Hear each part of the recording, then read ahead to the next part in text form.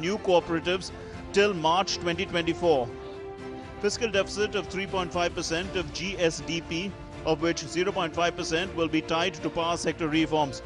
Path of fiscal consolidation reaching a fiscal deficit below 4.5% by 2025-26. Net market borrowings from dated securities are estimated at 11.8 lakh crore rupees.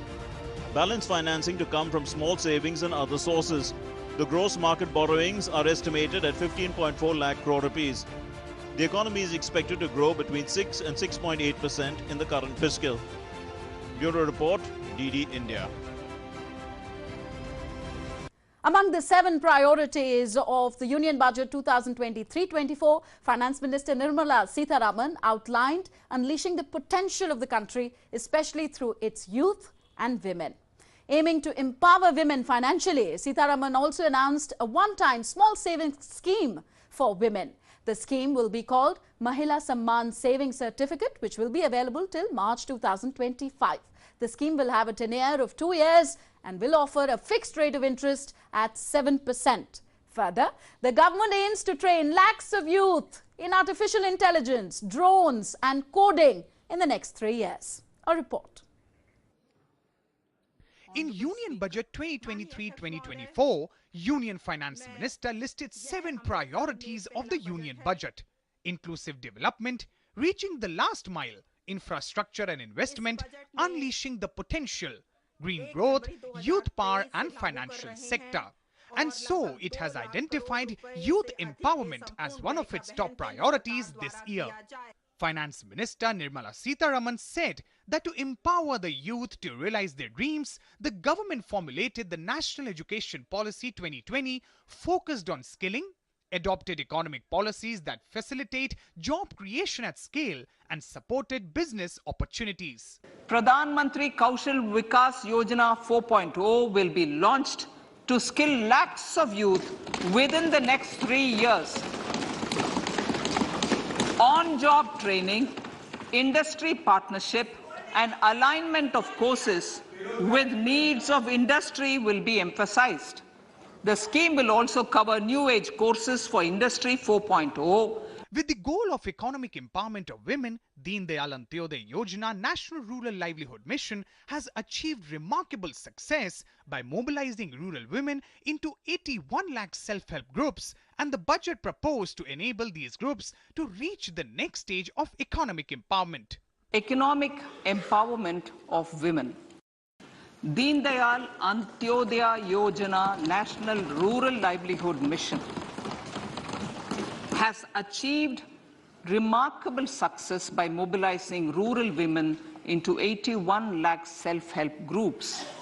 We will enable these groups to reach the next stage of economic empowerment through formation of large producer enterprises or collectives, with each having several thousand members and managed professionally. They will be helped with raw materials supply and for better design, quality, branding and marketing of their products. Finance Minister also said that over 157 new nursing colleges will be established in co-location with the existing 157 medical colleges established since 2014. 157 new nursing colleges will be established in co-location with the existing 157 medical colleges established since 2014. An agriculture accelerator fund will be set up to encourage agri-startups by young entrepreneurs in rural areas. The fund will aim at bringing innovative and affordable solutions for challenges faced by farmers. An agriculture accelerator fund will be set up to encourage agri-startups by young entrepreneurs in rural areas. The fund will aim at bringing innovative and affordable solutions for challenges faced by farmers. And a national apprenticeship promotion scheme will promote stipend support to 47 lakh youth in 3 years through direct benefit transfer with a pan-India approach. Bureau Report, DD India. Next, our spotlight on the newsmaker of the week.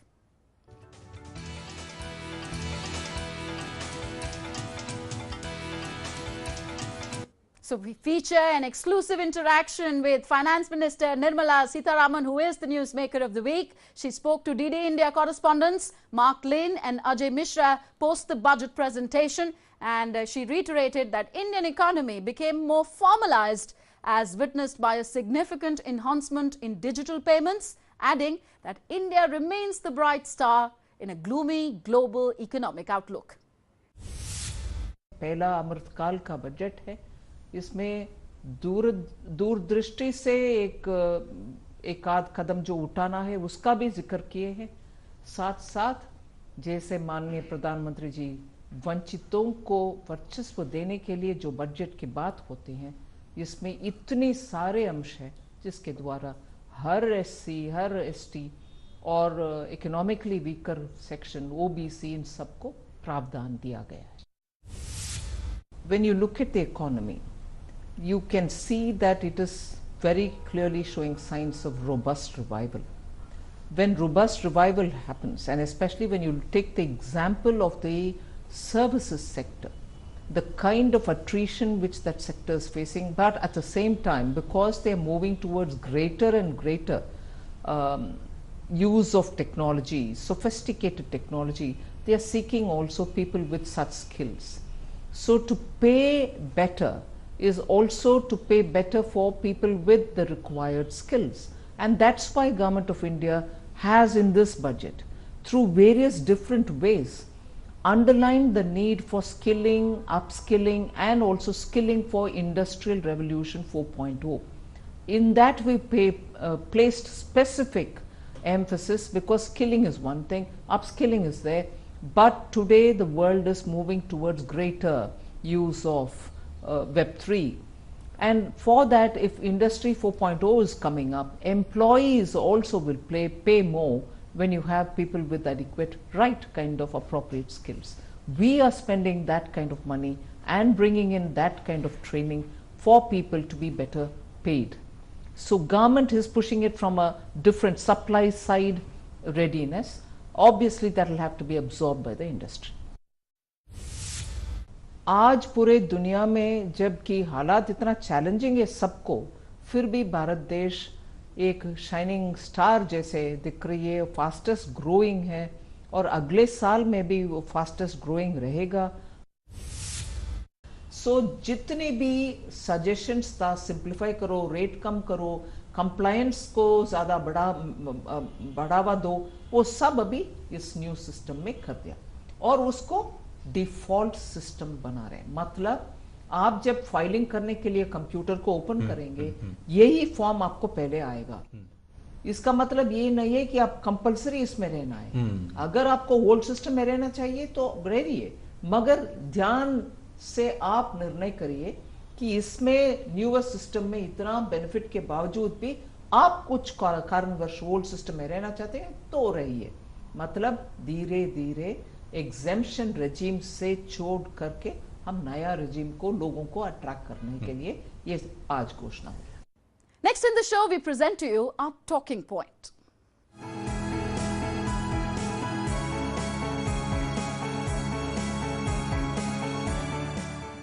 In an exclusive conversation with DD India correspondent Shubhendu Ghosh, Union Minister for Commerce and Industry, Consumer Affairs, Food and Public Distribution, Textiles, Piyush Goyal enumerates how the Union Budget 2023-24 fulfills the multifaceted goals of India's growth story. He talked about Prime Minister Narendra Modi's economic vision, promotion of inclusive development, exports, innovation and more. Listen in. How do you see the budget fulfilling the vision of inclusive growth? The budget speech did mention the manner in which Pradhan Mantri Ann Kalyan Yojana, Garib Ann Kalyan Yojana has helped some 80 crore people in the country in the past couple of years. How is that vision taken forward now? Of course, during the period of COVID, when people were stressed and there was economic distress, we launched the Pradhan Mantri Garib Kalyan Ann Yojana. 80 crore people for 28 months at a cost of nearly 4 lakh crores, getting food grain over and above what they were already getting under the food security program, was something which has actually been recognized the world over. Right. And sir, in a positive note, leaving the pandemic, the recovery from the pandemic behind, what kind of impetus opportunities does the budget now offer to the private sector, to the industry, to sort of accelerate and participate in the growth story of the country? Well, I think a lot of steps have already been taken, announced, which will continue to happen, like the various industrial parks that are being created, textile parks, PM Mitra, PLI schemes, 1,97,000 crores, semiconductor manufacturing, 76,000 crores, ease of doing business, national single window plan. I mean, I can just go on and on about the various efforts to encourage economic activity. But for this budget to take it forward? This budget, in a way, continues that momentum in different ways. When we read the budget document, we also see the manner in which it puts innovation, technology-driven governance, administration at the heart of India's growth story. There is focus on AI, 5G, agri-tech, as you mentioned earlier. How is this focus being taken ahead in the 21st century? The very fact that India today is the leader in digital financial payments is testimony to the fast adoption of technology and how digitalization of the economy has given us very good returns. So I think India has demonstrated to the world the agility of our young boys and girls and our people to adopt technologies.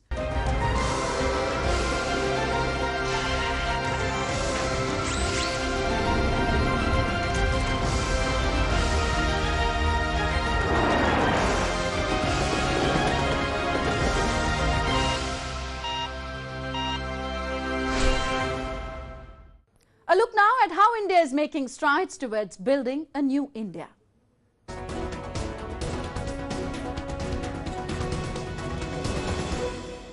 Finance Minister Nirmala Sitharaman on Tuesday also tabled the annual pre-budget economic survey in the Lok Sabha.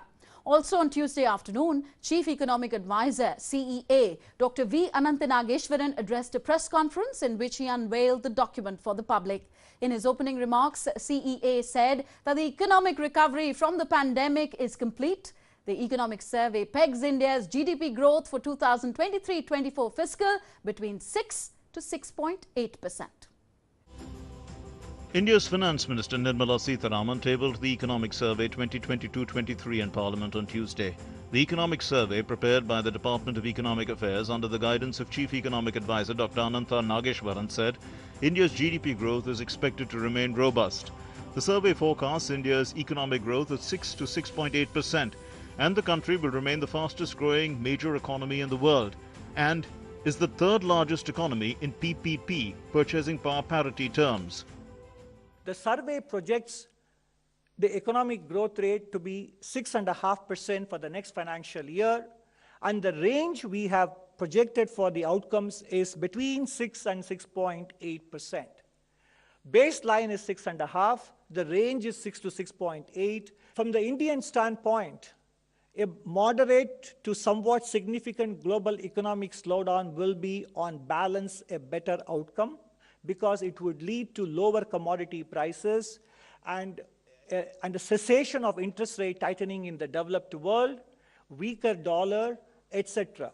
Therefore, in order to make sure that we fully accommodate the downside risks, the band has been kept at 6 to 6.8 and the baseline number at 6.5%.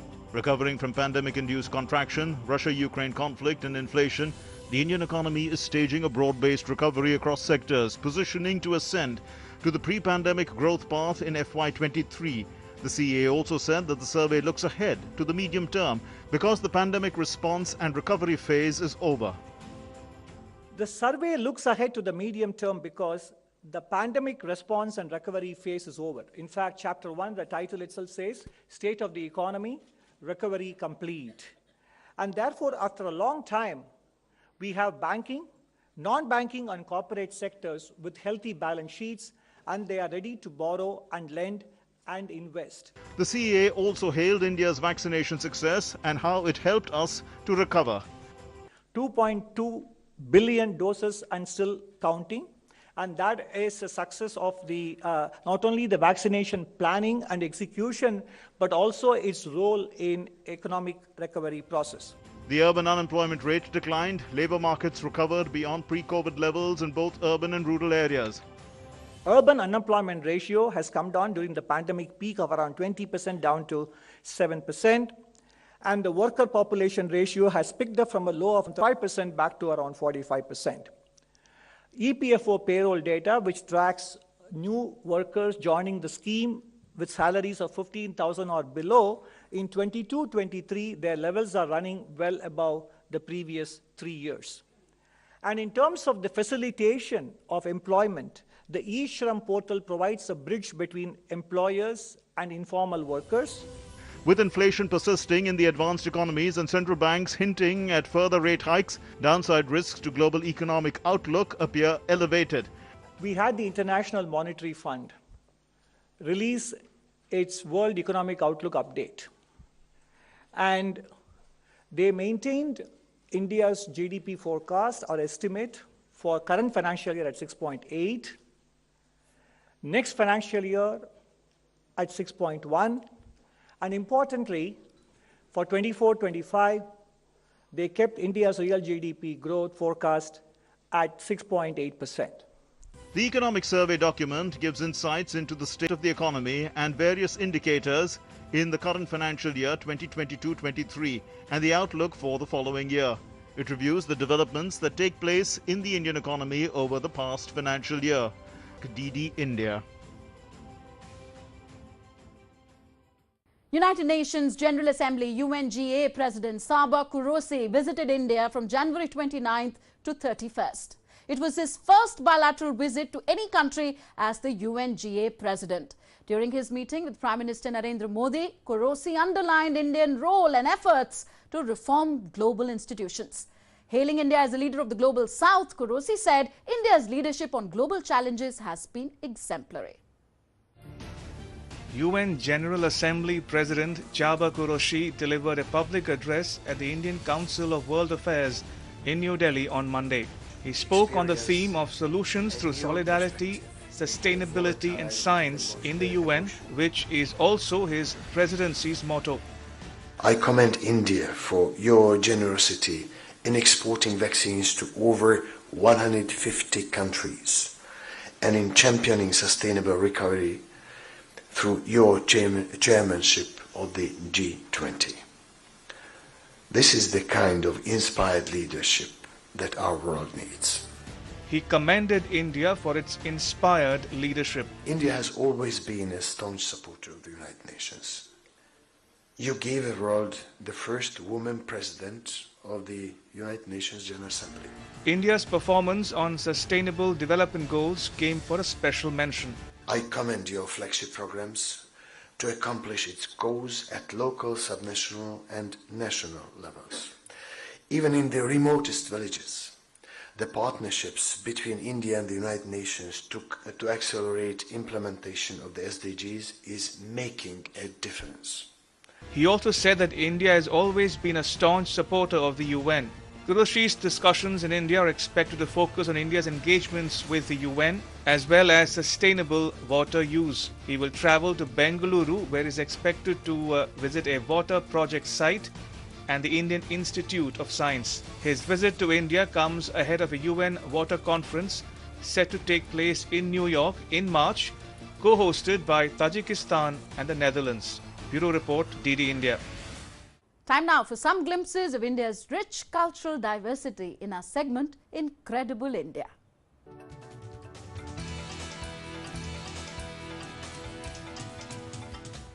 Amidst the rain on a cold January evening, the brass bands of the armed forces and the Central Armed Police, along with the pipes and drums ensembles, enthralled the nation with music for the ages. A ceremony that embodies armed forces traditions of a return to the camps at sunset.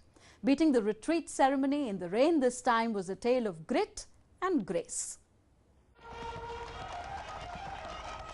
The 4-day-long Republic Day celebrations culminated with beating retreat ceremony held at Vijay Chowk in New Delhi on Sunday. President and Supreme Commander of the Armed Forces Draupadi Murmu graced the occasion. Prime Minister Narendra Modi and Defence Minister Rajnath Singh also witnessed the ceremony. Indian tunes based on classical ragas were played during the ceremony. 29 captivating and foot-tapping Indian tunes were played by the music bands of the Army, Navy, Air Force and the State Police and Central Armed Police Force.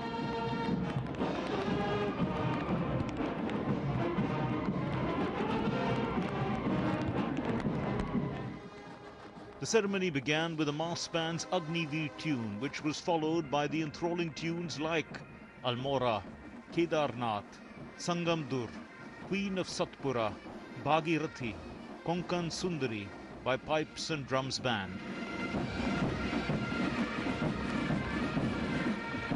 Indian Air Force's band played Aparajay, Arjun, Charka, Vayu Shakti, Swadeshi, while fascinating Ekla Cholo Re,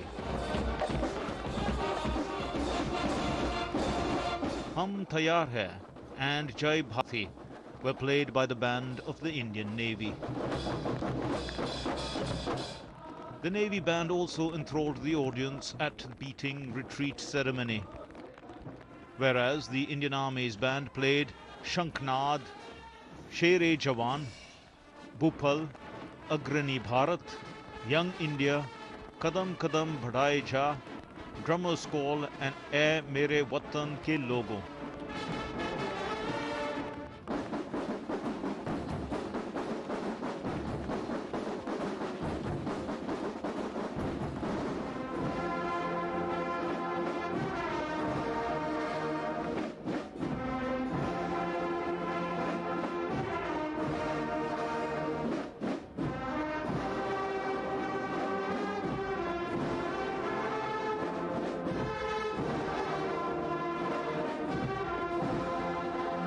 The event came to a close with the ever-popular tune Sare Jahan Se Acha.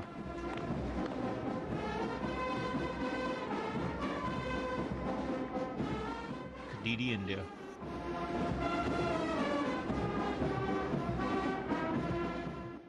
That's it in our presentation, India This Week. We'll be back next week with all those stories that map the rise of our great country, India. Until we meet again, you take very good care of yourself. Allow me, Tanvi Taneja, and my entire team to take your leave now. Namaskar.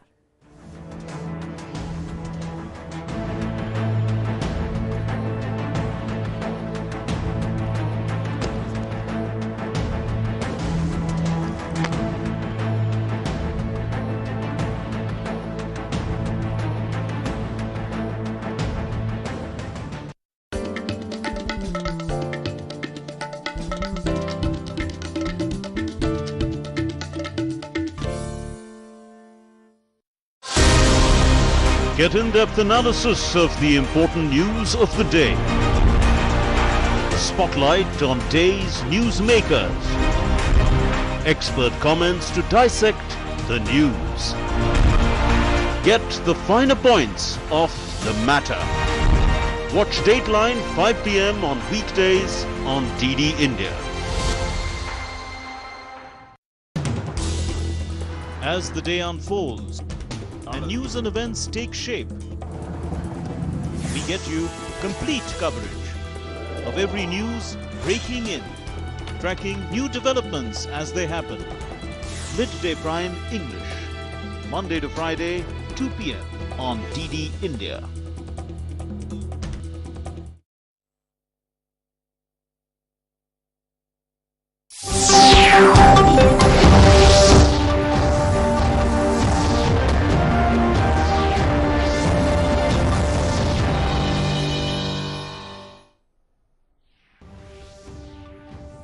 First G20 Energy Transition Working Group meeting under India's presidency kicks off in Bangalore. Session 1 of the ongoing meeting held deliberations on addressing technology gaps in high priority and critical technologies.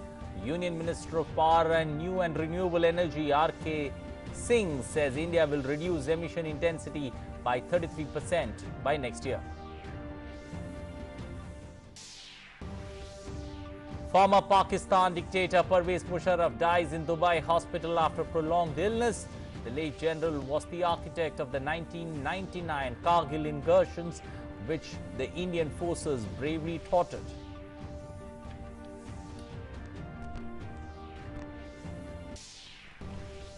US military aircraft fighter shoots down a suspected Chinese spy balloon off the coast of South Carolina.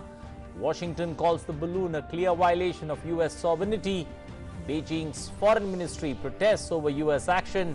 China says it reserves the right to make further necessary responses. Ukraine's Zelensky warns battlefront getting tougher, says Russian forces are slowly gaining ground in the Donbas region, encircling the city of Bakhmut, north of Donetsk.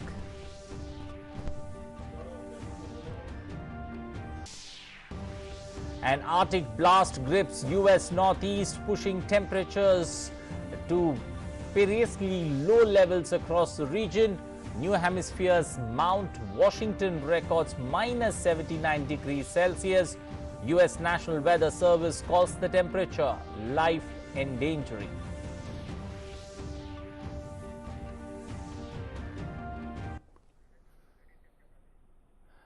Good afternoon. Welcome to English News. I am Anil Thomas. Now for the stories in detail, starting first up with the G20 Energy Transition Working Group meeting under India's presidency has kicked off in Bengaluru.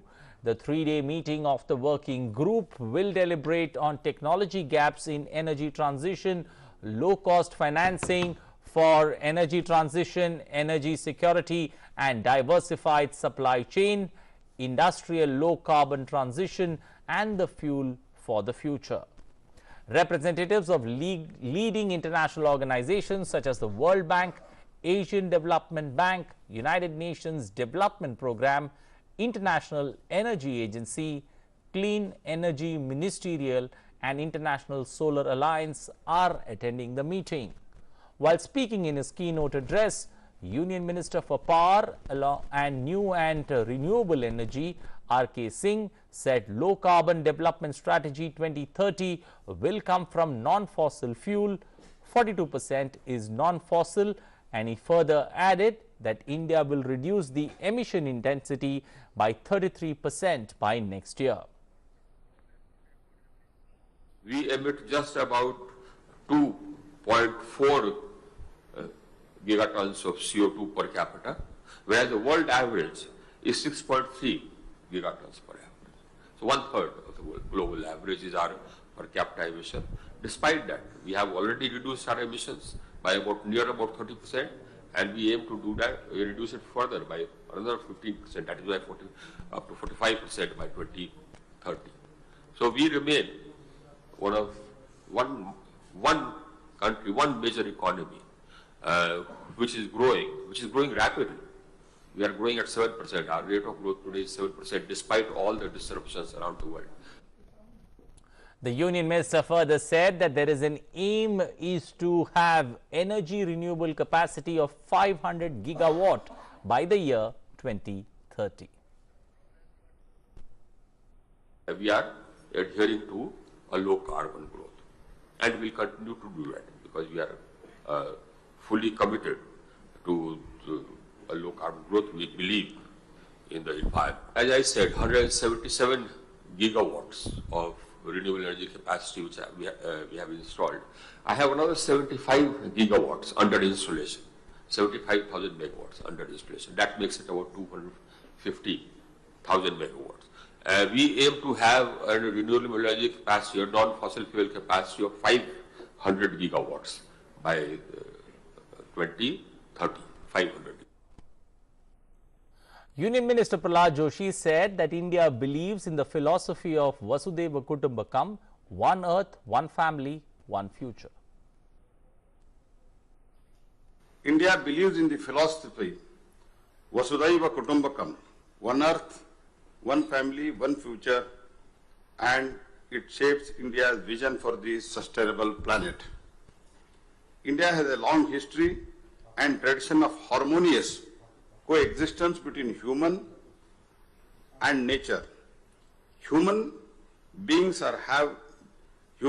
here have worshipped the various forms of the nature since the ages and regarded fauna and flora as part of their family. This is the part of our heritage and manifest in our lifestyle and traditional practices. We represent a culture that calls our planet a Mother Earth. Well, our correspondent Aisha Khanam spoke to the delegates attending the G20 Energy Transition Working Group meeting. Let's listen in.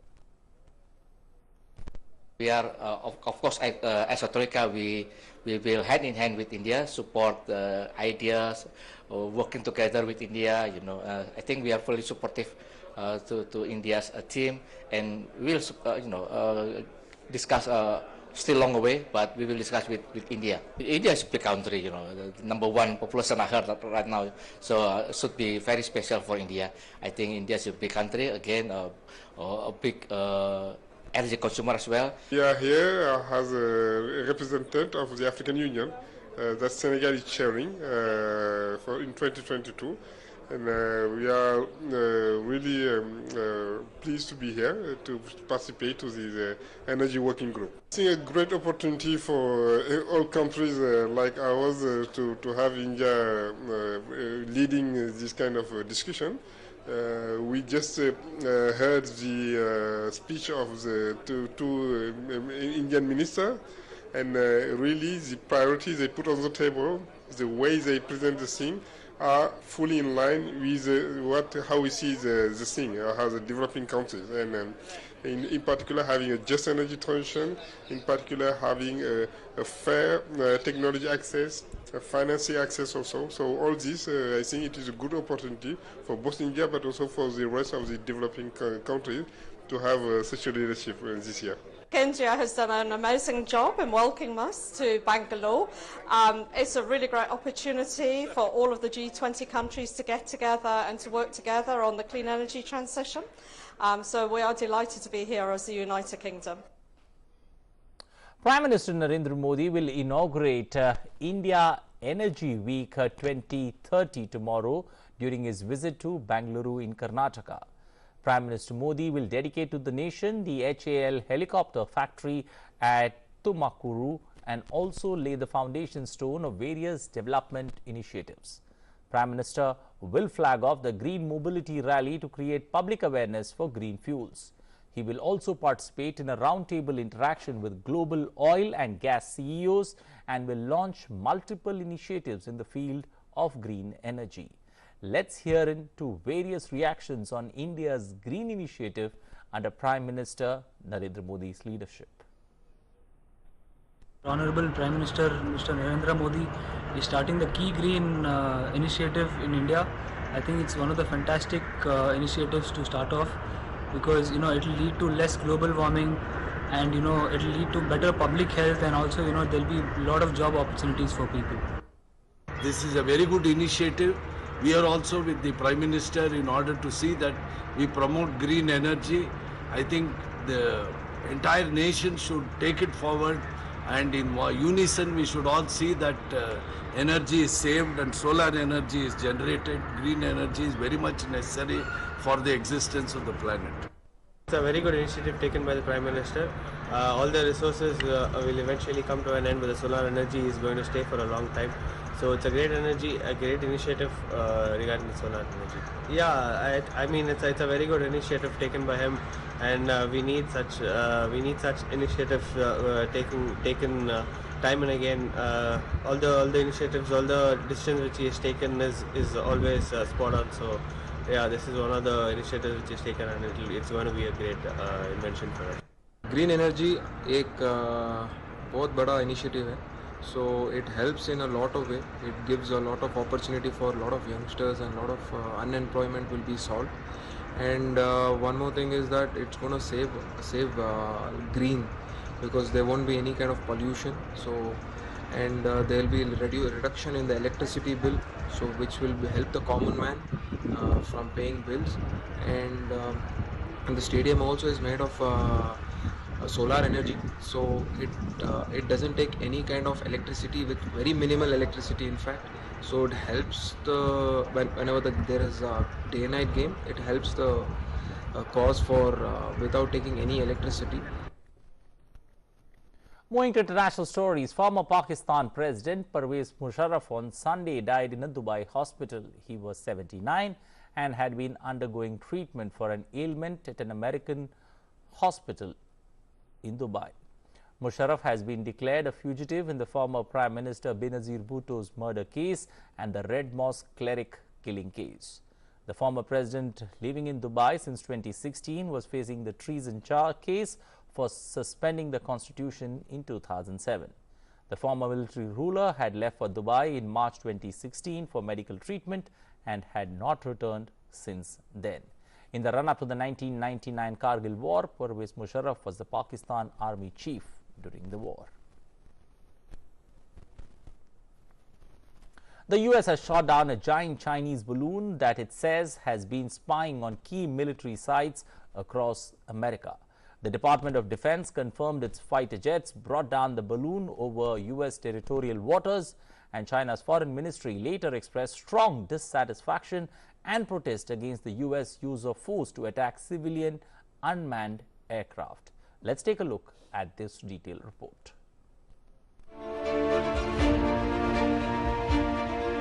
The US military fighter aircraft shot down a suspected Chinese spy balloon as it floated off the coast of South Carolina on Saturday, ending a dramatic saga that shone a spotlight on worsening Sino-US relations. President Joe Biden said he had issued an order on Wednesday to take down the balloon, but the Pentagon had recommended waiting until it could be done over open water to safeguard civilians from debris crashing to earth from thousands of feet above.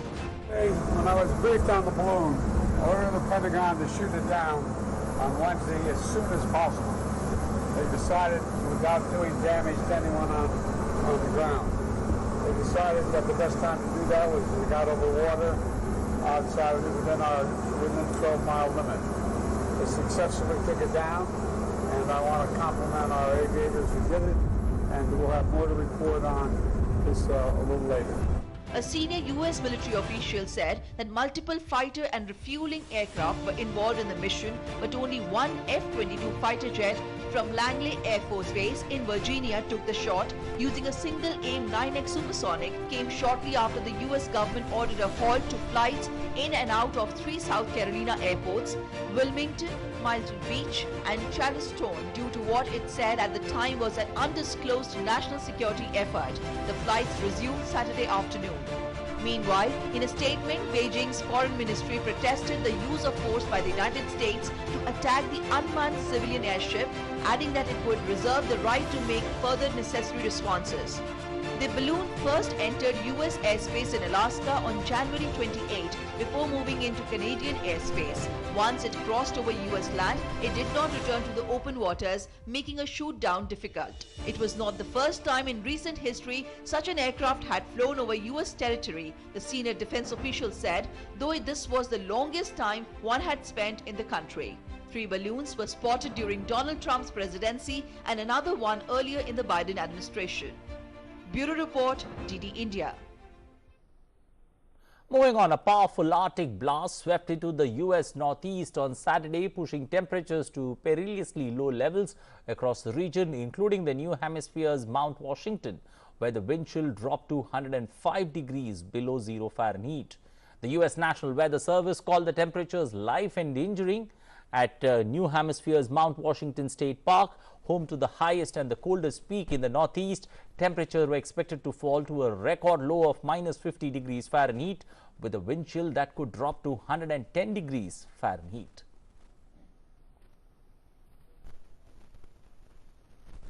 On to updates from the Russia-Ukraine war. Ukrainian President Volodymyr Zelensky said on Saturday that the situation on the front lines in the east of the country was getting tougher, and Russia was throwing more and more troops into battle. As Russian forces are slowly gaining ground in the Donbas region, encircling the city of Bakhmut north of Donetsk and battling to take control of a nearby road, which is a major supply route for Ukrainian forces.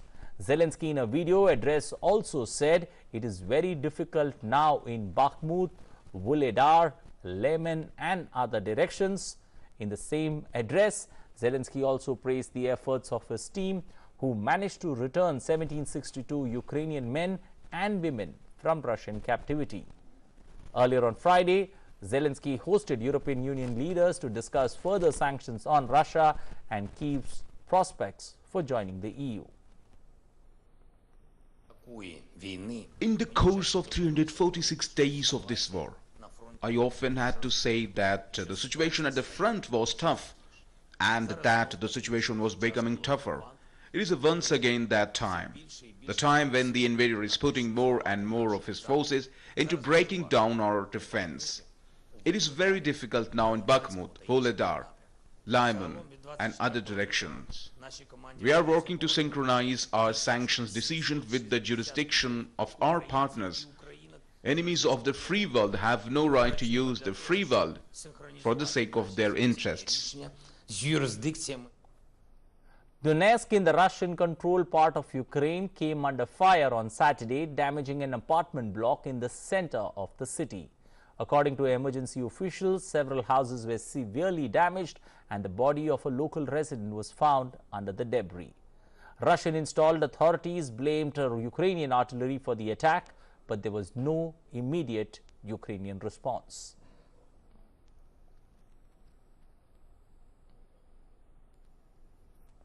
Pope Francis held prayers with priests, deacons, consecrated persons and seminarians in the Cathedral of Notre Dame of Congo in Kinshasa.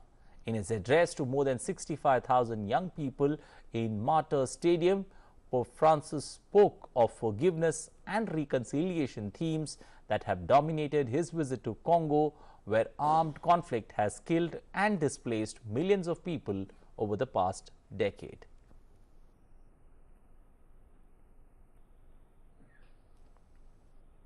Pope addressed more than 65,000 people in the Martyr Stadium in Kinshasa.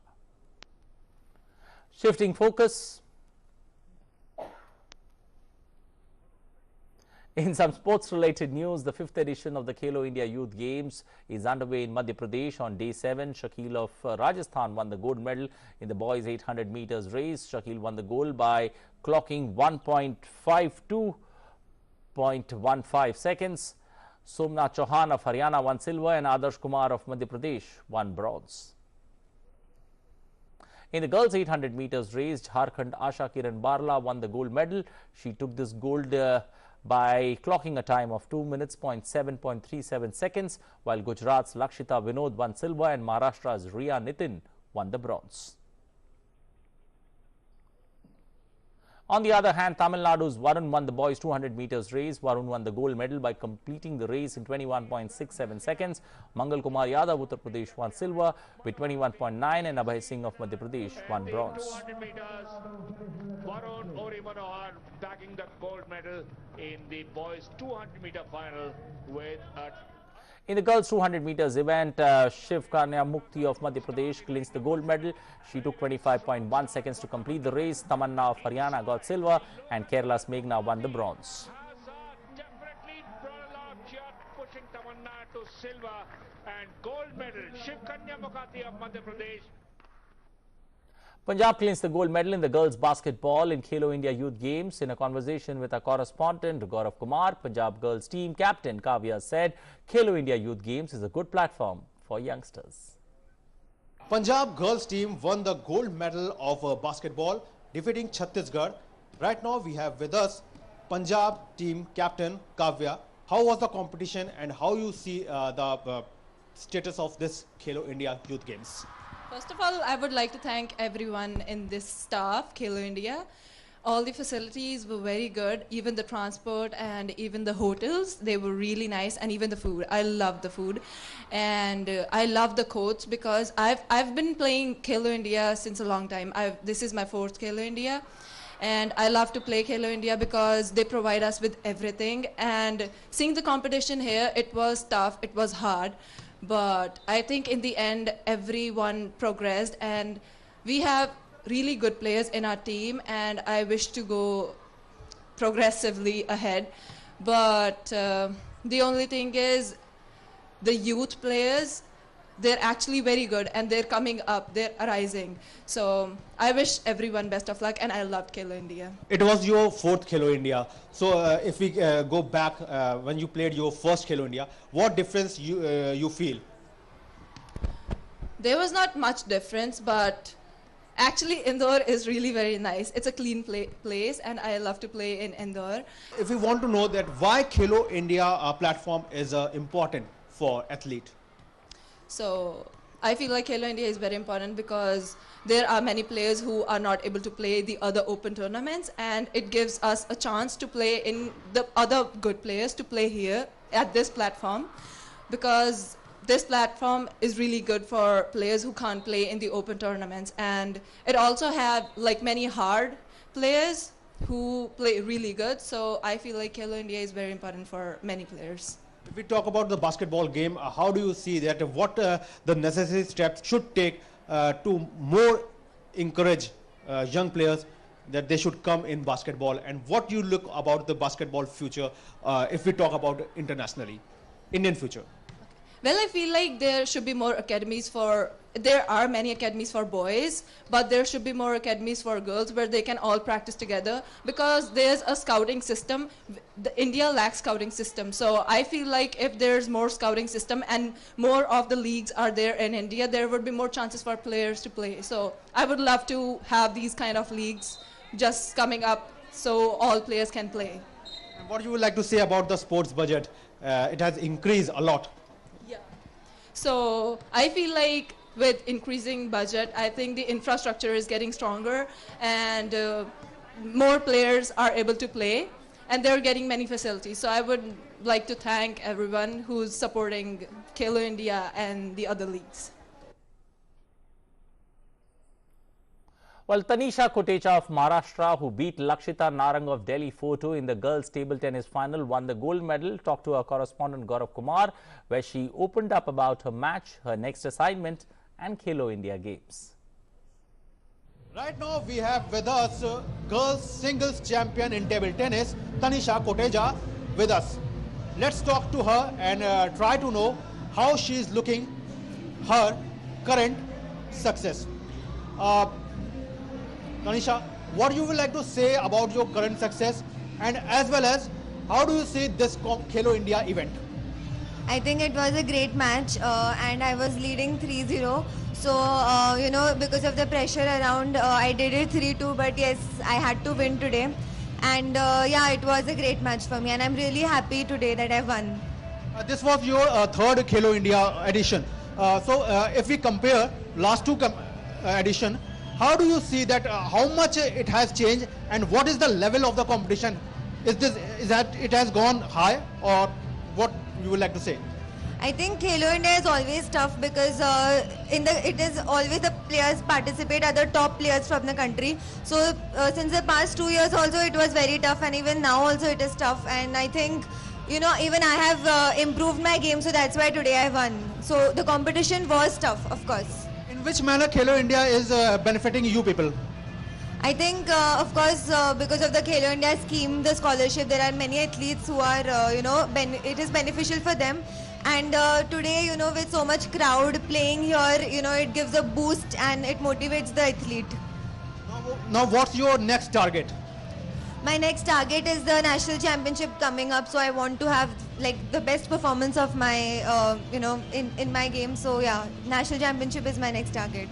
What do you like to say about the TOPS development scheme? I think TOPS is an amazing, you know, sponsorship or a scholarship, and the top players get it, so they use it very wisely, and TOPS is there to support, so it is a great thing. You enjoyed your play in Abhay Prashal table tennis club? Yeah, Abhay Prashal is very lucky for me. Even last year when there were zonals happening over here, I had won the title in Abhay Prashal. So I think, yeah, it is a lucky stadium for me, and I'll continue the, you know, the streak that I am having over here. Okay, enjoy your victory, and thanks talking to us. So Tanisha is very much confident that now her target is to set a goal for senior category, and she wants that as she has done the work in junior category, she will be more and more powerful to senior category. With cameraman Shubham Sharma, this is Gaurav Kumar reporting from Indore, DD India. While moving to football, Atletico Madrid were held to a 1-1 draw on Saturday by La Liga's second from bottom side, Getafe. It was another disappointing result for Atletico in a difficult season After finishing last in its Champions League group and being knocked out of the Copa del Rey by rival Real Madrid last week, Atletico is struggling to secure one of the league's top 4 spots in Europe's next competition next season. It is fourth in the La Liga standings on 35 points, 4 behind third place Real Sociedad and 15 back from leader Barcelona. In the English Premier League on Saturday, Newcastle were held to a 1-1 draw at home by West Ham United that left them 4th place in the league. They are on 40 points from 21 games, 2 points behind Manchester United, who beat Crystal Palace earlier in the day. West Ham are on 19 points from 21 games, 1 point above the relegation zone. On the other hand, Lionel Messi's second-half goal helped a lackluster Paris Saint-Germain beat Toulouse 2-1 to move 8 points clear at the top of the French league on Saturday. The superstar struck with a typical curling strike in the 57th minute following a move with Morocco right back Achraf Hakimi, who drew PSG level late in the first half after free-kick specialist Branko van den Boomen put Toulouse ahead in the 20th. PSG was without injured forward Kylian Mbappe and Neymar and relied heavily on Messi, who hit the post during stoppage time.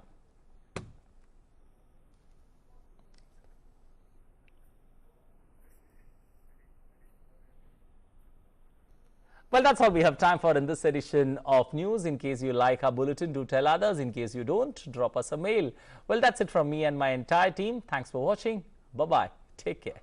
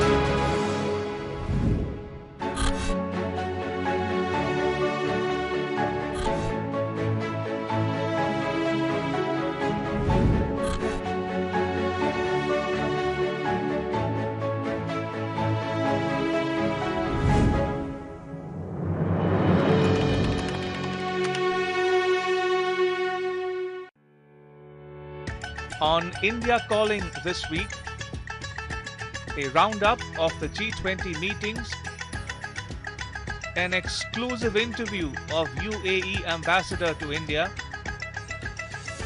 know all about the wetlands taking the vast expanse of the Run of Kutch, travel back in time to the world's earliest known dock, foreign media coverage, and what's trending on social media. Tune in at 6 p.m. on Sunday, 5th February, only on DD India.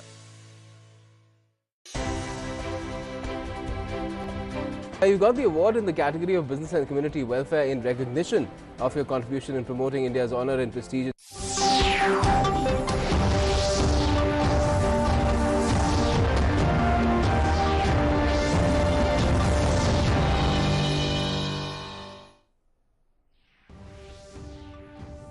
First G20 Energy Transition Working Group meeting under India's presidency kicks off in Bangalore. Session 1 of the ongoing meeting held deliberations on addressing technology gaps in high priority and critical technologies. Union Minister of Power and New and Renewable Energy R.K. Singh says India will reduce emission intensity by 33% by next year.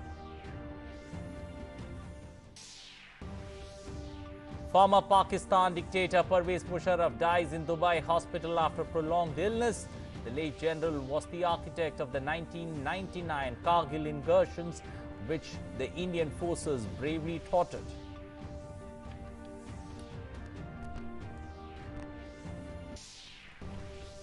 US military aircraft fighter shoots down a suspected Chinese spy balloon off the coast of South Carolina. Washington calls the balloon a clear violation of US sovereignty. Beijing's foreign ministry protests over US action. China says it reserves the right to make further necessary responses. Ukraine's Zelensky warns battlefront getting tougher, says Russian forces are slowly gaining ground in the Donbas region, encircling the city of Bakhmut, north of Donetsk.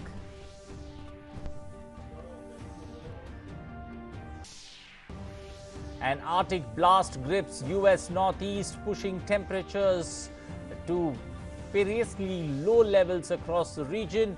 New Hemisphere's Mount Washington records minus 79 degrees Celsius. U.S. National Weather Service calls the temperature life-endangering.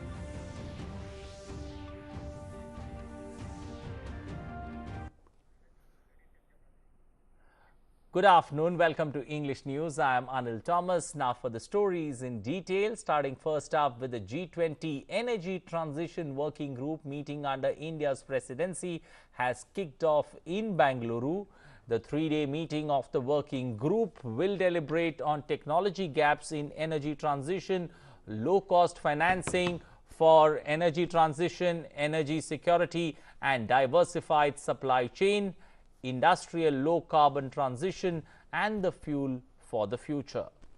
Representatives of leading international organizations such as the World Bank, Asian Development Bank, United Nations Development Programme, International Energy Agency, Clean Energy Ministerial and International Solar Alliance are attending the meeting. While speaking in his keynote address, Union Minister for Power and New and Renewable Energy R.K. Singh said Low Carbon Development Strategy 2030 will come from non-fossil fuel, 42% is non-fossil, and he further added that India will reduce the emission intensity by 33% by next year. We emit just about 2.4 gigatons of CO2 per capita, whereas the world average is 6.3 gigatons per average. So one-third of the global average is per capita emission. Despite that, we have already reduced our emissions by near about 30%, and we aim to do that, reduce it further by another 15%, that is by up to 45% by 2030. So we remain one country, one major economy, which is growing rapidly. We are growing at 7%. Our rate of growth today is 7%, despite all the disruptions around the world. The Union Minister further said that there is an aim is to have energy renewable capacity of 500 gigawatt by the year 2030. We are adhering to a low carbon growth, and we will continue to do that because we are fully committed to a low carbon growth. We believe in the environment. As I said, 177 gigawatts of renewable energy capacity which we have installed. I have another 75 gigawatts under installation, 75,000 megawatts under installation. That makes it about 250,000 megawatts. We aim to have a renewable energy capacity, or non-fossil fuel capacity of 500 gigawatts by 2030, 500. Union Minister Prahlad Joshi said that India believes in the philosophy of Vasudhaiva Kutumbakam, one earth, one family, one future. India believes in the philosophy Vasudhaiva Kutumbakam, one earth, one family, one future, and it shapes India's vision for the sustainable planet. India has a long history and tradition of harmonious coexistence between human and nature. Human beings here have worshipped the various forms of the nature since the ages and regarded fauna and flora as part of their family. This is the part of our heritage and manifest in our lifestyle and traditional practices. We represent a culture that calls our planet a Mother Earth. Well, our correspondent Aisha Khanam spoke to the delegates attending the G20 Energy Transition Working Group meeting. Let's listen in. We are, of course, as a Troika, we will hand in hand with India, support ideas, working together with India. I think we are fully supportive to India's team, and we'll, discuss. Still long away, but we will discuss with India. India is a big country, the number one population I heard right now, so it should be very special for India. I think India is a big country, again, a big energy consumer as well. We are here as a representative of the African Union that Senegal is chairing in 2022. And we are really pleased to be here to participate to the energy working group. It's a great opportunity for all countries like ours to have India leading this kind of discussion.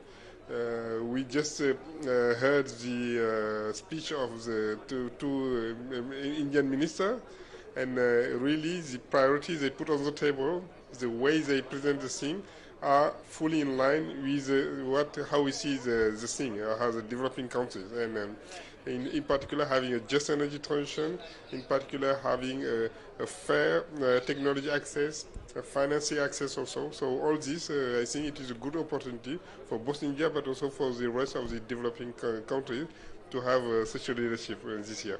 India has done an amazing job in welcoming us to Bangalore. It's a really great opportunity for all of the G20 countries to get together and to work together on the clean energy transition. So we are delighted to be here as the United Kingdom. Prime Minister Narendra Modi will inaugurate India Energy Week 2030 tomorrow during his visit to Bangalore in Karnataka. Prime Minister Modi will dedicate to the nation the HAL helicopter factory at Tumakuru and also lay the foundation stone of various development initiatives.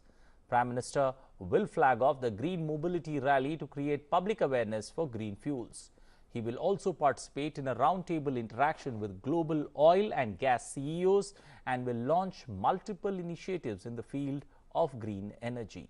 Let's hear into various reactions on India's green initiative under Prime Minister Narendra Modi's leadership.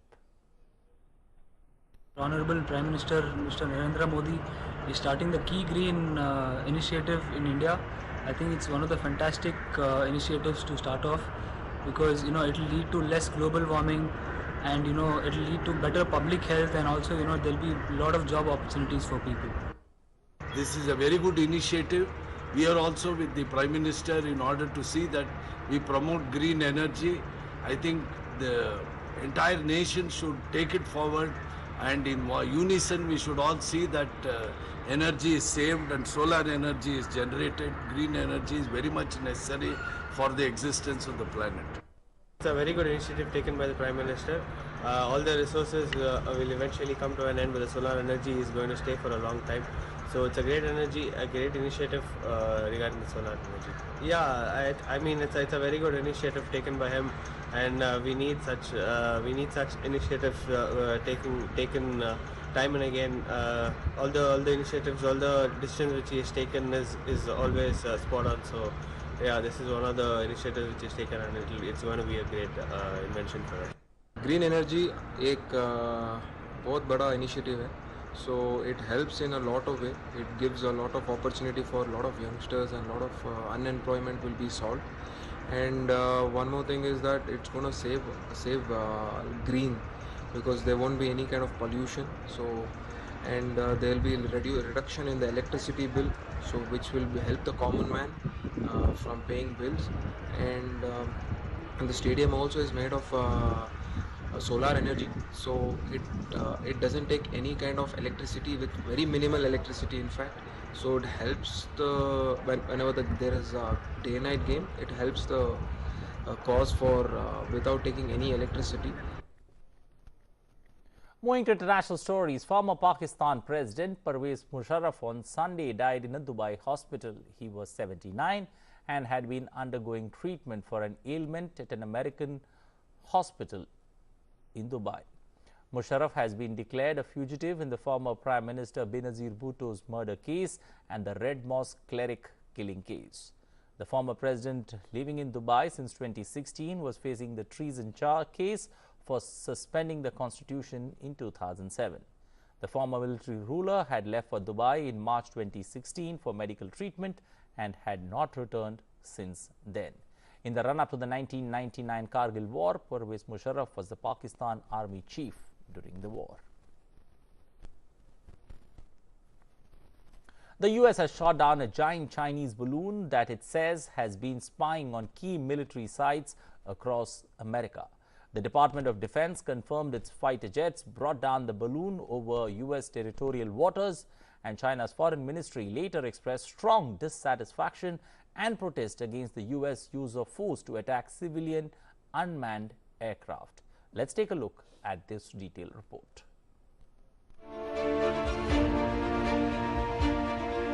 The US military fighter aircraft shot down a suspected Chinese spy balloon as it floated off the coast of South Carolina on Saturday, ending a dramatic saga that shone a spotlight on worsening Sino-US relations. President Joe Biden said he had issued an order on Wednesday to take down the balloon, but the Pentagon had recommended waiting until it could be done over open water to safeguard civilians from debris crashing to earth from thousands of feet above. When I was briefed on the balloon, I ordered the Pentagon to shoot it down on Wednesday as soon as possible. They decided, without doing damage to anyone on the ground, they decided that the best time to do that was when we got over water outside within 12-mile limit. They successfully took it down, and I want to compliment our aviators who did it, and we'll have more to report on this a little later. A senior US military official said that multiple fighter and refueling aircraft were involved in the mission, but only one F-22 fighter jet from Langley Air Force Base in Virginia took the shot using a single AIM-9X supersonic. Came shortly after the US government ordered a halt to flights in and out of 3 South Carolina airports, Wilmington, Milton Beach and Charleston, due to what it said at the time was an undisclosed national security effort. The flights resumed Saturday afternoon. Meanwhile, in a statement, Beijing's foreign ministry protested the use of force by the United States to attack the unmanned civilian airship, adding that it would reserve the right to make further necessary responses. The balloon first entered US airspace in Alaska on January 28 before moving into Canadian airspace. Once it crossed over US land, it did not return to the open waters, making a shoot down difficult. It was not the first time in recent history such an aircraft had flown over US territory, the senior defense official said, though this was the longest time one had spent in the country. 3 balloons were spotted during Donald Trump's presidency and another one earlier in the Biden administration. Bureau Report, DD India. Moving on, a powerful Arctic blast swept into the US northeast on Saturday, pushing temperatures to perilously low levels across the region, including the New Hemisphere's Mount Washington, where the wind chill dropped to 105 degrees below 0 Fahrenheit. The US National Weather Service called the temperatures life-endangering at New Hemisphere's Mount Washington State Park, home to the highest and the coldest peak in the northeast. Temperatures were expected to fall to a record low of minus 50 degrees Fahrenheit, with a wind chill that could drop to 110 degrees Fahrenheit.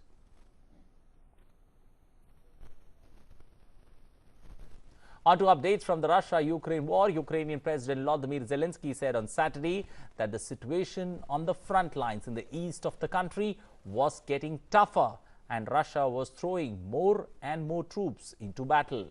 As Russian forces are slowly gaining ground in the Donbas region, encircling the city of Bakhmut north of Donetsk and battling to take control of a nearby road, which is a major supply route for Ukrainian forces. Zelensky in a video address also said it is very difficult now in Bakhmut, Vuhledar, Lyman and other directions. In the same address, Zelensky also praised the efforts of his team, who managed to return 1762 Ukrainian men and women from Russian captivity. Earlier on Friday, Zelensky hosted European Union leaders to discuss further sanctions on Russia and Kyiv's prospects for joining the EU. In the course of 346 days of this war, I often had to say that the situation at the front was tough and that the situation was becoming tougher. It is once again that time, the time when the invader is putting more and more of his forces into breaking down our defense. It is very difficult now in Bakhmut, Vuhledar, Lyman and other directions. We are working to synchronize our sanctions decision with the jurisdiction of our partners. Enemies of the free world have no right to use the free world for the sake of their interests. Donetsk in the Russian-controlled part of Ukraine came under fire on Saturday, damaging an apartment block in the center of the city. According to emergency officials, several houses were severely damaged and the body of a local resident was found under the debris. Russian-installed authorities blamed Ukrainian artillery for the attack, but there was no immediate Ukrainian response.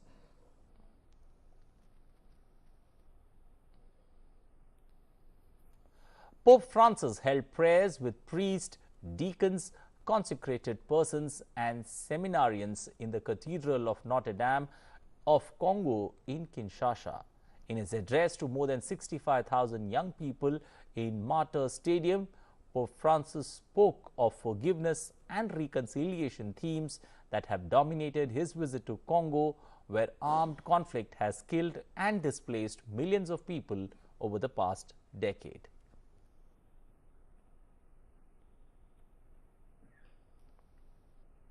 Pope addressed more than 65,000 people in the Martyr Stadium in Kinshasa. Shifting focus, in some sports-related news, the 5th edition of the Khelo India Youth Games is underway in Madhya Pradesh. On day 7, Shakil of Rajasthan won the gold medal in the boys 800 meters race. Shakil won the gold by clocking 1.52.15 seconds. Somnath Chauhan of Haryana won silver and Adarsh Kumar of Madhya Pradesh won bronze. In the girls 800 meters race, Jharkhand Asha Kiran Barla won the gold medal. She took this gold by clocking a time of 2 minutes, 7.37 seconds, while Gujarat's Lakshita Vinod won silver and Maharashtra's Riya Nitin won the bronze. On the other hand, Tamil Nadu's Varun won the boys 200 meters race. Varun won the gold medal by completing the race in 21.67 seconds. Mangal Kumar Yadav, Uttar Pradesh, won silver with 21.9 and Abhay Singh of Madhya Pradesh won bronze. 200 meters, Varun Ori Manohar bagging the gold medal in the boys 200-meter final with a In the girls 200 meters event, Shiv Kanya Mukti of Madhya Pradesh clinched the gold medal. She took 25.1 seconds to complete the race. Tamanna of Haryana got silver and Kerala's Meghna won the bronze. definitely pushing Tamanna to silver and gold medal. Shiv Kanya Mukti of Madhya Pradesh. Punjab clinched the gold medal in the girls basketball in Khelo India Youth Games. In a conversation with our correspondent Gaurav Kumar, Punjab girls team captain Kavya said Khelo India Youth Games is a good platform for youngsters. Punjab girls team won the gold medal of basketball, defeating Chhattisgarh. Right now we have with us Punjab team captain Kavya. How was the competition and how you see the status of this Khelo India Youth Games? First of all, I would like to thank everyone in this staff, Khelo India. All the facilities were very good, even the transport and even the hotels, they were really nice, and even the food. I love the food. And I love the coach because I've been playing Khelo India since a long time. This is my 4th Khelo India. And I love to play Khelo India because they provide us with everything. And seeing the competition here, it was tough, it was hard. But I think in the end, everyone progressed, and we have really good players in our team, and I wish to go progressively ahead.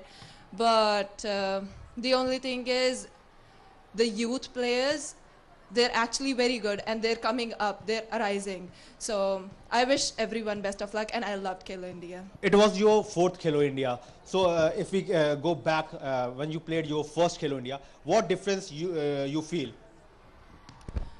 There was not much difference, but Actually, Indore is really very nice. It's a clean place, and I love to play in Indore. If we want to know that why Khelo India platform is important for athlete.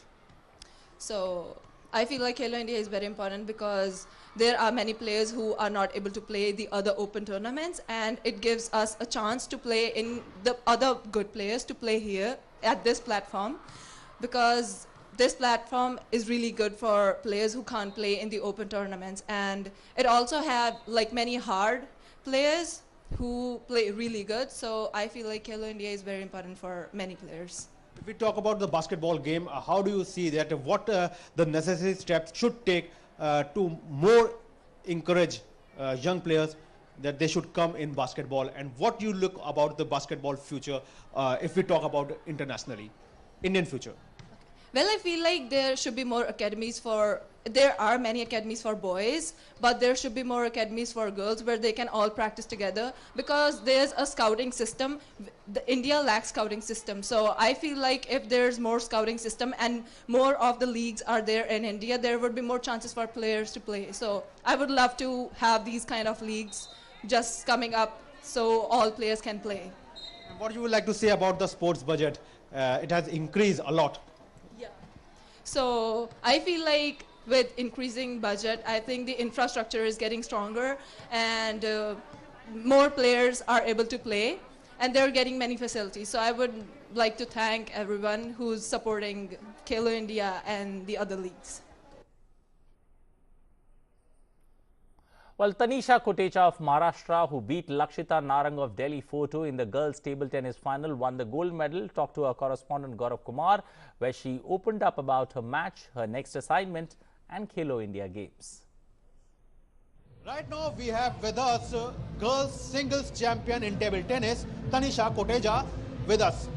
Let's talk to her and try to know how she is looking her current success. Tanisha, what you would like to say about your current success, and as well as how do you see this Khelo India event?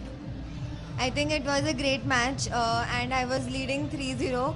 So, you know, because of the pressure around, I did it 3-2, but yes, I had to win today. And yeah, it was a great match for me, and I'm really happy today that I won. This was your third Khelo India edition.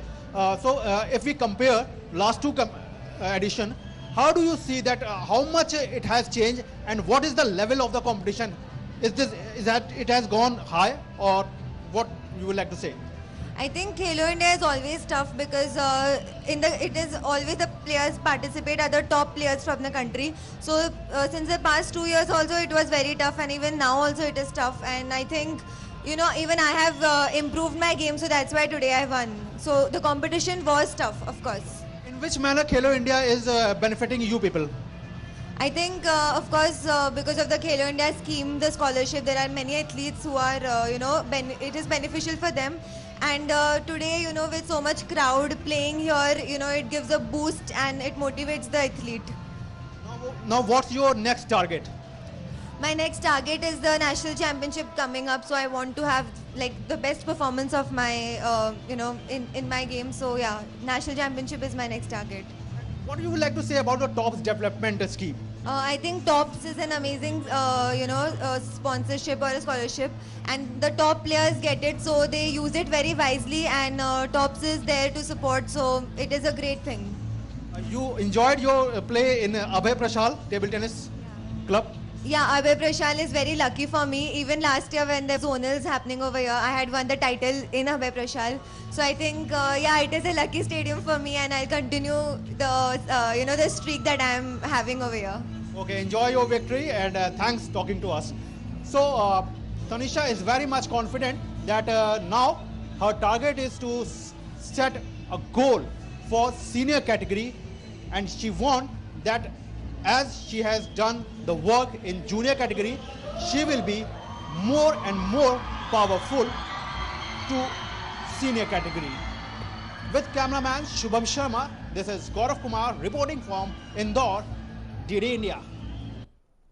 While moving to football, Atletico Madrid were held to a 1-1 draw on Saturday by La Liga's second from bottom side, Getafe. It was another disappointing result for Atletico in a difficult season. After finishing last in his Champions League group and being knocked out of the Copa del Rey by rival Real Madrid last week, Atletico is struggling to secure one of the league's top 4 spots in Europe's next competition next season. It is 4th in the La Liga standings on 35 points, 4 behind third place Real Sociedad and 15 back from leader Barcelona. In the English Premier League on Saturday, Newcastle were held to a 1-1 draw at home by West Ham United that left them 4th place in the league. They are on 40 points from 21 games, 2 points behind Manchester United, who beat Crystal Palace earlier in the day. West Ham are on 19 points from 21 games, 1 point above the relegation zone. On the other hand, Lionel Messi's second-half goal helped a lackluster Paris Saint-Germain beat Toulouse 2-1 to move 8 points clear at the top of the French league on Saturday. The superstar struck with a typical curling strike in the 57th minute, following a move with Morocco right-back Achraf Hakimi, who drew PSG level late in the first half after free-kick specialist Branko van den Boomen put Toulouse ahead in the 20th. PSG was without injured forward Kylian Mbappe and Neymar and relied heavily on Messi, who hit the post during stoppage time.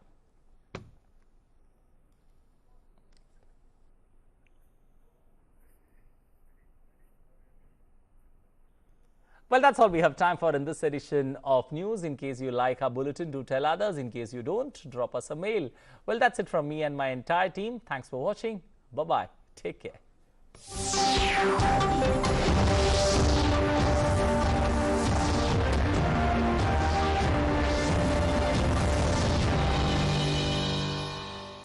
Hi, Mom. फिर से shopping? बाबूजी, आपने इसे बिगाड़ के रखा। Limit में करो तो कुछ बुरा नहीं होता है। बिना लिमिट शॉपिंग करेगी आपके कार्ड पे एड ऑन जो है। मैंने तो कार्ड पे लिमिट सेट कर दिया। अच्छा, इसके फायदे ये हैं कि रिस्क कम हो जाता है और अगर फ्रॉड भी हुआ तो तुरंत बैंक को बोल दीजिए, नुकसान कम। दादू, नेक्स्ट टाइम ये pink dress. You are the limit. Limit तो सेट है। आरबीआई कहता है जानकार बनिए, सतर्क रहिए। Why is this Union Budget 2023 being pitched as the budget for New India? Specifically, I certainly think it's a bold, progressive budget to an income level of 7 lakhs per annum. There is basically no tax payable. I think that provides a significant impetus to individuals to move to the new tax regime. Absolutely is a big thumbs up for development. This sort of outlay by the government will help crowd in the private sector as well. So that is very important. This is a budget which has something for every section of society.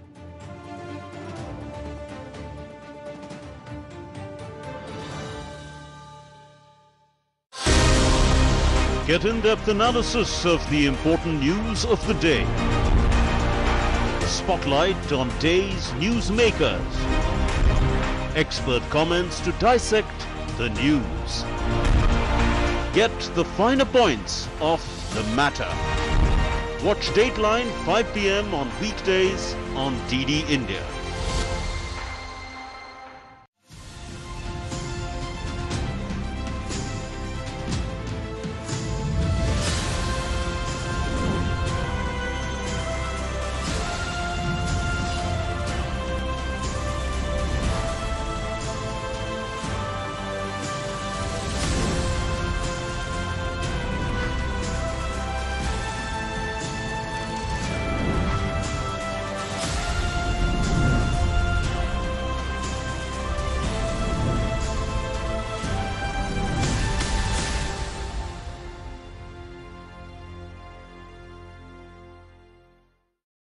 The Shanghai Cooperation Organization Film Festival started on a grand star-studded evening.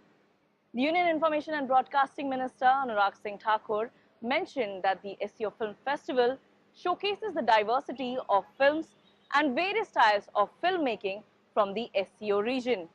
Today's program is dedicated on the SCO Film Festival. So let's start and see what the film festival has to showcase. We speak to Festival Director Prithul Kumar. He mentioned that the festival received good response from all the international filmmakers and visitors. We have the Festival Director Prithil Kumar. He's the NFDC MD also, and he's the Joint Secretary in Ministry of Information and Broadcasting.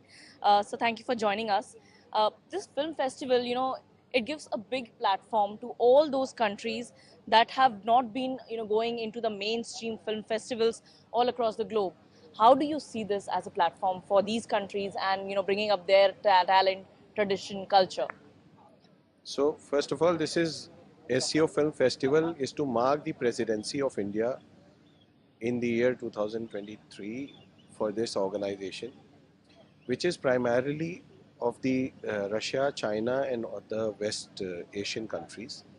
And these countries have been traditionally very good with their cinema. So like Russia, China and all these countries. So it's not important to say that they're not participating in other film festivals. They are participating. And I would like to tell you that because we asked for content from these countries, their respective governments have sent us their best films in the respective categories, which have the best, technical and content-wise, they have the best. They are their best films. So they have been showcased by these respective countries, and I'm sure that it has come out to be well because we have people watching this and they are overwhelmed by the films which are being shown in the festival. So we are also seeing stalls over here, pavilions of Russia. We've seen India tourism from other states as well. How are we promoting ourselves, India? Because this is a huge opportunity for India as well. So in these pavilions, we also have a film facilitation office, though we have not mentioned it, but this is in context of India.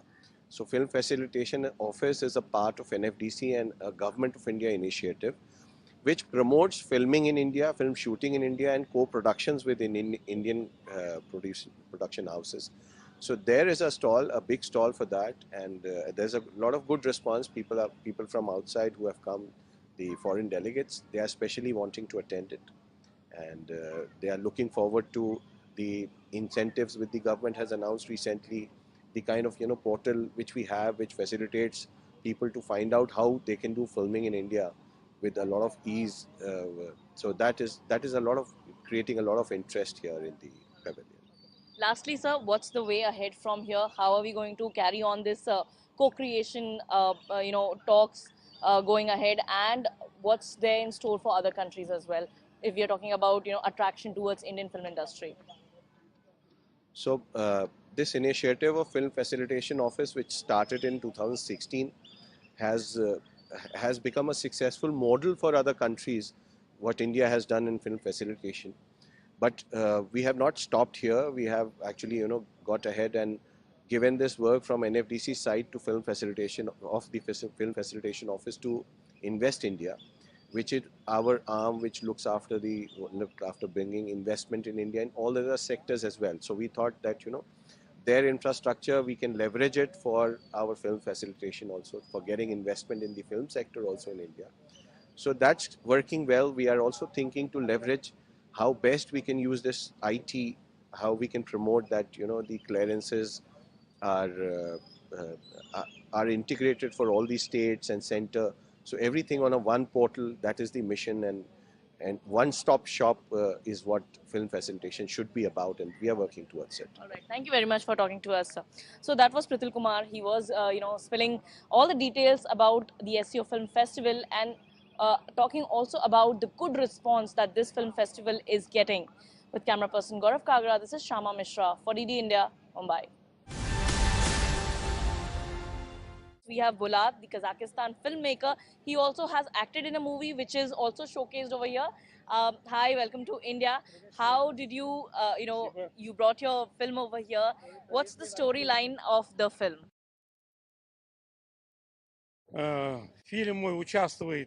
Film is about a famous Kazakh poet who died at the age of 45. It's a film festival which is giving a bigger platform to other countries which don't go usually into bigger film festivals. How do you see this entire platform? If you notice, it's a small festival because there are only 14 countries. It should expand over the years, and we have to make sure that this is a platform through which we achieve peace in the world. All right. Thank you very much for talking to us, sir.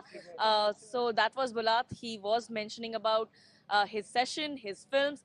And by the way, this is his film, Mukagali, the poet he was talking about. And there's another poster which he's acting in. So this is another movie where he's acting in. So SEO is definitely a very great platform for all the filmmakers and actors as well. We have the director Lyubov with us. Lyubov means love, and she's here with all the love. What is the movie about, and why the title? What explains, what really went that you kept that as a title? This is historical drama and based on true story. It happened in the beginning of 20th century in our republic, Sakha Republic. It's about an artist, Ivan Popov. He's Russian, and his friend is Sakha man, uh, poor guy. So he used to fall asleep for a long time. It's lethargic. Okay. So Lazy guy. no one knows if he dies or not, or sleeping. So Okay. his body get very cold. So only Ivan can that. recognize it. Okay. So that's why Stepan used to say, next time if I die, don't bury me without Ivan. All right. Okay. So that's a popular phrase at your place. That's a popular phrase, popular saying at your place. No, this is phrase of Stepan Berisekov, the hero of that true story. Okay. He used to say that. All right. Okay. So you've got your movie over here at this platform, at the SEO. How do you see this as a platform? I never get so far. I never been in India, and this is very big platform. A lot of countries came, so it's a very big honor, and I enjoy it very much. That was the director talking about her film, and definitely, we can get to know a lot about their culture through the films, and SEO is that one platform which actually does this, bringing people close and getting to know their story, their traditions, and their cultures. नहीं, मैं कहता हूँ बहुत ही अच्छा platform है क्योंकि पहली बार बहुत सारे नज़दीकी जो अपने पड़ोसी देश हैं वो एक साथ आए हैं to exchange film ideas, to exchange cultural ideas cinema के माध्यम से. तो वो चाहे ताजिकिस्तान हो या उज़्बेकिस्तान हो या किर्गिस्तान हो, कज़ाकिस्तान, ऐसे ऐसे देश हैं जो हमारे इतने नज़दीक है लेकिन फिर भी हम उतना कुछ जानते नहीं उनके बारे में. और सिनेमा एक ऐसा माध्यम है जिसमें से हम एक दूसरा कल्चर, एक दूसरा ट्रेडिशन, अलग अलग रहन सहन ये हमको देखने को मिलता है. So I think it's a brilliant platform जो शंघाई कोऑपरेशन ऑर्गेनाइजेशन ने और हमारे minister information and broadcasting as well as NFDC ने साथ में मिलकर आकर ये जो इनिशिएटिव लिया है ये बहुत ही अच्छा है. एंड इसका लाभ इस बार हमें तो हुआ ही है, लेकिन आगे चल के आने वाले सालों में भी इसकी जितनी फेस्टिवल बार बार होगा उससे इसकी रीच और बढ़ेगी और लोग आएंगे. And this cultural exchange must go on. मैं एग्जैक्टली सेम रीजंस के लिए कह रहा हूँ कि sometimes what happens is we don't know what are neighbouring countries are all about. How we never have a good chance to go to Russia, we never have a chance to go to China or in Uzbekistan. Cinema sometimes brings you closer. You learn of the neighboring countries' problems that they are facing, what topics they are tackling in through their cinema for their countries. So that exchange gives birth to compassion, gives birth to knowledge for us about them, and in their hearts about our films, our cinema. So I think it definitely will go a long way in building the bilateral relations. बहुत खुशी की बात है कि जब हमें presidency मिली तब जाकर ये सबसे बड़ा फेस्टिवल सेलिब्रेट किया गया, सबसे ज़्यादा फिल्म्स और सबसे ज़्यादा डेलीगेट्स. मुझे लगता है कि ये जो वेंचर है, ये जो मुझे लगता है मौका दिया जा रहा है फिल्म मेकर्स को, एक्टर्स को एक साथ जुड़ के हमारे इस रीजन को रिप्रेजेंट करना. और इस अपॉर्चुनिटी की खासियत ये है कि सिर्फ कला और कल्चर नहीं पर अगर हम बिजनेस भी शेयर करें, अगर इतनी आसानी से हम चाइनीज़ फिल्म इंडिया में दिखाएं और इंडियन फिल्म चाइनीज़ में और उज़्बेकिस्तान में और रशिया में अगर दिखा पाएँ और हमारा मार्केट साइज़ बड़ा कर पाएँ, तो मुझे लगता है कि ये एक बहुत बड़ा फ़ायदा भी होगा और हमारे बीच में समझौता करने का, हमारे बीच में प्यार बढ़ाने का एक अच्छा मौका होगा. इंडिया को हमेशा एक film making nation माना गया है. It's always been a leader in filmmaking in terms of number, in terms of variety, languages, हर चीज़ को मिला के I think दुनिया का नंबर 1 देश है. तो ये सिर्फ कल्चरल एक्सचेंज ही नहीं है. I think एक सोशल एक हर किस्म की दोस्ती का भी हाथ होता है. तो जो कंट्रीज मिलती हैं, रिश्ते बढ़ते हैं, एक दूसरे का आर्ट क्राफ्ट को अप्रिशिएट करने का मौका मिलता है. तो ऐसे फेस्टिवल्स के माध्यम से लोगों को मौका मिलता है बहुत अच्छा सिनेमा भी देखने का. तो आई थिंक ये बहुत अच्छी एक शुरुआत है. End of course India being getting the presidency is a feather in the cap. And मुझे लगता है बहुत जल्द इंडिया हर स्टेज में हमारी दुनिया को राह दिखाएगा, रास्ता दिखाएगा. एंड हमारे प्राइम मिनिस्टर ने रास्ता दिखाया है सबको, मोदी जी ने. So this is I think a very good beginning. And may there be many more cinematic experiences जो हमारे ऑडियंस को देखने को मिलेंगे. सिनेमा एक बहुत अलग टाइप का माध्यम है, एक डिप्लोमेसी बढ़ाने का, फ्रेंडशिप बढ़ाने का, कल्चर एक्सचेंज करने का. सो रिलेशनशिप्स तो बेटर ही होंगी सिनेमा के थ्रू. एंड बहुत अच्छा मौका होता है लोगों को इधर आने का, इंडिया का एक्सपीरियंस करने का, यहाँ के लोगों से मिलने का, यहाँ का म्यूज़िक, आर्ट, क्राफ्ट सब चीज़ देखने का. सो आई होप बहुत अलग कंट्रीज़ के साथ भी कोलैबोरेशन लगी रहे और SCO कंट्रीज़ भी आएंगी और बाकी इंटरनेशनल कंट्रीज़ भी. We have Dimash with us. Hi Dimash. So you were a part of the jury member. So how difficult was it to choose the best out of all? I don't know how to answer because I'm not filmmaker, I'm not film director. For me, a little bit difficult than other jury members because I'm just musician and singer. But I believe my heart, I believe my feelings. I choose one film, the best film from my heart. Yes, I think it's most important. How was the experience in all to be a part of the jury member and here in India? How was the experience? I'm going to repeat one more time. For me, really very, very difficult, very hard. But I'm so excited to be here and I enjoy it. How do you connect films and music together?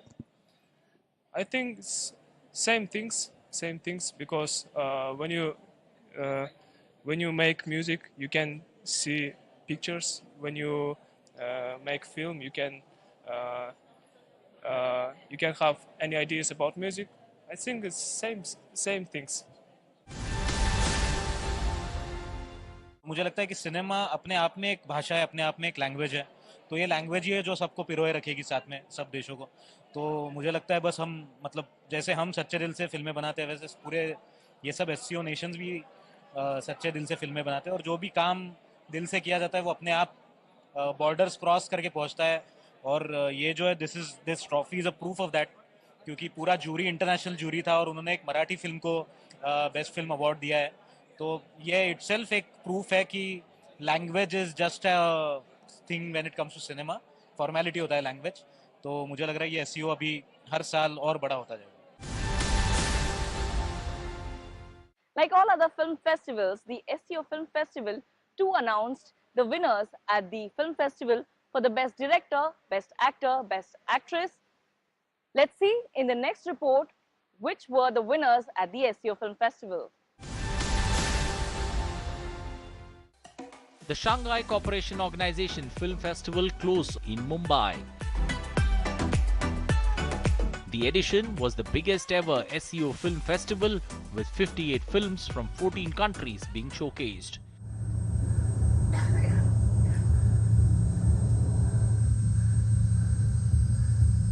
The closing ceremony saw the winners being declared for the various competition categories.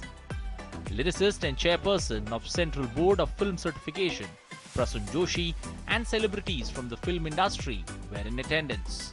Addressing the audience via video message, Union Minister of Information and Broadcasting, Anurag Singh Thakur, congratulated all participants and the jury for the successful conduct of the festival. He expressed optimism that the exchange of ideas the festival has witnessed will lead to further cooperation, co-production and co-creation in the field of cinema in the SCO region. The competition section was limited to submissions from the SCO group of countries. In this, Marathi film Godavari, directed by Nikhil Mahajan, was judged the best film.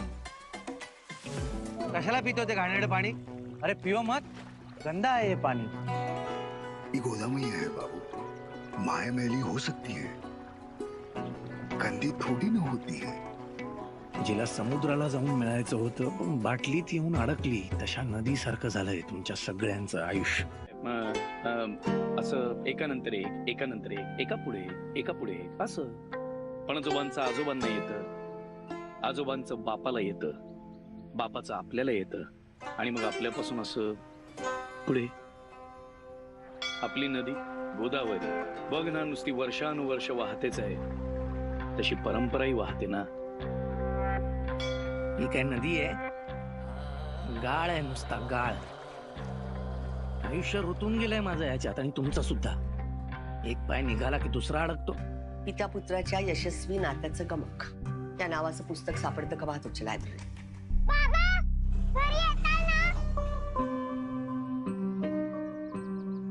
आता घरी ये निशी। माझ्या मनाला काही पटत नाही। त्यातल्या बऱ्याचशा लोकांना खिडकीतून नदी दिसणार पण नाही। सणावाराला नदी, विसर्जनाला नदी, नदीकाठी अंतिम संस्कार, नदीकाठी अस्थि विसर्जन, पिंडदान नदीकाठीच। तशा नदीसारखं झालंय तुमच्या सगळ्यांचं आयुष्य। माझा निर्णय झालाय।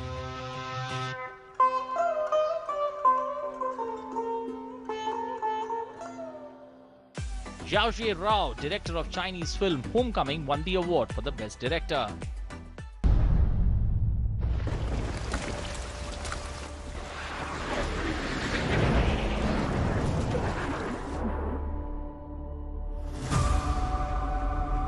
确认一个任务，撤离驻留在边境的中共同胞，打通怒突边境通道。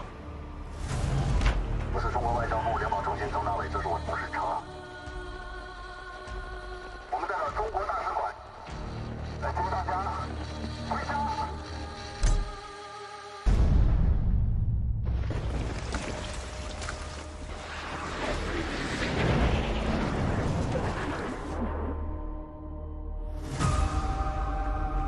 确认一个任务，撤离驻留在边境的中共同胞，打通怒突边境通道。没有救援，没有物资，没有通讯，什么都没有，我们怎么办？你说的只是一种可能，而且是最差的那个。 Kazakh actor Askar Ilyasov won the best actor male for Paralympian. Парень, ты как? Вы кто? Тренер паралимпийской сборной. Не, я с вашими на санках кататься не собираюсь. Ты что, проблемы что ли? Что тут, можешь создать? Казахстана по лыжным гонкам. Спринт 1500 метров. Я и порвался. И меня тоже? Ну, тебя любя. Звезда, пожалуйста. Фаворитом этой гонки является Максат Куанышбаев. Хорошая заявка на участие в Сочинской Олимпиаде. Вы там есть! Джонни! Пропусти меня, пожалуйста. Что мне повезло остаться одноногим, никому не нужным. Ну а Максат Куанышбаев до сих пор четвертый. Хватит ли у него сил, чтобы сделать финальное ускорение? And Rano Shodieva from Uzbekistan won the Best Female Actor Award for The Fate of a Woman.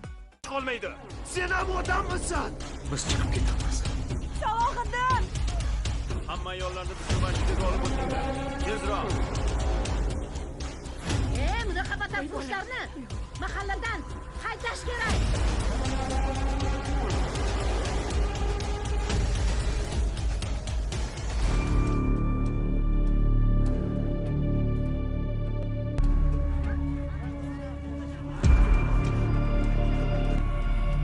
ولا ريب فإن هؤلاء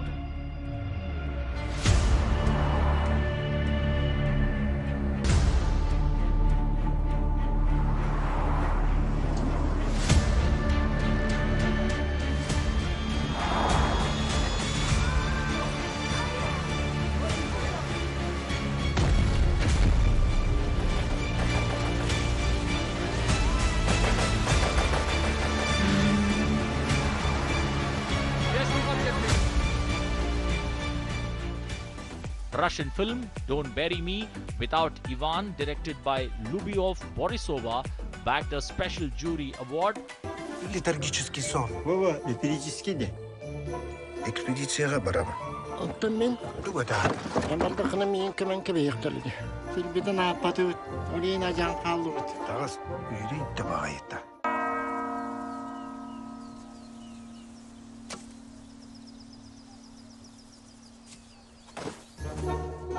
Bu barı beklebilir ki higit. Biri şeke pıstapa. البيت والبدة Полата верда. Литургический сон. Вова, эпирический де. Экспедицияға барамын. أطمن دوتا أمر دخنا مين كمان كبير تلدي في البدن عبادوت ولينا جان قالوت Тағыз үйрейді тәбағайта. Анығыз қаласқа, ұлық қалларын кебейін. While the Kyrgyz film The Road to Eden, directed by Bakht Mukul and Dastan Zafar, received special mention from the jury for the message of hope and warning about the risk of losing cultural values in turbulent times. Sapar, sen de yazılatlar. Elge gerek. Sen жаратуучусуң. Жарап жатқан işlerimden ayağına çeyin çıkışın gerek. Fatma aka.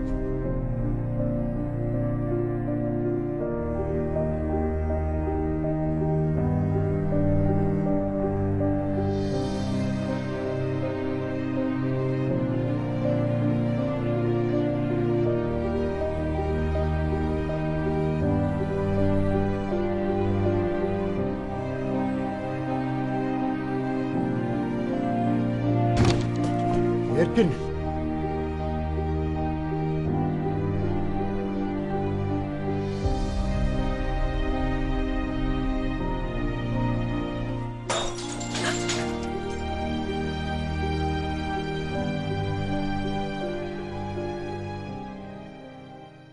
The jury also found it pertinent to award a special mention to Tajik film Fortune, directed by Muhinuddin Muzaffar, for the remarkable actors ensemble, immersing the audience into experiencing the value of true friendship.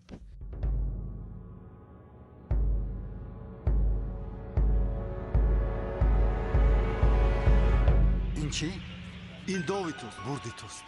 Agar buridi. This was the first SEO Film Festival to be held in India. We hope that apart from being a treat for the cinema lovers, the SEO Film Festival would benefit the member and the observer countries because they got to represent themselves in the festival of storytelling, narrative building, and bringing hearts close to each other. That's it then from our end. Thank you for watching. Namaskar.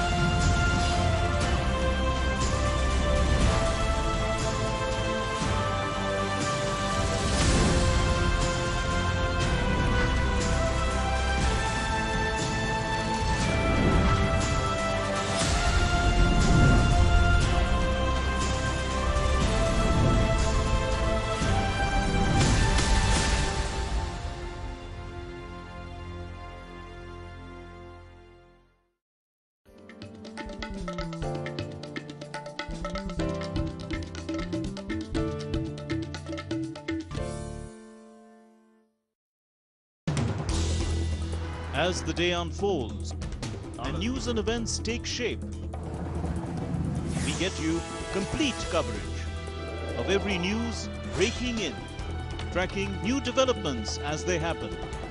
Midday Prime English, Monday to Friday, 2 p.m. on DD India.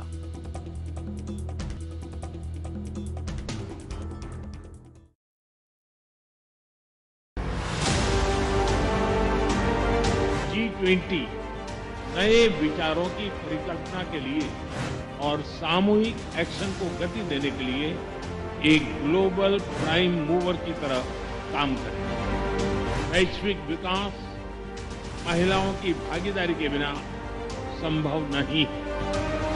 Bharat की G20 अध्यक्षता की theme one earth, one family, one future में पूर्ण रूप से समाहित।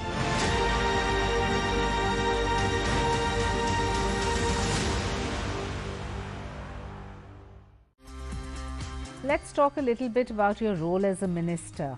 Science and technology obviously comes very naturally to you. There's nothing that you need to prepare on.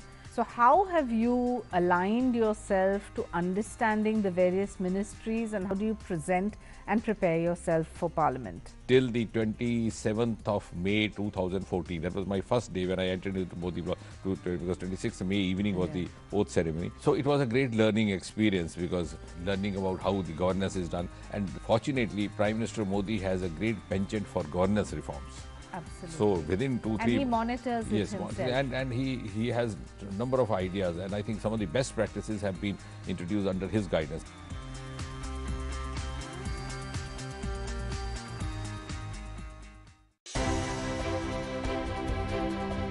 You got the award in the category of business and community welfare in recognition of your contribution in promoting India's honor and prestige in fostering the interest of overseas Indians.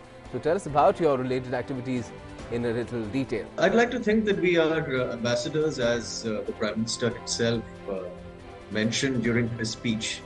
Gautam, I think, and it is true, we represent two countries whenever we are termed an expatriate.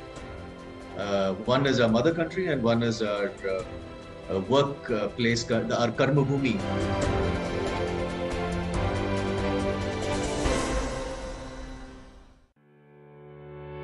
On India Calling this week, a roundup of the G20 meetings, an exclusive interview of UAE Ambassador to India, know all about the wetlands taking the vast expanse of the Run of Kutch, travel back in time to the world's earliest known dock, foreign media coverage, and what's trending on social media. Tune in at 6 p.m. on Sunday, 5th February, only on DD India. Why is this Union Budget 2023 being pitched as the budget for New India? Specifically, I certainly think it's a bold, progressive budget to an income level of 7 lakhs per annum. There is basically no tax payable. I think that provides a significant impetus to individuals to move to the new tax regime. Absolutely is a big thumbs up for development. This sort of outlay by the government will help crowd in the private sector as well. So that is very important. This is a budget which has something for every section of society.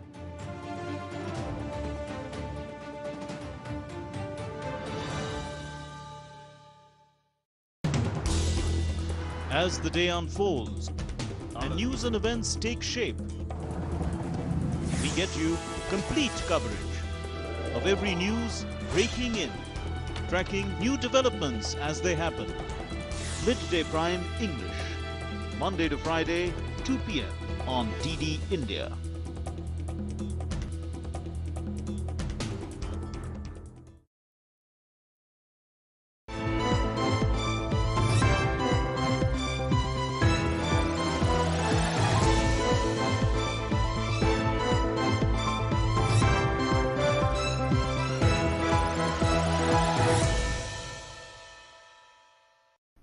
Namaskar and welcome to Indian Diplomacy, a window on India's foreign relations, India's major international partnerships, India's involvement in solving global problems, and also regional and international issues that have an impact on India's security and economic rise.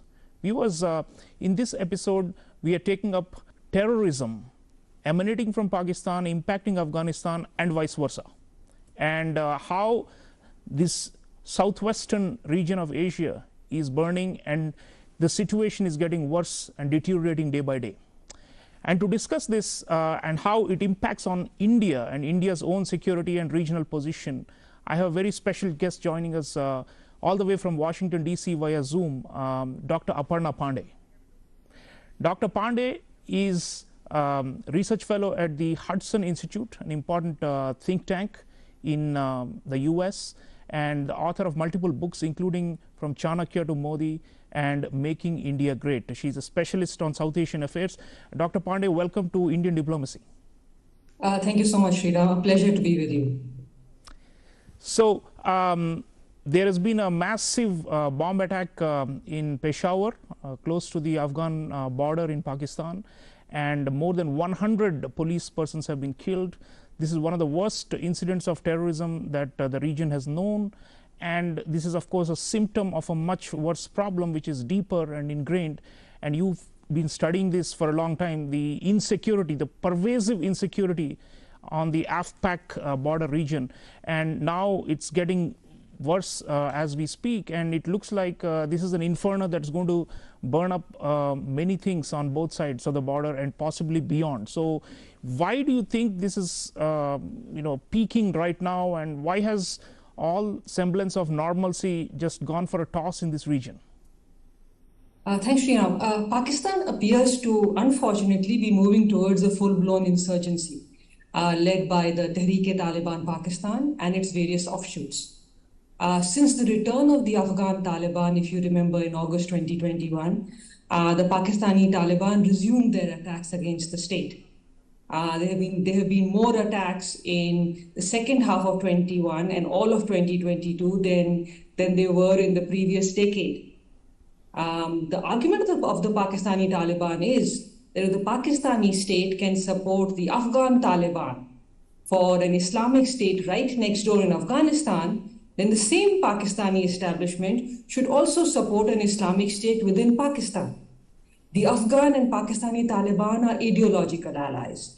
They have close connections, and while the Afghan Taliban has often been asked to mediate ceasefires between the Pakistani state and the Pakistani Taliban, at the end of the day, the Taliban will always choose their ideology and their belief system over pragmatism.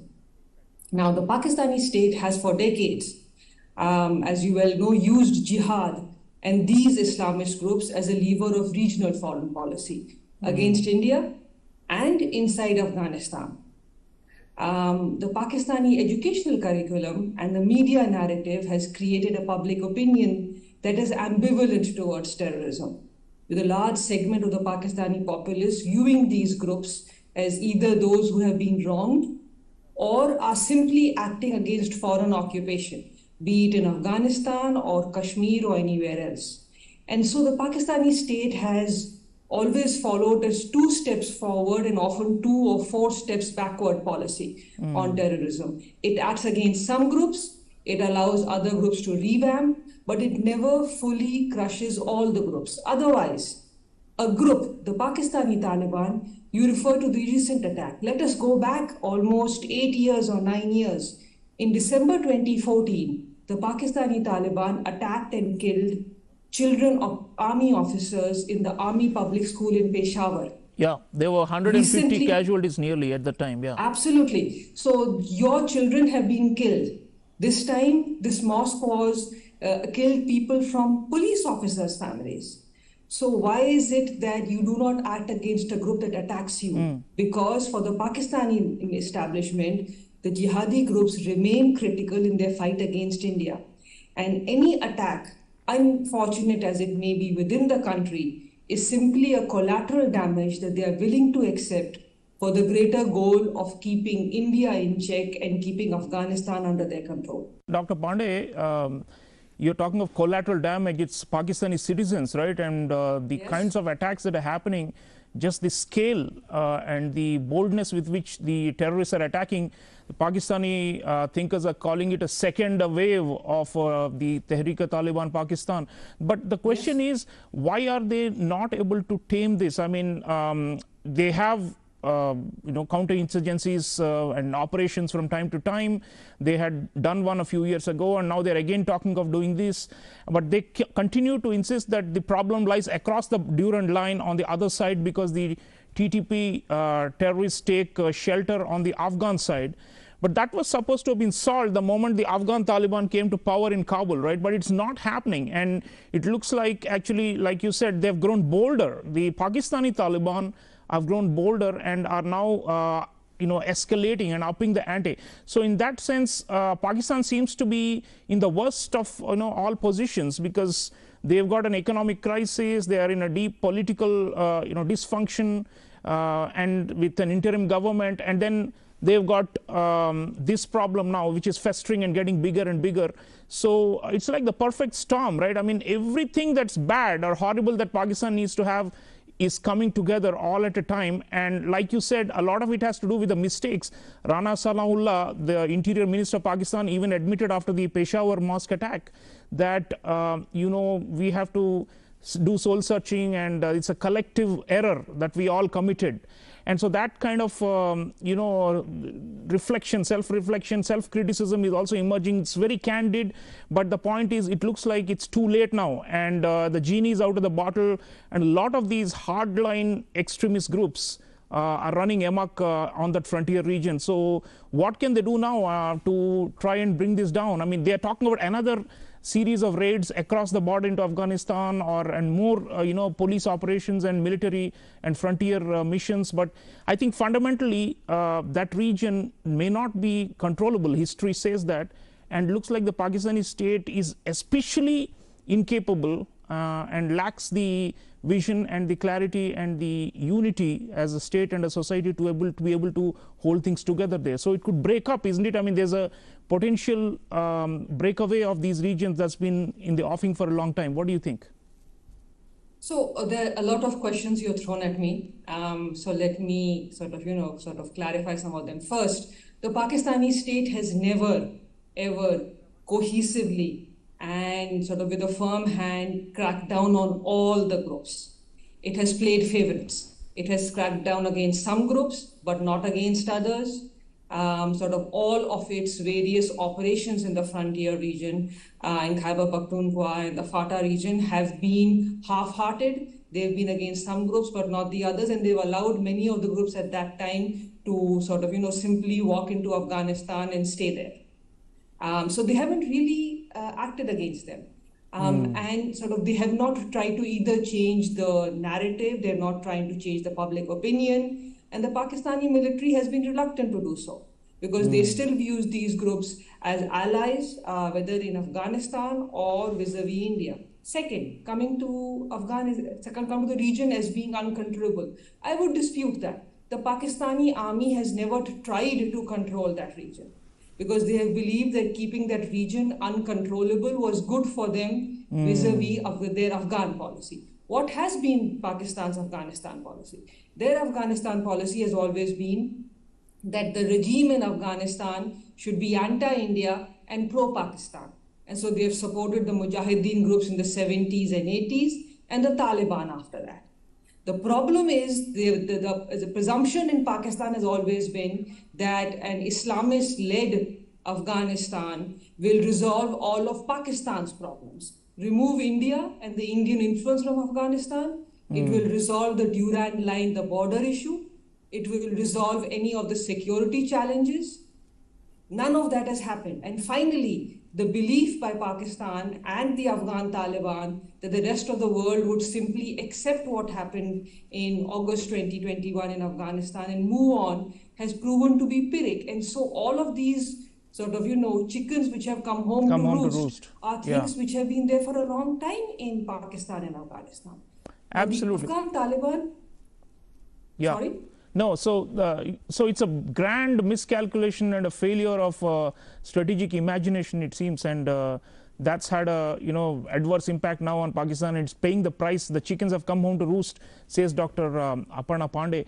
Viewers, I have a very interesting news report about why 2022, the year that just passed, was the worst ever at the Durand line in terms of security incidents, and why it's so hot in terms of shelling and border conflict between Afghanistan and Pakistan. And let's watch this report and continue the discussion with Dr. Pandey.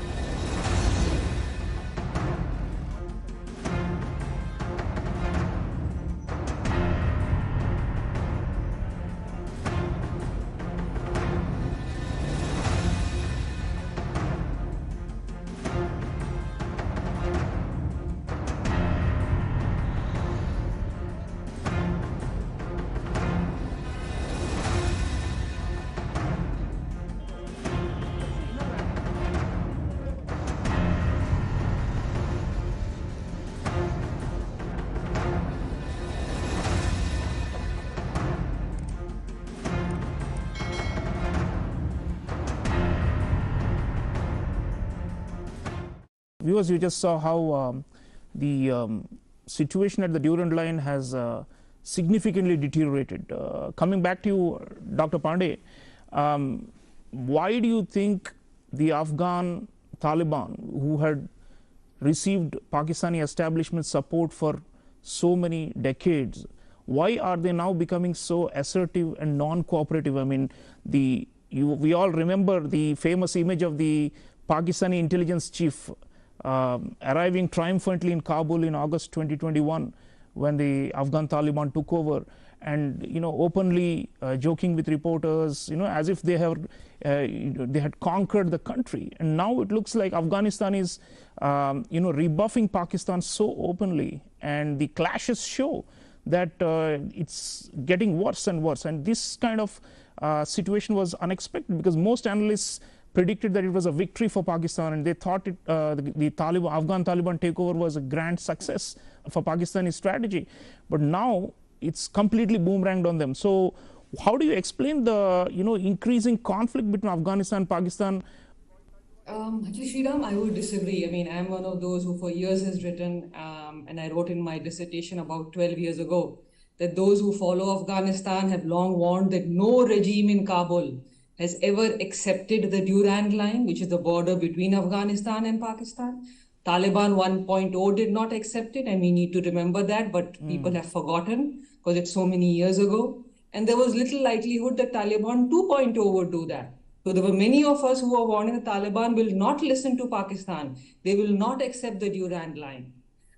This was sort of Pakistan. There a lot more of this sort of belief in Pakistan that now we finally resolved, but it wasn't. It was a Pyrrhic victory. The border conflict has to do with every Afghan regime refusing to accept what they refer to as a border which was imposed on them by the British. And so they have not accepted it.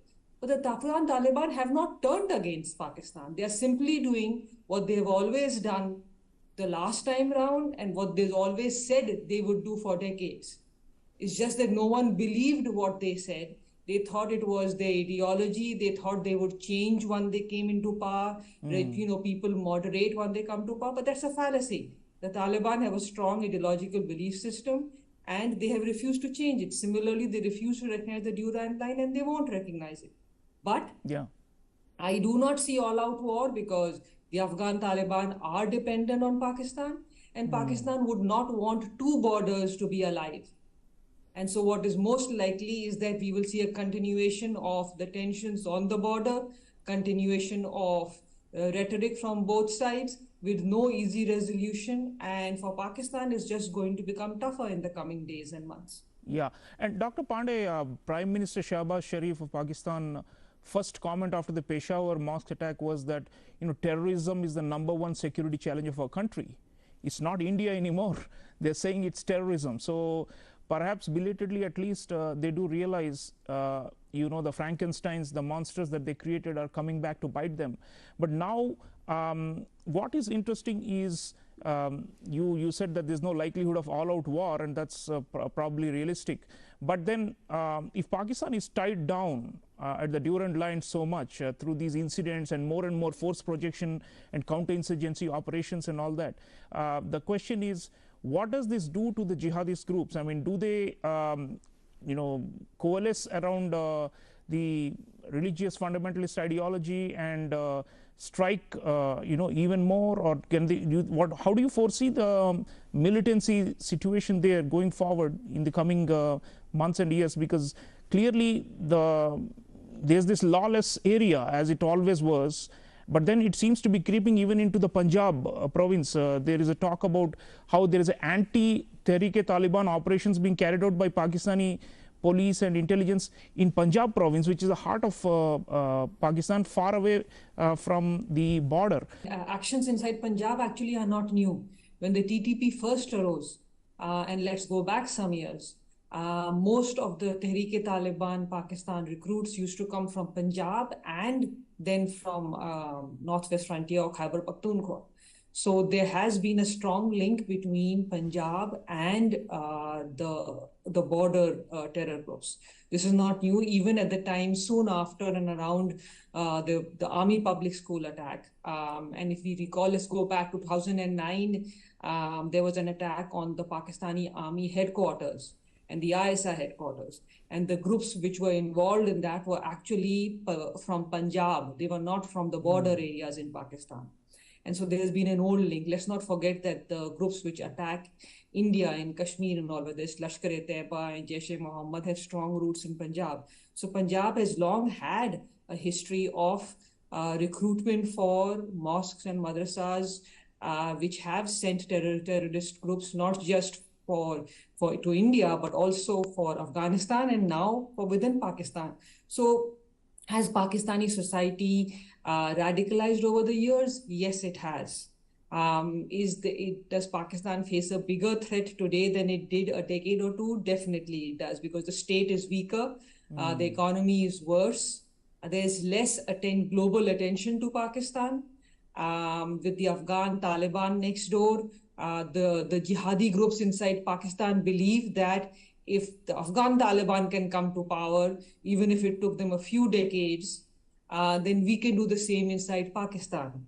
So Pakistan's security is getting worse.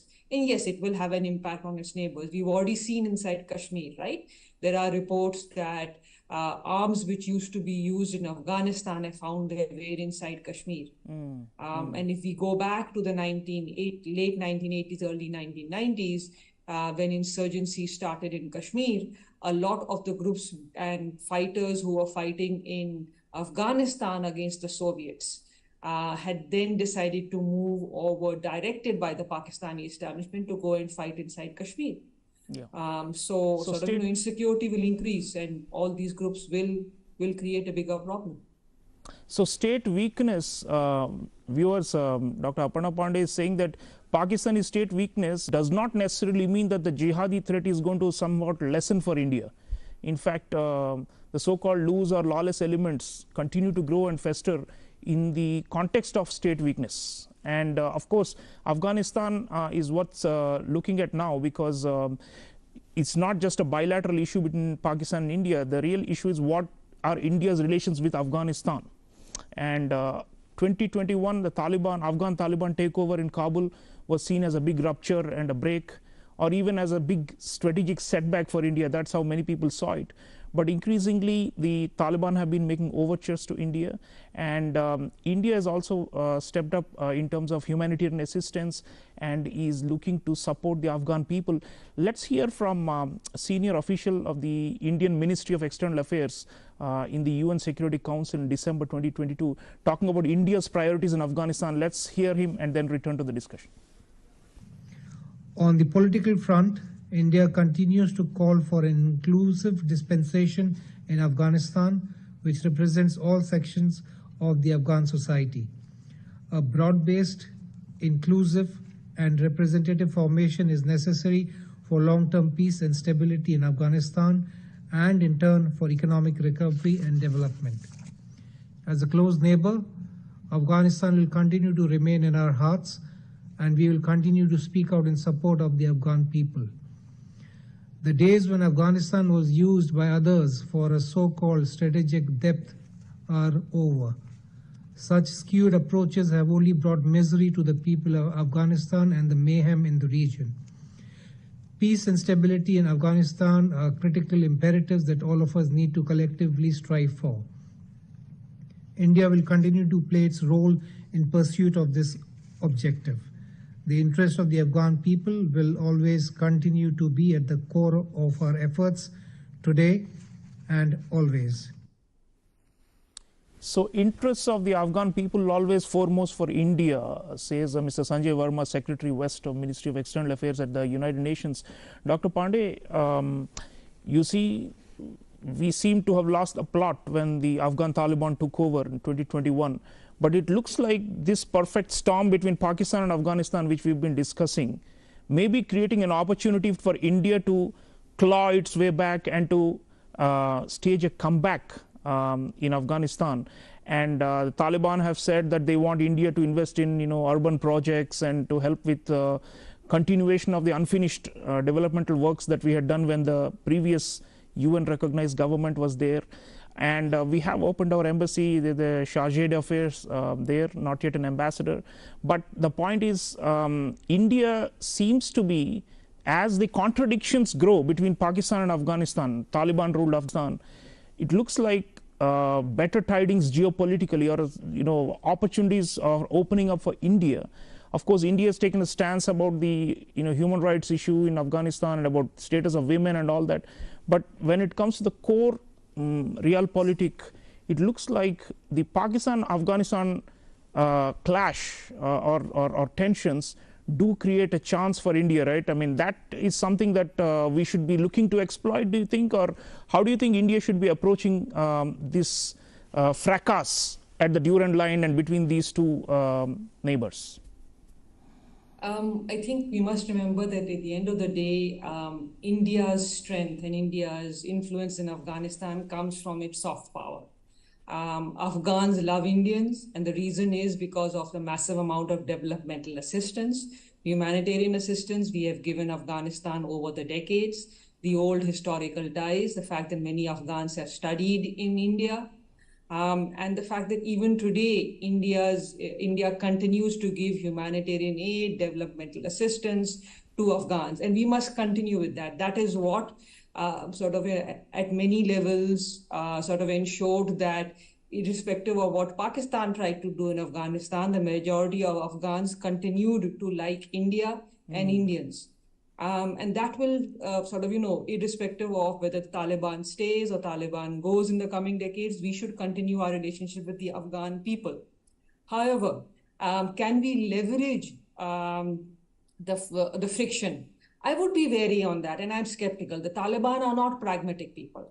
Yes, they need development assistance. They have no knowledge on how to operate or run dams and projects. They are not their biggest problem is that both Afghan Taliban and Pakistani state believed that once the dust was settled and the Americans withdrew, the global community would simply accept the reality and allow trade and aid, and the Taliban would have access to funds and they would be legitimized. That hasn't happened. Most humanitarian groups have withdrawn and left recently as the Taliban's own actions have made it worse and very difficult. So India is one of the few countries whose aid continues, and India will continue to do that. But the Taliban are ideological, and their ideological allies are the Pakistani Taliban and the Pakistani state. They are not India. And so the view of India will remain the same as the view of any jihadi group towards India. And so India's ally, India can have a tactical relationship with the Afghan Taliban simply to provide aid and assistance. But beyond that, India's allies will always remain the people on the street, the educated Afghans, and the nationalist resistance. Absolutely. And of course, one must not forget that the Afghanistan itself is going through a severe crisis that's even bigger in magnitude than what Pakistan is facing. And Taliban are unable to prevent attacks on foreigners in Afghanistan. And even the Pakistani embassy in Kabul itself has been attacked by one of the so-called ISIS-linked groups.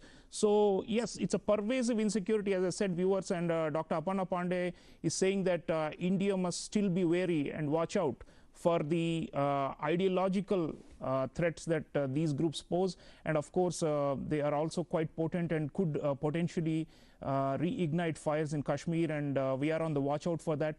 The point is, Afghanistan, Pakistan, both are down in the dumps. And that's not great news, because you have millions of young people who are looking for a purpose and looking for a livelihood, and who could be lured into the terrorism business. So it's not good news at all. But nonetheless, the Pakistan-Afghanistan clash is worth studying, because that possibly contains a grain of hope. I want to thank Dr. Aparna Pandey for sharing wonderful insights and expertise. Thank you so much, Dr. Pandey.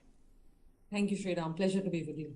So viewers, do you think about Afghanistan-Pakistan border, the terrorism problem, AFPAC as the Americans used to call it, is smoldering. It is burning, and it's going to get a lot worse before you can possibly see any stability or peace in that region. And the cross currents of it will affect India, and we need to be proactively involved in trying to shape the outcomes in that region. But there are limits to how much we can do when there are hardcore jihadis ruling in both these countries. So keep watching Indian diplomacy, and I'll see you again next time. Take care.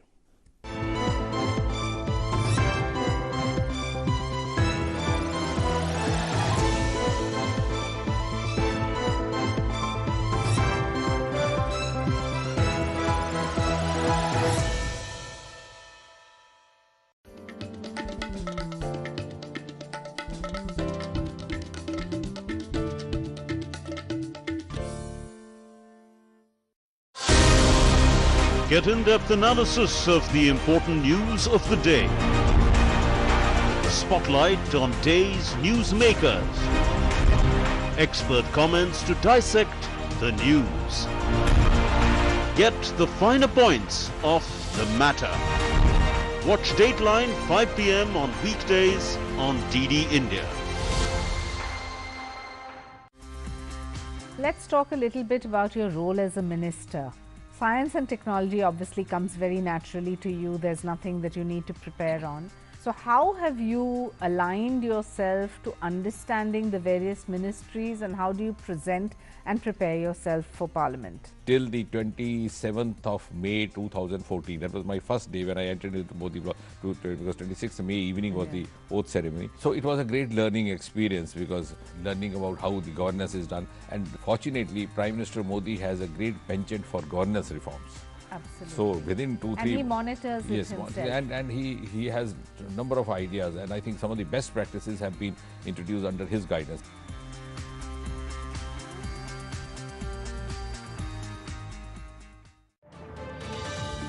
Why is this Union Budget 2023 being pitched as the budget for New India? Specifically, I certainly think it's a bold, progressive budget to an income level of 7 lakhs per annum.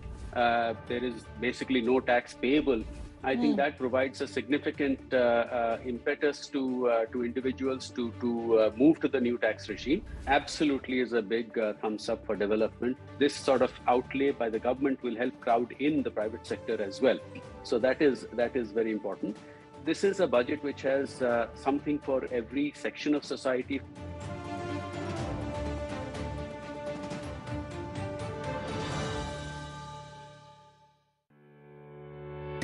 On India Calling this week, a roundup of the G20 meetings, an exclusive interview of UAE ambassador to India,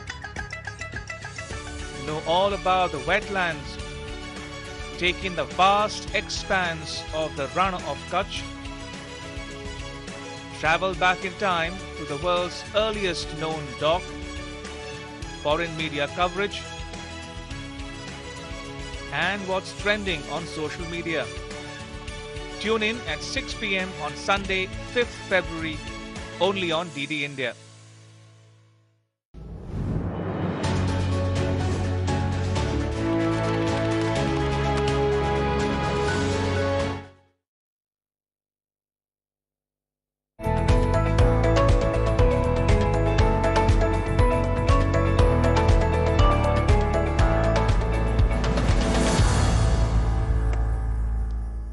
Very good evening. Welcome to another edition of News Connect. Over the next 60 minutes, it's a power-packed evening that we have put together for you this weekend, where we take stock of all the big issues that matter to India and the world. I'm Anil Thomas.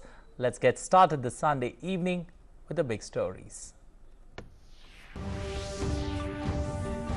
First G20 Energy Transition Working Group meeting under India's presidency kicks off in Bengaluru. Session 1 of the ongoing meeting held deliberations on addressing technology gaps in high priority and critical technologies.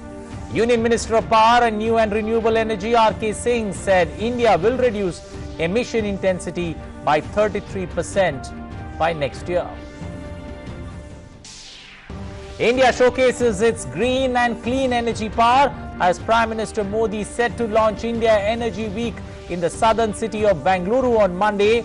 PM to also launch E20, a blend of 20% ethanol with petrol during the meet.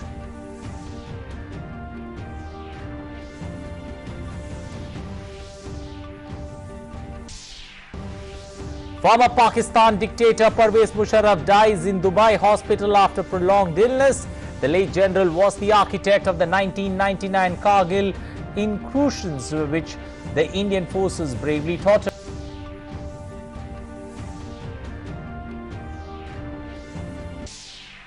US military fighter aircraft shoots down a suspected Chinese spy balloon off the coast of South Carolina. Washington calls the balloon a clear violation of US sovereignty. Beijing's foreign ministry protests over US action. China says it reserves the right to make further necessary responses.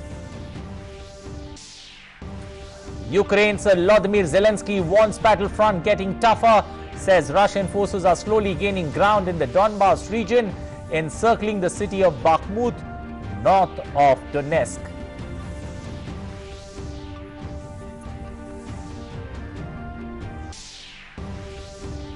An Arctic blast grips US northeast, pushing temperatures to perilously low levels across the region. New Hemisphere's Mount Washington records minus 79 degrees Celsius. US National Weather Service calls the temperature life-endangering.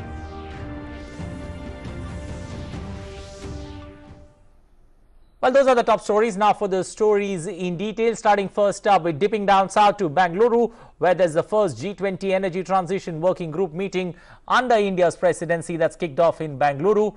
Day one of the three-day meeting of the working group deliberated on technology gaps in high priority and critical technologies, including electrolyzers, fuel cells, CCUS, battery storage and SMRs. Discussions were also held on low-costing financing for energy transition and fuels for future. Day 2 and 3 will see deliberations on topics covering energy security and diversified supply chain and industrial low-carbon transition. While speaking in his keynote address, Union Minister of Power and New and Renewable Energy, R.K. Singh said low-carbon development strategy 2030 will come from non-fossil fuel.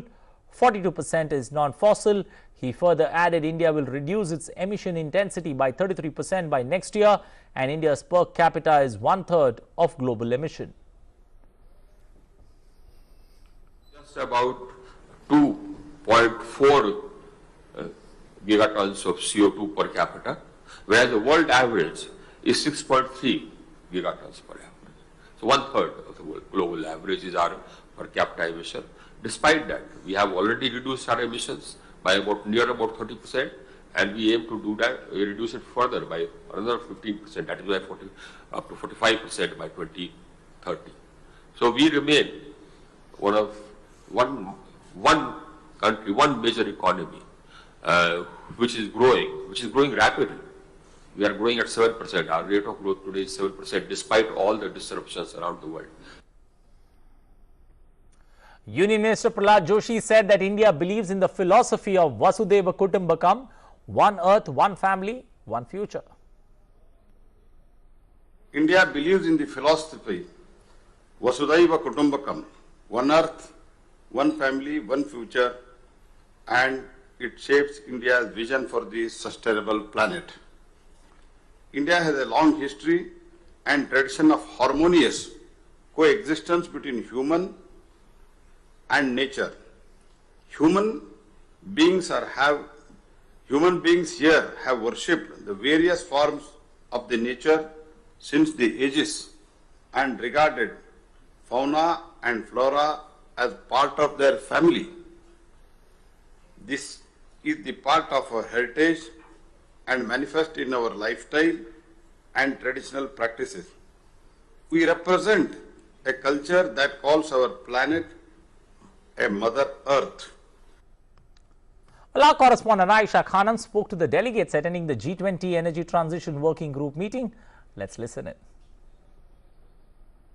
We are, of course, as a Troika, we will hand in hand with India, support ideas, working together with India. I think we are fully supportive to India's team, and we'll, discuss.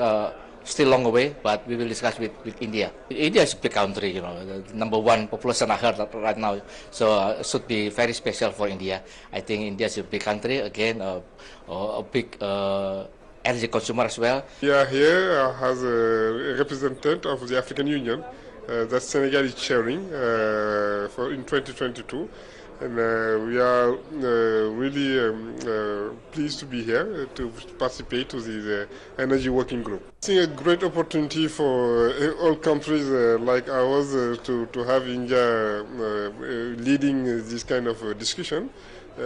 We just heard the speech of the two Indian ministers, and really the priorities they put on the table, the way they present the thing, are fully in line with how we see the thing, how the developing countries, and in particular having a just energy transition, in particular having a fair technology access, financing access also. So all this, I think it is a good opportunity for both India but also for the rest of the developing countries to have such a leadership this year. India has done an amazing job in welcoming us to Bangalore. It's a really great opportunity for all of the G20 countries to get together and to work together on the clean energy transition. So we are delighted to be here as the United Kingdom. So day one of deliberations there underway in Bengaluru, and Aisha Khanam, our correspondent down south, taking care of all the developments there, joining us this evening on News Connect. Good evening, Aisha. Nice to see you on News Connect. Let me begin by asking, day one of deliberations, what kind of headway have all the countries that are participating made in the deliberations?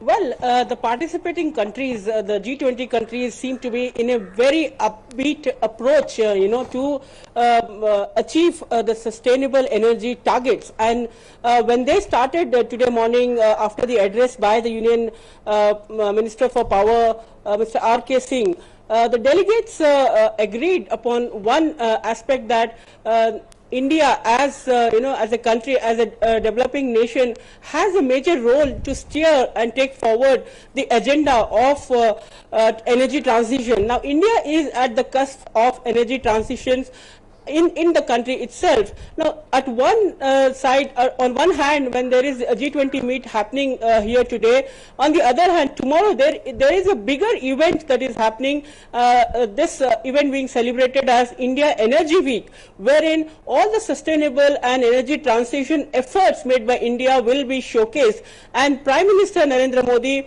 will be there and he will participate in that event, which is happening on the outskirts of Bangalore.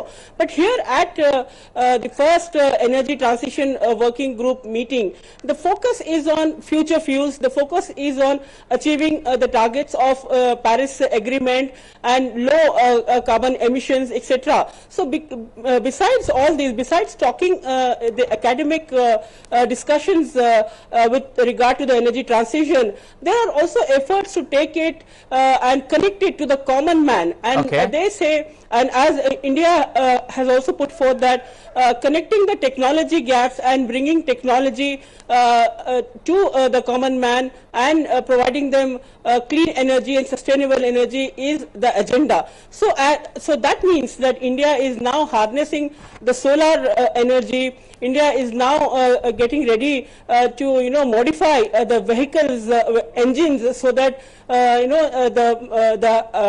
the new green hydrogen fuel will take over. Then blended ethanol will be used. So all these efforts are being made, wherein every citizen will be participant in achieving the target of sustainable and in taking forward the energy transition of India, and the idea and this idea taking across, where Prime Minister Narendra Modi talked about not only Vasudhaiva Kutumbakam, but he has also emphasized on the fact that the transition needs one sun, one energy and one grid, and this will bring together all the countries, and they will bind in taking forward this global agenda of providing a clean, green energy, and ultimately energy transition will be a reality as per the Paris Agreement, which says by 2070 there has to be a zero net carbon emissions. Okay, since you mentioned carbon emissions, there is also a CC-US meeting that's taking place, carbon capture, utilization and storage seminar that's taking place. What's the highlight of this? Are we looking at net zero levels or net zero targets that we have? Are we looking at carbon also to be a big footprint that's going to help India achieve that target?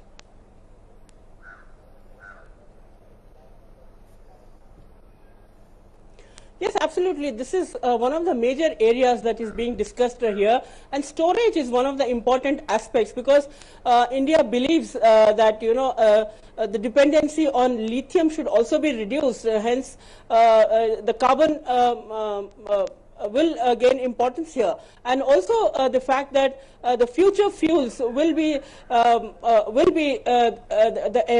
energy future fuels will steer the energy transitions in the future. And recently, as you saw that in the recent budget, the government's intention of providing energy transition in the country itself shows that the government has allocated a budget of 35,000 crores, which includes creating an entire ecosystem of energy transition and creating a storage system, creating the grids, be it solar energy, be it hydrogen, green hydrogen, or be it blended fuels. So this is part of the entire infrastructure and the ecosystem that will be created. So this is the sidelines seminar that is happening here, and it is underway, and all the delegate countries look upon India, because many countries feel that India has the power to bring in this transition with the help of financial connect, and with the help of transmitting the technological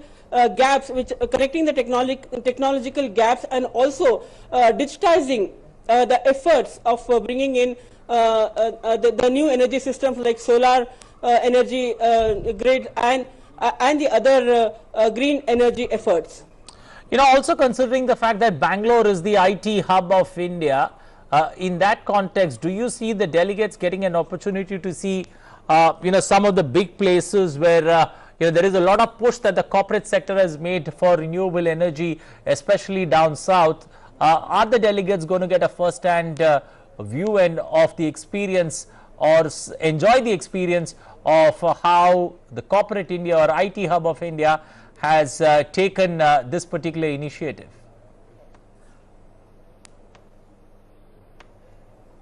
Yes, absolutely. The Karnataka government is showcasing all its efforts in the energy transition sector, where the electric vehicle system is fully operational here. There are corridors for electric vehicle recharge systems. So all these efforts are being showcased by the Karnataka government, and also the fact that this energy transition working group meeting is happening at this sprawling lawns of the five-star hotel here in Bangalore itself, is an admission to say that Bangalore, being a garden city, will reflect, will also greener the thoughts when they are thinking about energy transition and bringing about a change in providing sustainable energy. The delegates will be taken to Infosys campus. Now, Infosys campus has adopted greener energy efforts. Infosys has also adopted rain harvesting systems. The entire building is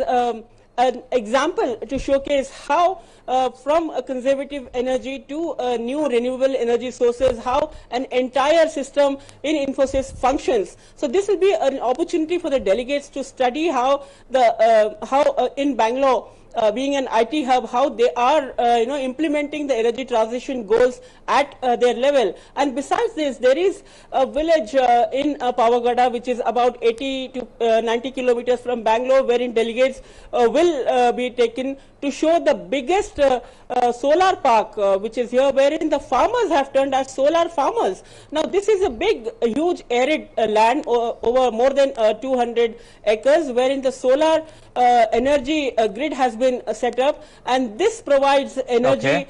This provides solar energy to the farmers. And the farmers are reaping the benefits of the solar energy in this land, because they have given their barren lands, in the process for harnessing the solar energy. So this entire village is an example of how India is taking forward its agenda of implementing and attaining the energy transition goals. So this will be a very interesting visit when they go to Pavagada from Bangalore. Okay, we'll leave it there. Thank you and appreciate you joining us. You've got a busy week ahead. Take good care of yourself. We'll be back with you for more updates on the story, on the 3-day deliberations as it moves forward. Moving up, Prime Minister Narendra Modi will inaugurate India Energy Week 2023 tomorrow during his visit to Bangalore, Karnataka. PM will also participate in a roundtable interaction with global oil and gas CEOs. Let's take a look at this detailed report. Prime Minister Narendra Modi will inaugurate the India Energy Week on 6th of February. It will showcase India's rising prowess as an energy transition powerhouse. Let's try to understand India's energy needs vis-a-vis the changing global security scenario and its momentous shift towards carbon net neutrality, and find out how India can become a major force in the global energy economy. Key energy initiatives will be unveiled during India Energy Week, which will be held in Bangalore from February 6th to 8th. Prime Minister Narendra Modi will inaugurate the mega G20 event, which will witness the record participation of more than 600 exhibitors from across the globe, with more than 34 ministers and a number of CEOs from top energy companies. The ethanol blending program has been a key focus areas of the government to achieve Atmanirbhar Bharat in the field of energy.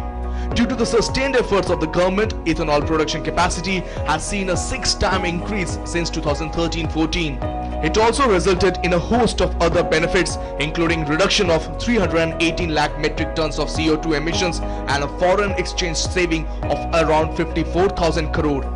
As a result, there has been a payment of rupees 81,800 crore towards ethanol supplies during 2014 to 2022 and a transfer of more than 49,000 crore to farmers.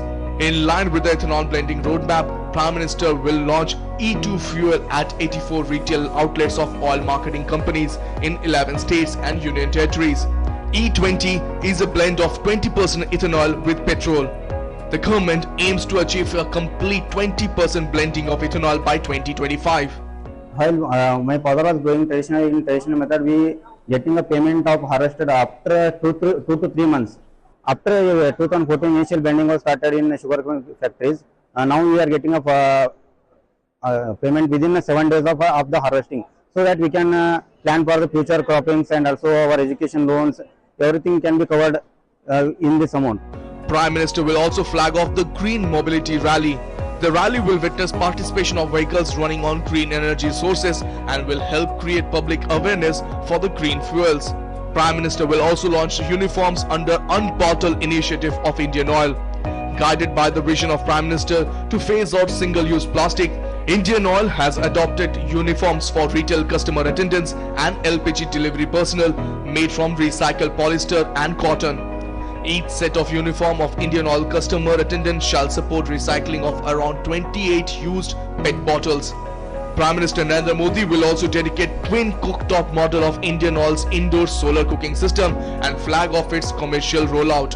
It is a revolutionary indoor solar cooking solution that works on both solar and auxiliary energy sources simultaneously, making it a reliable cooking solution for India.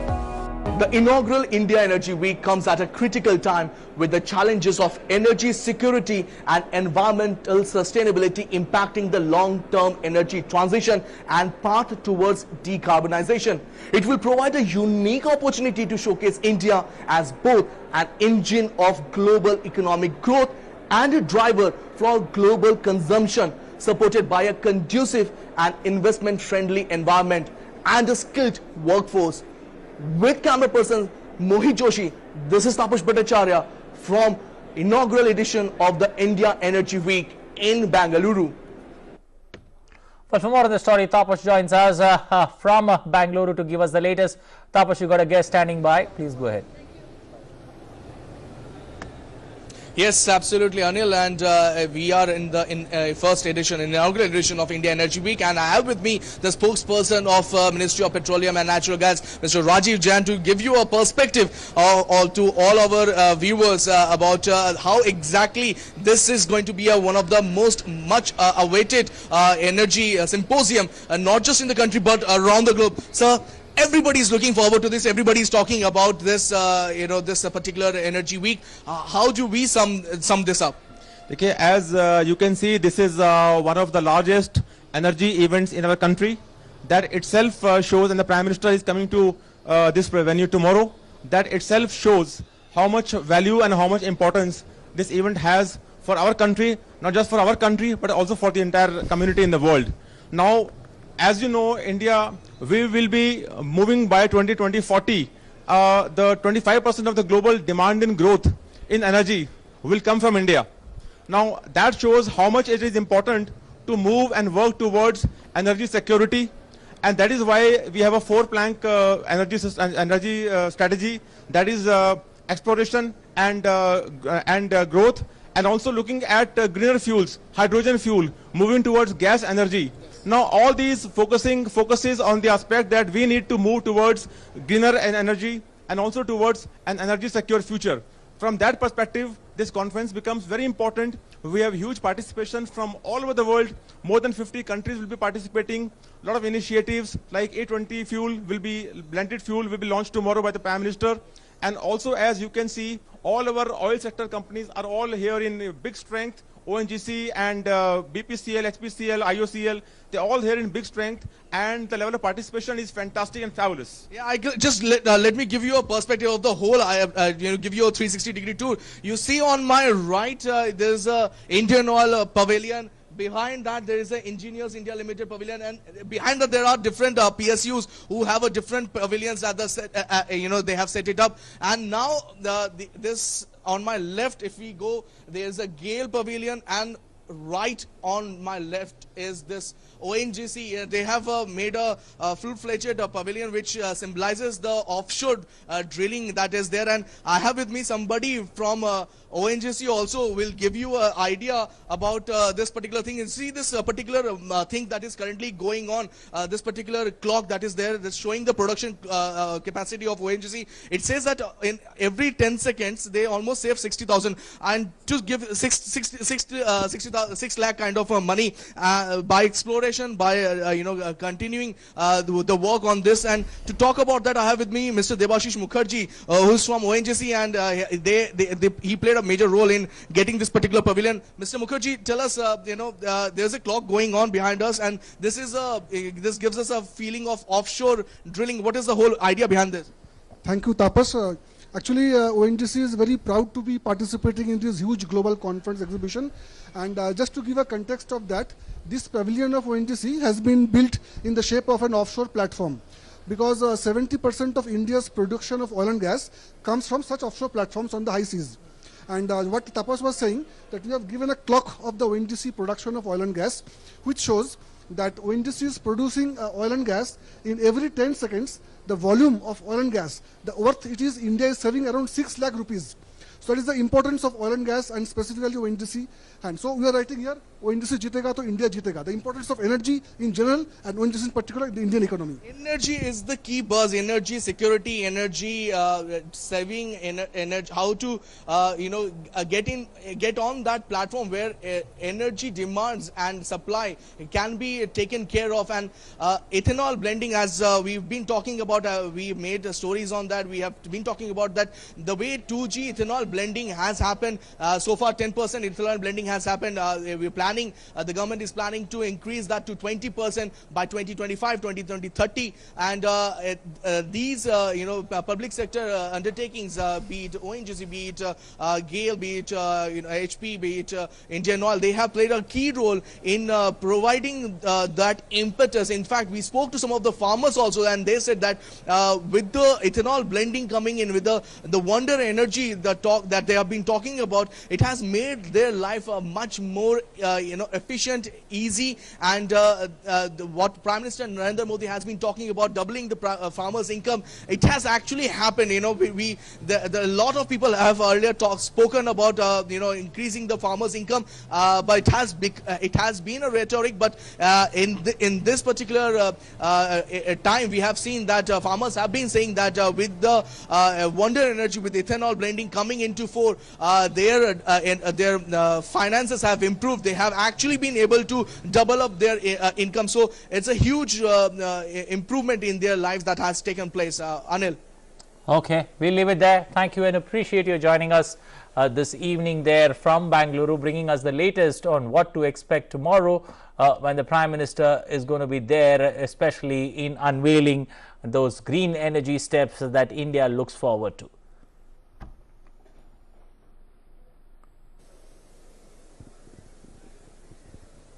Moving on, Prime Minister Narendra Modi addressed the participants of Jaipur Mahakhel via video conferencing. Jaipur Mahakhel is being organized in Jaipur by Lok Sabha Member of Parliament from Jaipur Rural, Rajwardhan Singh Rathore, since 2017. Addressing the event, Prime Minister said that various Khel Mahakumbh showcase the potential of India's youth in sports, and Prime Minister added that government is developing sports infrastructure at a district level.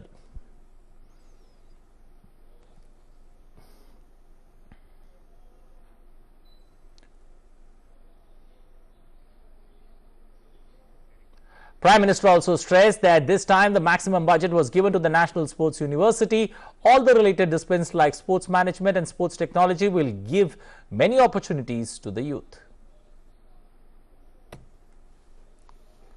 देश के budget में खेल विभाग को करीब 2500 करोड़ रुपए का budget मिला है, जबकि 2014 से पहले खेल विभाग का बजट 800-850 करोड़ रुपए के आसपास ही रह जाता था। यानी 2014 के मुकाबले देश के खेल विभाग के बजट में लगभग 3 गुना बढ़ोतरी हुई है। इस बार अकेले खेलो इंडिया अभियान के लिए ही 1000 करोड़ रुपए से ज्यादा बजट दिया गया है। But time for us to slip into a short breather here. On the other side, international news and updates continue. Stay tuned.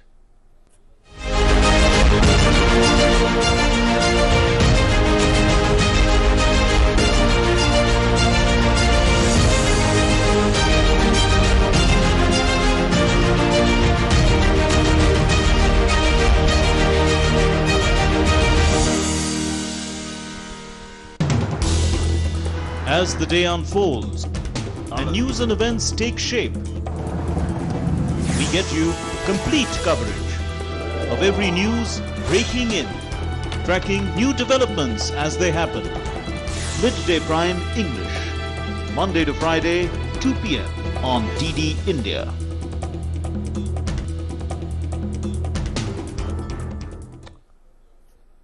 Welcome back once again to News Connect. Time now to take you or bring you the latest when it comes to international updates. Starting first up with former Pakistan President Pervez Musharraf on Sunday died in a Dubai hospital. He was 79 and had been undergoing treatment for an ailment at an American hospital in Dubai. Musharraf was declared dead. I beg your pardon. Musharraf had been declared a fugitive in the former Prime Minister Benazir Bhutto's murder case and the Red Mosque cleric killing case. The former president, living in Dubai since 2016, was facing treason case for suspending the constitution in 2007. The former military ruler had left for Dubai in March 2016 for medical treatment, had not returned to Pakistan since then. In the run-up to the 1999 Kargil war, Pervez Musharraf was the Pakistan Army chief. Into another reason for U.S. rise in U.S.-China tensions, the U.S. has shot down a giant Chinese balloon that it says has been spying on key military sites across America. The Department of Defense confirmed its fighter jets brought down the balloon over U.S. territorial waters, and China's foreign ministry later expressed strong dissatisfaction and protest against a U.S. use of force to attack civilian unmanned aircraft. Let's take a look at this report. The US military fighter aircraft shot down a suspected Chinese spy balloon as it floated off the coast of South Carolina on Saturday, ending a dramatic saga that shone a spotlight on worsening Sino-US relations. President Joe Biden said he had issued an order on Wednesday to take down the balloon, but the Pentagon had recommended waiting until it could be done over open water to safeguard civilians from debris crashing to earth from thousands of feet above. When I was briefed on the balloon, ordering the Pentagon to shoot it down on Wednesday as soon as possible. They decided, without doing damage to anyone on the ground, they decided that the best time to do that was when we got over water outside within 12-mile limit. They successfully took it down, and I want to compliment our aviators who did it, and we'll have more to report on this a little later.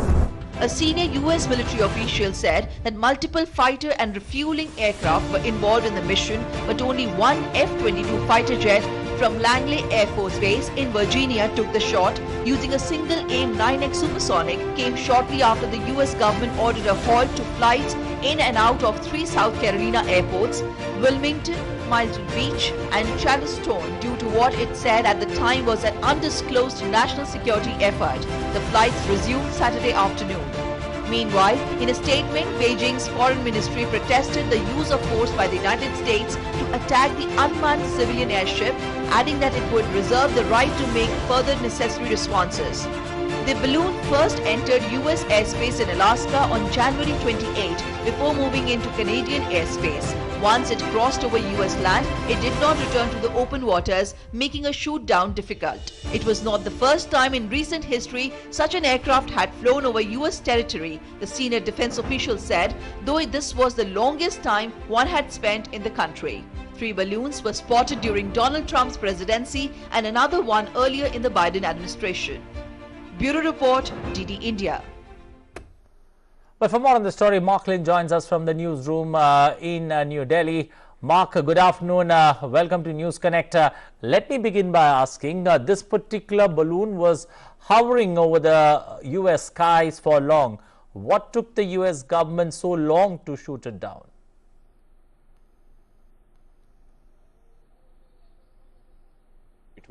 Then for a long time it was over the Canadian airspace, but when it did come into the US airspace, it was over land. And even though President Joe Biden, according to reports, had suggested that it be shot down, the military said that it would cause damage to residential areas and people on land, so they waited for the balloon to drift over the sea, and then at the first opportunity, when it was in shallow water, they shot it down. So basically that was the official reason, but it may look like, they were waiting too long, and perhaps if it was a balloon, then it had done quite a lot of damage to the United States over that period of time. Mark, looking at this particular high-flying spy, high altitude spying that's taking place, do you feel this is a new low in US-China relations? Well, the US and China are now looking at disputes over various aspects. Of course, they have a trade dispute. That's one of the big issues. They are the two strongest powers in the world, and largely it is regarding trade. When we look at the South China Sea and the sea lanes, China has been belligerent and sort of asserting its authority by claiming islands, which the US, is totally against, wanting all these waters to be international. And for it, that is the reason why it has created a maritime strategy, which includes the Quad and various other countries. So basically, their theater of opposition, in a large sense, is on trade routes and on the water. They aren't really in any disputes which can heighten or lead to war, except that the US supports Taiwan, but it is to support the One China policy as well. So there are irritants because of the rise of China, and China has been seen to be a power that is not playing by the rules, as we can clearly see in this particular episode with a balloon, spying using balloons, it seems like, totally outdated thing. But perhaps the Chinese still feel that this has to be done. Mark, when one looks at, let's suppose, what's the need of a surveillance balloon? Is it over and above maybe a fighter aircraft, or for that matter, where does it hover around? Is it above a fighter aircraft, or even for that matter, commercial airlines, the space that they use? Yes, these balloons operate at about 60,000 feet and above, which is well above the commercial airlines flying areas. In fact, that was one of the reasons why the balloon was also not shot down earlier. You asked that question. It was because, the debris could have fallen onto airspace which was being used by commercial airlines. That was one of the reasons. So it had to be moved into an area where there were no commercial airlines also operating. But yes, it operates much higher than that, but obviously much lower than a satellite. And it is much cheaper to launch these balloons into the air than, launch a satellite. You need a rocket to launch a satellite. And then, of course, satellites have been utilized. And we know now that the stage of warfare has reached satellites being targeted and, shot down. So perhaps balloons, for whatever time they are available, one could look at it as a cheaper strategy. It can get as much information as they can. It follows the same rules as, they can say that it's for civilian purposes using weather forecasting and things like that, because it uses just a radar and cameras and tries to get information about the atmosphere, but at the same time it is getting information about the ground and the situation there. And for instance, this particular balloon covered a lot of military air bases of the United States, which was leading to the concern within the US. Okay, now considering the fact that, this particular balloon was sighted midweek, when Secretary of State Anthony Blinken's visit was scheduled to China to ease the rising tensions, China said it would look into the matter about this particular balloon that's been talking about, that's been said it belongs to China. But now, once it's been shot down, there has been a U-turn in the approach that China has taken. China has said, what's the need to shoot down an unmanned balloon that was there in the sky? Do you somewhere feel, China has got this all wrong? Well, the US believes that it is a surveillance balloon, but China says that they were constantly in communication with the United States. There are rules. Everybody does have balloons for weather purposes. They use them. Many countries do, but probably they do have dual purposes. And when you are operating in airspace that is not yours, you have to be in touch with the country of where the airspace is, because ultimately you're looking for weather-related information that affects the entire world.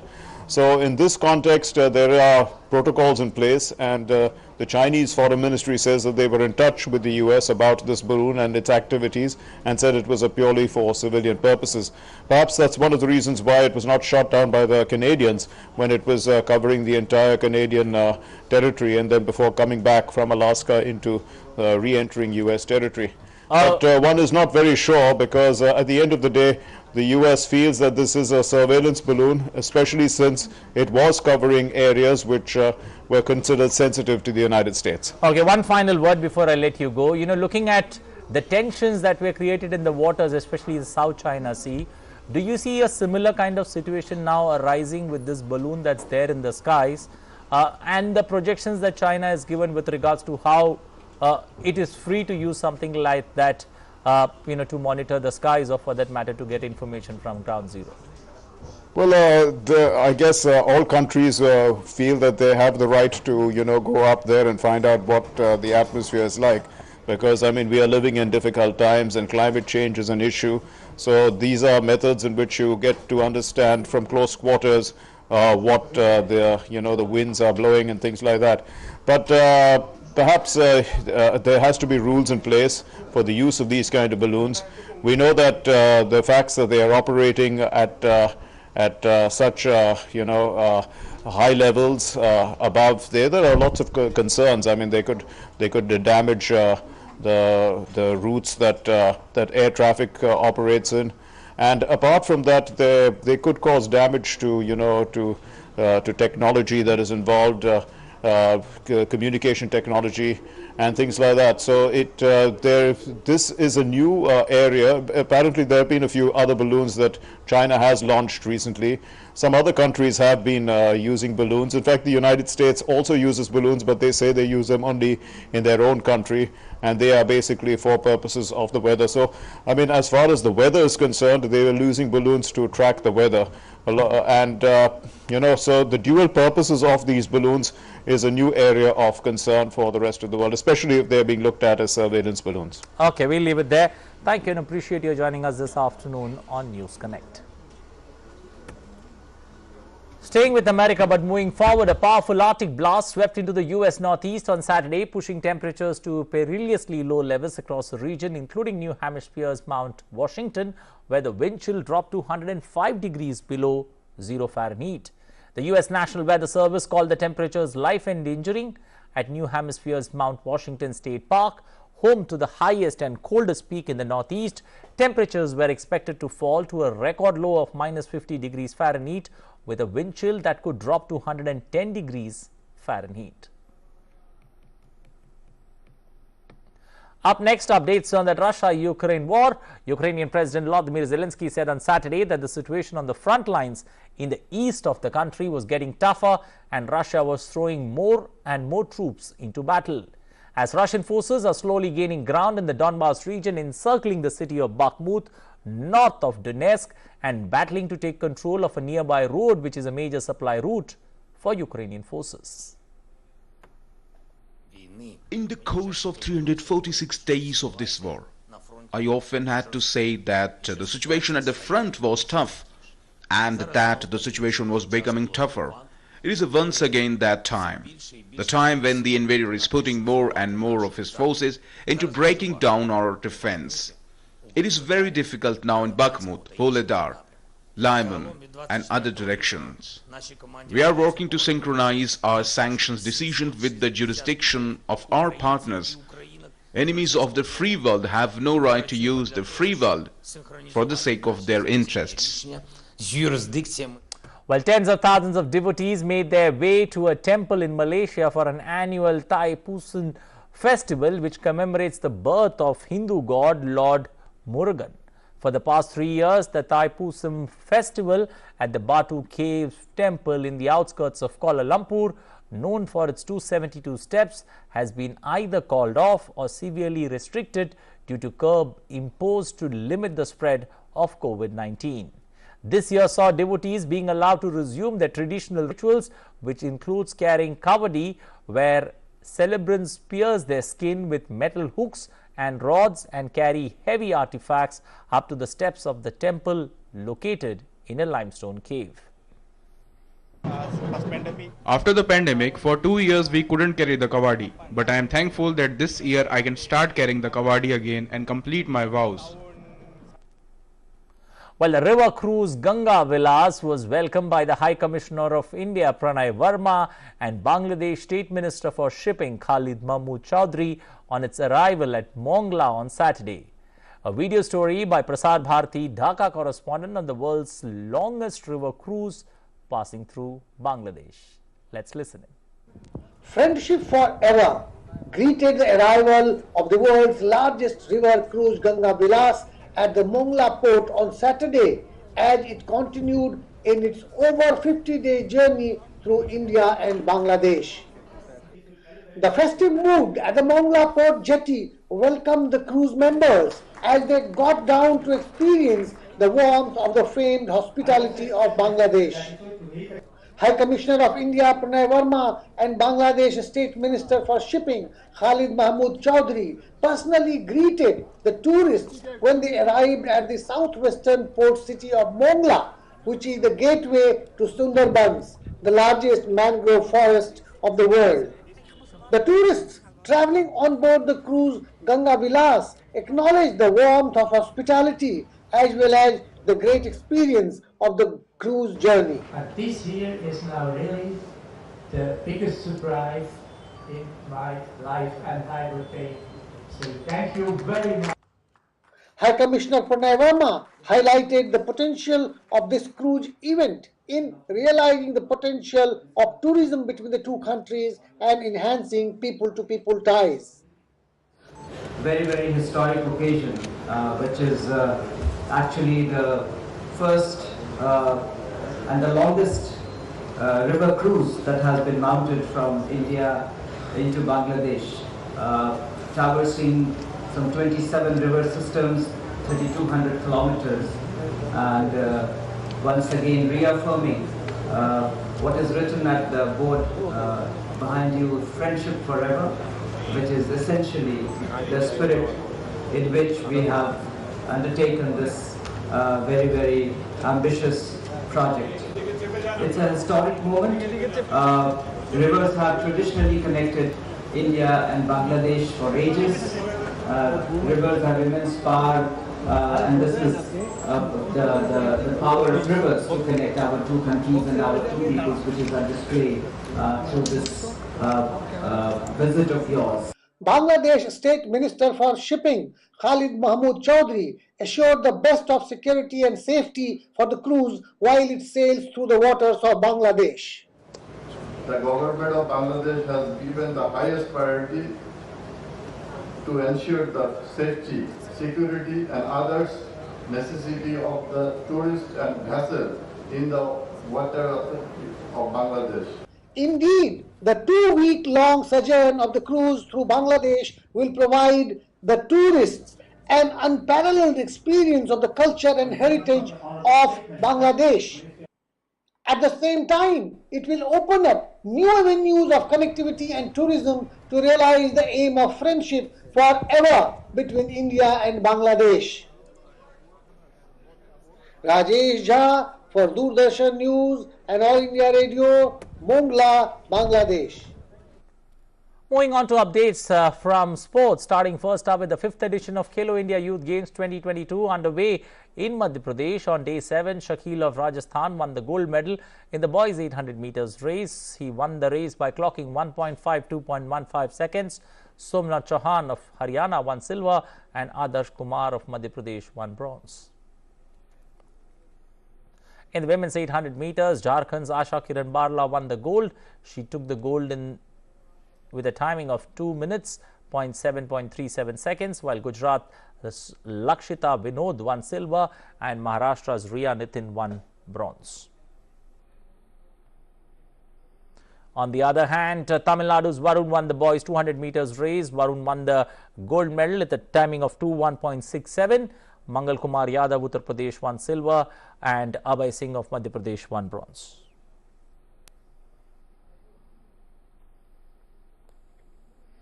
In the girls 200 meters event, Shiv Kanya Mukti of Madhya Pradesh clinched the gold. Tamanna of Haryana got silver and Kerala's Meghna won the bronze medal. Megha won the bronze medal. Punjab clinched the gold medal in the girls basketball in Khelo India Youth Games. In a conversation with our correspondent Gaurav Kumar, Punjab girls team's captain Kavya said Khelo India Youth Games is a good platform for youngsters. Team won the gold medal of basketball, defeating Chhattisgarh. Right now we have with us Punjab team captain Kavya. How was the competition and how you see the status of this Khelo India Youth Games? First of all, I would like to thank everyone in this staff, Khelo India. All the facilities were very good, even the transport and even the hotels, they were really nice, and even the food. I love the food, and I love the coach because I've been playing Khelo India since a long time. This is my 4th Khelo India, and I love to play Khelo India because they provide us with everything. And seeing the competition here, it was tough, it was hard. But I think in the end, everyone progressed, and we have really good players in our team, and I wish to go progressively ahead. But the youth players, they're actually very good, and they're coming up, they're arising. So I wish everyone best of luck, and I loved Khelo India. It was your 4th Khelo India. So if we go back when you played your first Khelo India, what difference you feel? There was not much difference, but Actually, Indore is really very nice. It's a clean place, and I love to play in Indore. If we want to know that why Khelo India platform is important for athlete. So I feel like Khelo India is very important because there are many players who are not able to play the other open tournaments, and it gives us a chance to play in the other good players to play here at this platform, because this platform is really good for players who can't play in the open tournaments, and it also have like many hard players who play really good. So I feel like Khelo India is very important for many players. If we talk about the basketball game, how do you see that? What the necessary steps should take to more encourage young players that they should come in basketball, and what you look about the basketball future if we talk about internationally, Indian future? Well, I feel like there should be more academies for, there are many academies for boys, but there should be more academies for girls where they can all practice together, because there's a scouting system.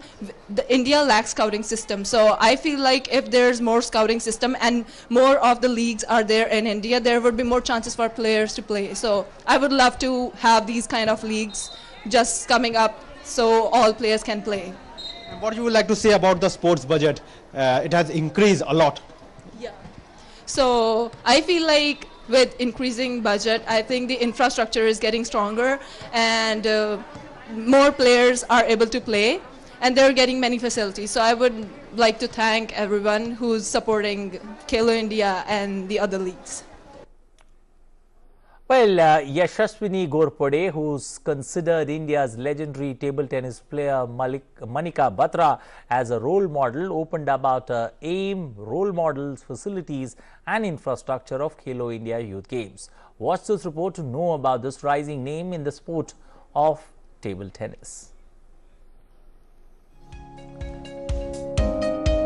Khelo India is a platform where you learn from stars, brush up your sport and cross many milestones, such as the story of a young paddler from Karnataka. Meet world number 1 in under-19 women's doubles rankings and India's rising table tennis star, Yashaswini Ghorpade. Walking on the footprints of her idol Manika Batra, Yashaswini dreams to represent India at Olympics and World Championships. Well versed with their international players, Yashaswini feels that there is a lot of improvement in the sport of table tennis. अभी खेलो India में अच्छे players ऊपर आ रहे हैं और grassroot level से ऊपर आ रहे हैं और हमें अच्छा मैचेस खेलने को मिल रहा है, तो इधर खेल के हमें मैच प्रैक्टिस हो रहा है और ऊपर के लेवल में और अच्छा परफॉर्म करने के लिए हेल्प कर रहा है. In recent UTT National Ranking Table Tennis Championships, Yashaswini bagged the gold medal. The player from Karnataka has proved she is one of the big contenders. Her presence in the Khelo India Youth Games is inspiring her teammates and fellow paddlers. यहाँ पे world top पे सुहाना और यशु भी खेल रहे हैं, जो दोनों ही मेरे अच्छे दोस्त हैं, पर वो लोग ये बार साथ नहीं खेल पाए क्योंकि वो अलग अलग स्टेट्स हैं, पर वो फिर भी जो स्ट्रैटेजीज अपने अपने पार्टनर के साथ यूज़ करते हैं, ये सब देख के बहुत मज़ा आ रहा था. मैं और मेरी पार्टनर सुहाना और उसकी पार्टनर के साथ भी खेले थे और उनके स्ट्रैटेजीज हमें स्टार्टिंग में समझ में नहीं आए थे, पर एंड में हम जीते तो हमें भी स्ट्रैटेजीज लगाना पड़ा, तो ये हमें बहुत मोटिवेट किया है थोड़ा दिमाग यूज़ करने के लिए, मूवमेंट का सब स्ट्रैटेजी करने के लिए, और बहुत मोटिवेटिंग है ये वर्ल्ड टॉप एथलीट्स के साथ खेलने के लिए. The paddler from Karnataka hailed Khelo India Youth Games as extremely useful for the players.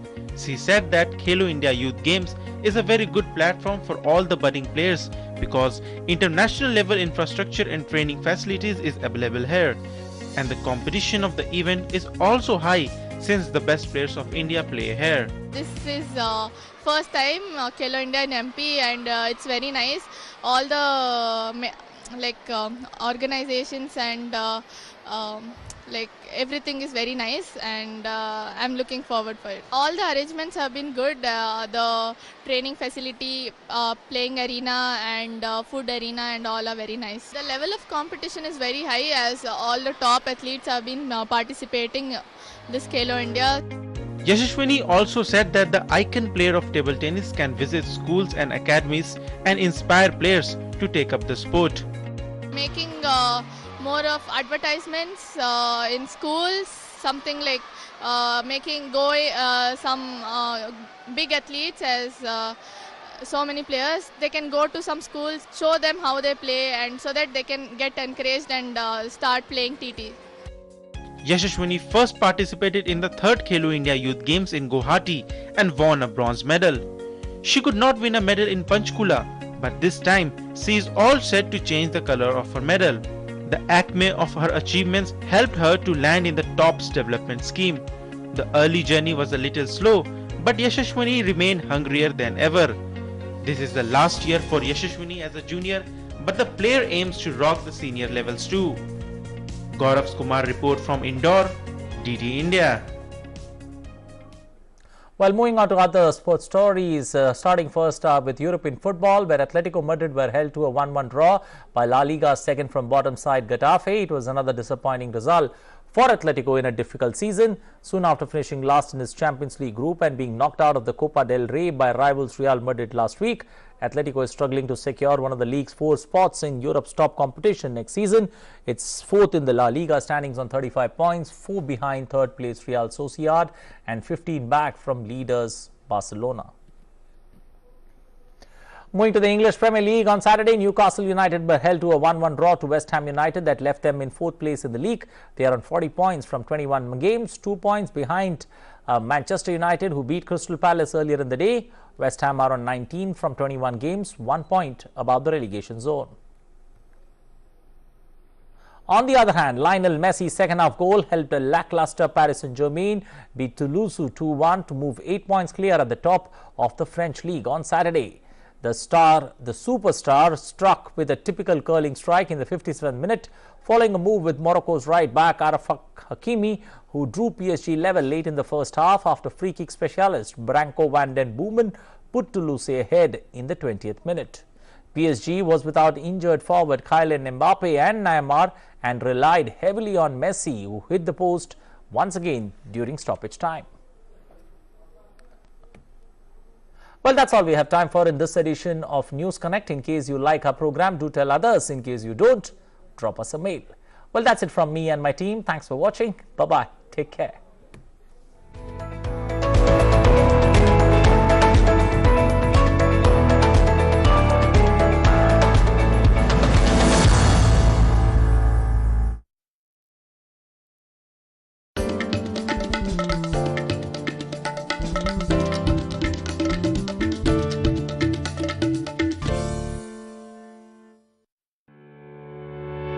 On India Calling this week, a roundup of the G20 meetings, an exclusive interview of UAE Ambassador to India, know all about the wetlands taking the vast expanse of the Rann of Kutch,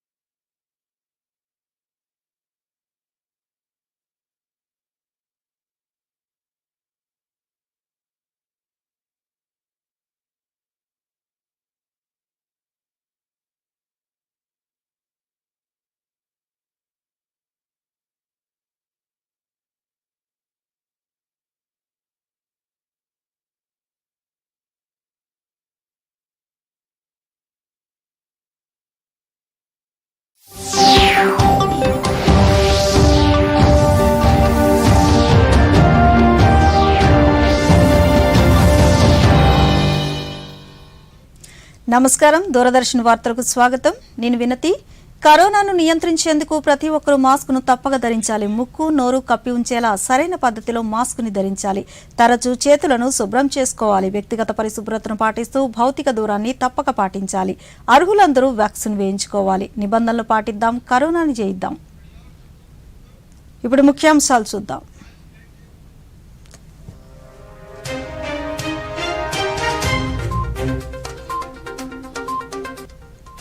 ఈ నెల 11న పలు జిల్లా కోర్టులలో జాతీయ లోక్ అదాలత్ కార్యక్రమం. త్వరితగతిన కేసులు పరిష్కారానికి లోక్ అదాలత్ చక్కని వేదికన్న న్యాయమూర్తులు.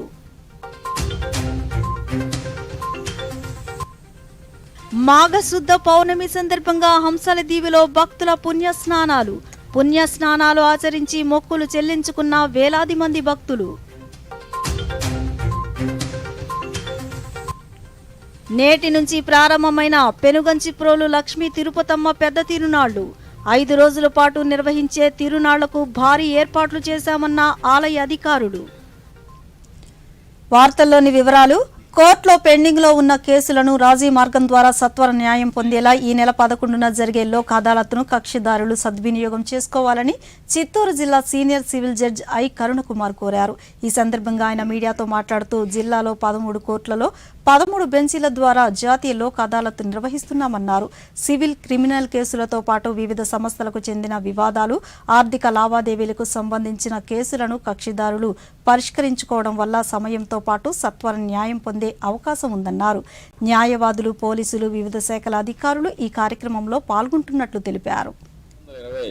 The code of criminal procedure చెప్తున్నటువంటి కేసులన్నీ కూడా అక్కడ మనకన్నీ ఏ కేసులు రాజీ చేసుకోవచ్చు అన్న ఆ సెక్షనల్ వ్యూస్ అన్నీ ఉంటాయి. అందులోని సెక్షన్ 320లో దాని ప్రకారంగా మనం సివిల్, క్రిమినల్, అలాగే మిగతా ఇండస్ట్రియల్ డిస్ప్యూట్స్, లేబర్ డిస్ప్యూట్స్, అలాగే మున్సిపల్ కేసెస్, ఏదైనా సరే ఒక వివాదం ఉంటే ఆ వివాదాన్ని మనకి చట్టపరంగా అది మనం రాజీ చేసుకోవచ్చు అన్నప్పుడు దాన్ని ఖచ్చితంగా రాజీ చేసుకోవచ్చు. కాబట్టి ప్రజలందరూ కూడా సమాయత్తమై, ముఖ్యంగా కక్షిదారులు, న్యాయవాద మిత్రులు, పోలీస్ సోదరులు అందరూ కూడా ఈ జరగబోయే నేషనల్ లోక్ అదాలత్ని విజయవంతం చేయాలి.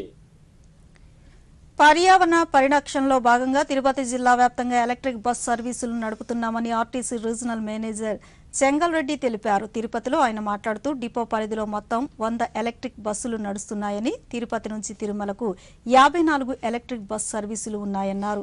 ఈ బస్సుల ద్వారా తిరుమలలో పర్యావరణాన్ని పూర్తి స్థాయిలో కాపాడుతున్నామని చెప్పారు. తిరుపతి నుంచి కడప, నెల్లూరు, మదనపల్లి మీదుగా మరో 14 ఎలక్ట్రిక్ బస్సులు ఏర్పాటు చేశామని, 12 ఎలక్ట్రిక్ బస్సులను తిరుపతి జిల్లాలోని పుణ్యక్షేత్రాలకు నడుపుతున్నట్లు తెలిపారు. త్వరలో మరికొన్ని ఎలక్ట్రిక్ బస్సులు తిరుపతి ఆర్టీసీ డిపోకు రానున్నాయని తెలిపారు. ప్రారంభించడం జరిగింది. ఇప్పుడు 41 బస్సులు తిరుమల మధ్య తిరుగుతున్నాయి. ఇంకా 20 బస్సులు రిజిస్ట్రేషన్ ఉన్నాయి. ఫిబ్రవరి ఎండింగ్ కల్లా మిగతా బస్సులు కూడా వస్తాయి. టోటల్ 100 బస్సుల్లో 50 బస్సులు తిరుమల మధ్య షటిల్ తిరుగుతాయి. 14 బస్సులు తిరుమల, రేణిగుంట రైల్వే స్టేషను, రేణిగుంట వరకు నడిపి అట్లనే రేణిగుంట ఎయిర్పోర్ట్ నుంచి రైల్వే స్టేషన్ ద్వారా తిరుమలకు నడపడను. 12 బస్సులు ప్రయాణికుల సౌకర్యార్థము తిరుపతి నుంచి నెల్లూరు, తిరుపతి నుంచి కడప, తిరుపతి నుంచి మదనపల్లికి నడపడను అని. ఇవి 35 సీటింగ్ కెపాసిటీ ఏసీ బస్సులు. దాంట్లో వైఫై సౌకర్యము, సీసీ కెమెరాలు అన్నీ ఉన్నాయి. ఆహ్లాదకరమైన వాతావరణం కూడా తిరుమల ప్రయాణం చేసినప్పుడు భక్తులు చూడొచ్చు. కేంద్ర ప్రభుత్వం ప్రవేశపెట్టిన బడ్జెట్ మహిళల ఆత్మగౌరవం పెంచేదిగా, వారి సామాజిక, ఆర్థిక, వ్యాపార సామర్థ్యాలను విస్తృతపరిచేదిగా ఉందని భారతీయ జనతా పార్టీ రాష్ట్ర మహిళా మోర్చా మీడియా కన్వీనర్ సాదినేని యామిని శర్మ అన్నారు. ఉద్యోగినుల నుంచి గృహిణుల వరకు ప్రతి బాలికకు, మహిళకు దీర్ఘకాలిక ప్రయోజనాన్ని బడ్జెట్ చేకూరుస్తుందన్నారు. మహిళలు, బాలికల సంరక్షణ, పోషణ కోసం 25,000 కోట్ల రూపాయలను కేంద్రం కేటాయించిందని, కానీ రాష్ట్రంలో మహిళలకు రక్షణ లేకుండా పోయిందన్నారు. కేంద్రం ఇచ్చిన నిర్భయ నిధులను పూర్తిగా సద్వినియోగం చేసుకోలేదన్నారు. 12,000 కోట్ల రూపాయలతో రాష్ట్రంలో 45 లక్షల మరుగుదొడ్లను కేంద్రం నిర్మించిందని, కానీ రాష్ట్ర ప్రభుత్వం ఆ మరుగుదొడ్లకు ట్యాక్సులను వేసి మహిళలను వేధిస్తోందన్నారు. Those schemes are extraordinary, important and very valuable for the entire women community. Srimati Sitaraman ji has introduced Mahila Samman Savings Certificates, with which any woman or a girl can save up to 2 lakhs rupees and they get 7.5% interest on the savings they have made. And the budget allocated for the Poshan Abhiyan, Mission Shakti, Mission Vatsalya, which is for the adolescents, girls, welfare, protection, and also for their development, is about 25,444 crore. But unfortunately, the state of Andhra Pradesh, the government of Andhra Pradesh, is unable to use the complete funds given by the central government. For example, like Nirbhaya funds. If you take Nirbhaya funds, Andhra Pradesh is not even completely using the funds under Nirbhaya. అధికారంలోకి వస్తే ఒక్క రూపాయి కూడా తీసుకోకుండా లబ్ధిదారులందరికీ టిడ్కో గృహాలు ఇస్తామని జగన్మోహన్ రెడ్డి హామీ ఇచ్చారని సిపిఐ రాష్ట్ర కార్యదర్శి కె రామకృష్ణ అన్నారు. ముఖ్యమంత్రిగా అధికారం చేపట్టిన 4 ఏళ్లు గడిచినా ఒక్కరికి కూడా ఇళ్లు కేటాయించలేదని టిడ్కో ఇళ్లను సందర్శించిన ఆయన మీడియాతో మాట్లాడుతూ గత ప్రభుత్వం 20,000, 50,000, ₹1,00,000 డిపాజిట్తో టిడ్కో ఇళ్లను నిర్మిస్తే విమర్శించిన జగన్మోహన్ రెడ్డి ఇప్పటి వరకు వాటిని లబ్ధిదారులకు ఎందుకు ఇవ్వలేదని ప్రశ్నించారు. జగనన్న కాలనీ గృహ నిర్మాణాలకు రాష్ట్ర ప్రభుత్వం ఇస్తున్న నిధులు పెంచి ఇసుక, సిమెంట్ ఉచితంగా రాష్ట్ర ప్రభుత్వమే సప్లై చేయాలన్నారు. Very much price rise is there and also unemployment is there. The central government, particularly the central budget, they didn't address even a single basic issue. At the time of elections, Mr. Narendra Modi assured to the farmers that by 2022, every farmer will. మాఘశుద్ధ పౌర్ణమి సందర్భంగా కృష్ణా జిల్లా కోడూరు మండలం హంసలదీవి వద్ద గల కృష్ణా సాగర సంగమంలో భక్తులు పుణ్య స్నానాలు ఆచరించారు. ఆంధ్ర, తెలంగాణ రాష్ట్రాల నుంచి లక్షలాది మంది భక్తులు తరలి రావడంతో సముద్ర తీరం భక్తజన సందోహంగా మారింది. భక్తులు కృష్ణమ్మకు ప్రత్యేక పూజలు చేశారు.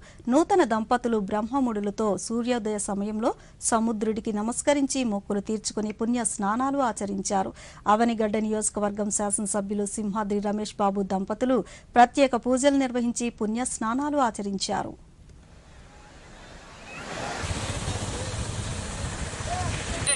పోలీసు వారికి సహకరించవలెను. ప్రతి ఒక్కరూ మాస్క్ ధరించవలెను.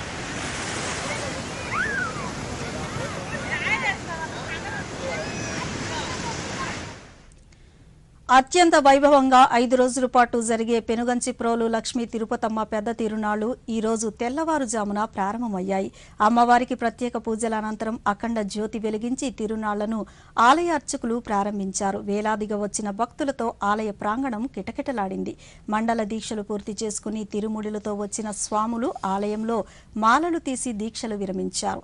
ఈ సందర్భంగా ఆలయ చైర్మన్ చెన్నకేశవరావు మాట్లాడుతూ అమ్మవారి తిరునాళ్లకు వస్తున్న భక్తుల కోసం వసతి, త్రాగునీరు, ప్రసాదాలు, అన్నదానంతో పాటు ఈ రోజు సాయంత్రం జరగనున్న తిరుపతమ్మ కళ్యాణోత్సవానికి భారీ ఏర్పాట్లు చేశామన్నారు. తిరునాళ్ళలో భాగంగా ఈ 5 రోజులు కూడా అమ్మవారికి అనేక క్రతువులు నిర్వహించడం జరుగుతుంది. రేపు జలవిందల మహోత్సవం ఉంది. అలాగే తదుపరి అంకసేవ ఇత్యాది కార్యక్రమాలతో 9వ తేదీ వరకు కూడా అమ్మవారి పెద్ద తిరునాళ్ళ ఉత్సవాలు ఘనంగా జరుగుతాయి. ఈరోజు సుమారు 1,00,000 మంది భక్తులు వివిధ ప్రాంతాల నుంచి, వివిధ రాష్ట్రాల నుంచి, అనేక జిల్లాల నుంచి కూడా శ్రీ అమ్మవారి దర్శనార్థమే వస్తారు. అలాగే సాయంత్రం అమ్మవారి కళ్యాణాన్ని వీక్షించడానికి కూడా పెద్ద ఎత్తున భక్తులు, దాదాపు 30,000 మంది పైన భక్తులు కూర్చుని అమ్మవారి కళ్యాణం వీక్షించే విధంగా అక్కడ అన్ని రకాల ఏర్పాట్లు చేయడం జరిగింది. వచ్చిన భక్తులందరూ కూడా ఎవరికి ఎటువంటి ఇబ్బంది లేకుండా చక్కగా అమ్మవారి దర్శనం జరిగే విధంగా, అలాగే అమ్మవారి కళ్యాణం వీక్షించే విధంగా కూడా అన్ని రకాల ఏర్పాట్లు చేసి ఉన్నాం. అమ్మవారి కళ్యాణ మహోత్సవం సందర్భంలో స్వాముల యొక్క తిరుముళ్ళు కూడా ఈ రోజునే సమర్పించడం అవుతుంది. కాబట్టి భక్తులందరూ విపరీతంగా, స్వాములందరూ కూడా, వారితో పాటు వారి కుటుంబ సభ్యులు, భక్తులు కూడా. ఈ వార్తలు ఇంతటితో సమాప్తం. నమస్కారం.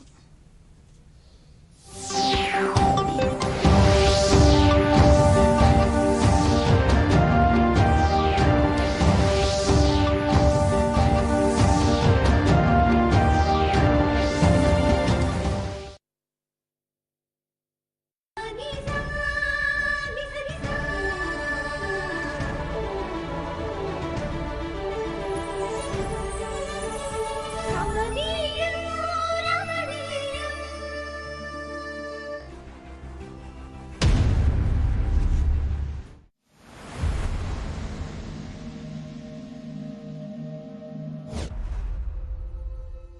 దూరదర్శన్ ప్రేక్షకులకు కరెంట్ అఫైర్స్ ప్రోగ్రాంకి స్వాగతం.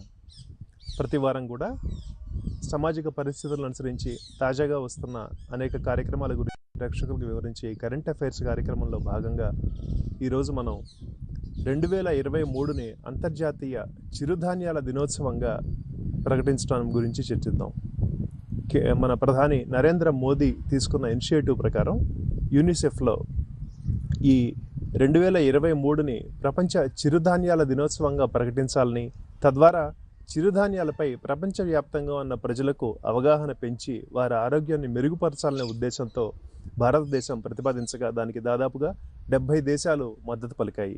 ఈ నేపథ్యంలో ఈ చిరుధాన్యాలు, వాటి ఆవశ్యకత, ఈ స్థాయిలో దీనికి ప్రచారం కల్పించాల్సిన అవసరం గురించి చర్చిద్దాం. ఈరోజు మనం గుంటూరులోని కృషి విజ్ఞాన కేంద్రంలో ఉన్నాం. న్యూట్రిషనిస్ట్ అలాగే సైంటిస్ట్ దీపా గారితో ఇప్పుడు మనం ఉన్నాం. దీపా గారు, good morning, welcome to Doordarshan. చెప్పండి, ఈ చిరుధాన్యాలని ఇంత స్థాయిలో మనం ప్రచారం చేయాల్సిన అవసరం ఏముంది అసలు? మనము అంటే 2023 సంవత్సరం ఇంటర్నేషనల్ మిల్లెట్ ఇయర్ మనం ఆమోదించబడిన తర్వాత ఇంత విస్తృతంగా ప్రచారం చేయాల్సిన అవసరం చాలా ఉంది. ఎందుకంటే మనకు గ్రీన్ రెవల్యూషన్ తర్వాత మనకు వీట్ యొక్క ప్రొడక్టివిటీ చాలా ఎక్కువగా పెరిగిపోయింది. వీట్ అండ్ రైస్ అనేది చాలా ఎక్కువ ప్రొడక్షన్ అనేది చాలా ఎక్కువగా పెరిగిపోయింది. అంటే ఏకస్లో కానివ్వండి, ఫార్మర్స్ ముందుకు రావడం కానివ్వండి, అది చాలా రకాలుగా కారణాలు ఉన్నాయి. ఒకటి ఏంటంటే హై ఈల్డింగ్ వెరైటీస్ యూజ్ చేయడం వల్ల, ఫర్టిలైజర్స్ యూజ్ చేయడం వల్ల పెరిగిపోయింది. అయితే దీనివల్ల మనకు ఫుడ్ సెక్యూరిటీ అనేది అచీవ్ చేయగలం. ఆహార భద్రత అనేది మనం చాలా వరకు అచీవ్ అయిపోయాము. కానీ మనకు న్యూట్రిషన్ సెక్యూరిటీ అనేది చాలా గ్యాప్ కనపడుతుంది. అంటే ఇప్పుడు మనకు చూసుకున్నట్లయితే ఎక్కడ చూసినా ప్రతి ఏరియాలో మనకు న్యూట్రిషనల్ ప్రాబ్లమ్స్ అధికంగా కనపడుతున్నాయి. అవి ఎవరిలో ఎక్కువగా కనపడుతున్నాయంటే వల్నరబుల్ గ్రూప్, ఎవరైతే ఎక్కువగా అంటే మనకు రోగనిరోధక శక్తి చాలా తక్కువ ఉన్న ప్రజలు, పీపుల్, ఆ కేటగిరీలో వచ్చేసి మనకు విమెన్ ఎక్కువగా వస్తారు. అది కూడా విమెన్ రిప్రొడక్టివ్ ఏజ్ అంటే పునరుత్పత్తి వయసు గల విమెన్, అంటే అడాల్సెంట్ గర్ల్స్ ఎక్కువగా ఉంటారు. తర్వాత చిన్నపిల్లలు, బిలో 5 years పిల్లలు, తర్వాత ప్రెగ్నెంట్ విమెన్, వీళ్ళందరూ కూడా మనకు వల్నరబుల్ గ్రూప్ కింద మనం అనుకోవచ్చు. అలాగే మనం ఎల్డర్లీ పీపుల్ అంటే వయసు పైబడిన వాళ్ళు, వీళ్ళందరూ కూడా వల్నరబుల్ గ్రూప్ అని అనుకోవచ్చు. అయితే వీళ్ళలో అధికంగా ఈ పోషకాహార లోపాలు అనేది చాలా అధికంగా కనపడుతూ ఉన్నాయి. సో మరి పోషకాహార సమస్యల్లో రక్తహీనత అనేది చాలా అధికంగా ఉంటుంది. మనం ఎక్కడ చూసినా కూడా మహిళల్లో కానీ చిన్నపిల్లల్లో బరువు తక్కువగా ఉండడం ఇవి ఎక్కువగా కనపడుతుంటే, మహిళల్లో వచ్చేసి రక్తహీనత అనే సమస్య చాలా అధికంగా ఉంది. ఈ రక్తహీనత వల్ల ఏంటంటే చిన్నపిల్లలు, పుట్టబోయే పిల్లలు కూడా బరువు తక్కువగా పుడుతూ, తర్వాత వేరే ఇతర ప్రాబ్లమ్స్ కూడా పుట్టడం జరుగుతుంది. సో మరి వీటిని అధిగమించాలంటే మనకు మెయిన్గా సమస్య ఎక్కడ ఉందంటే మనకు ఆహారపు అలవాట్లు మార్చుకోవడం చాలా అవసరం ఉంది ఈ తరుణంలో. అంటే మనం చూసినట్లయితే ఇయర్ బై ఇయర్ మనకు కోవిడ్ వచ్చిన తర్వాత ఇప్పుడే మనం ఇది ఎక్కువగా సీరియస్గా వింటున్నాము. కానీ అంతకుముందు కూడా ఇదే వైరస్ ఉంది, బట్ వివిధ స్ట్రెయిన్స్లో ఉంటుంది, వేరియంట్స్లో ఉంటుంది. బట్ మనకు ఎక్కువగా నష్టం కలిగించింది మాత్రం మనకు 2019-20లో కోవిడ్ వల్ల చాలా అధికంగా నష్టం కలిగింది. అదే వైరస్ వివిధ రూపాలుగా రూపాంతరం చెందుతూ ఉంది. అప్పుడు మనకు ఈ పోషకాహార భద్రత లేదు, మనలో ఇమ్యూనిటీ అనేది చాలా తక్కువగా ఉంది. కాబట్టి దీన్ని మనము ఇంక్రీజ్ చేసుకోవాలంటే మంచి నాణ్యమైన ఆహారం తీసుకోవాలనేది లైమ్ లైట్లోకి వచ్చింది. అవును, at the end of the ఇప్పుడు కూడా మనకి చివరికి మందులు కాదు, కోవిడ్ ఎదుర్కోవాలి అంటే ఇమ్యూనిటీ ఒక్కటే మార్గం అనే పరిస్థితి అనేది అనుకుంటుంది. ఇంకొకటి దీనికి మనం పెద్దగా భయపడాల్సిన పనేం లేదు. చిన్నపాటు మనం చేంజ్ మన బిహేవియర్లో, అంటే తినే స్టైల్లో, లివింగ్ స్టైల్లో, లైఫ్ స్టైల్లో మనం చిన్న చేంజ్ తీసుకొని వస్తే మాత్రం ఎటువంటి పెద్ద సమస్య అయినా కూడా మనం అధిగమించవచ్చు. ఫర్ ఎగ్జాంపుల్ మనం తీసుకునే ఆహారం, ఒక సర్వేలో ఏంటంటే తీసుకునే ఆహారం, ఇండియన్స్ తీసుకునే డైటరీ ఆహారంలో మనం ఫుడ్ చేంజెస్ చాలా వరకు వచ్చేసాయి. ఇప్పుడు మనం చూసినట్లయితే ఎక్కువ వెస్ట్రన్ ఫుడ్ స్టైల్ని మనం అలవాటు చేసుకుంటున్నాం. జంక్ ఫుడ్స్, ట్రెడిషనల్ ఫుడ్స్ అనేది మనం మర్చిపోయాము. ఒకప్పుడు ట్రెడిషనల్ ఫుడ్లో మిల్లెట్స్ అనేది చాలా మేజర్ పార్ట్. కానీ ఇప్పుడు మనం చూసుకున్నట్లయితే ఎక్కువగా ప్రాసెస్ ఫుడ్స్కి వెళ్ళిపోతున్నాం. ఇదివరకు అయితే మన కనీసం వీట్, రైస్, మన దాల్, వెజిటబుల్స్ ఉండేటివి. కానీ లైఫ్ స్టైల్ చేంజ్ అయ్యే కొద్దీ, టైం కన్స్ట్రెయింట్ వల్ల జంక్ ఫుడ్స్కి ఎక్కువ అలవాటు పడుతున్నాం. సో ఇలాంటి సిచ్యువేషన్లో మనము ఈ మిల్లెట్స్ అనేది చాలా పోషకాలతో కూడినవి. సో ఇది మనకు పురాతన కాలం నుంచి వస్తూ ఉన్నది. దీనికి మనకు కొద్దిపాటి, అంటే మనం క్రాప్ ప్రొడక్షన్లో కానీ ఎక్కడ కానీ ఎక్కువ జాగ్రత్తలు తీసుకోవాల్సిన అవసరం లేదు. ఇది క్రాప్, ఈజీగా వచ్చే క్రాప్ ఇది.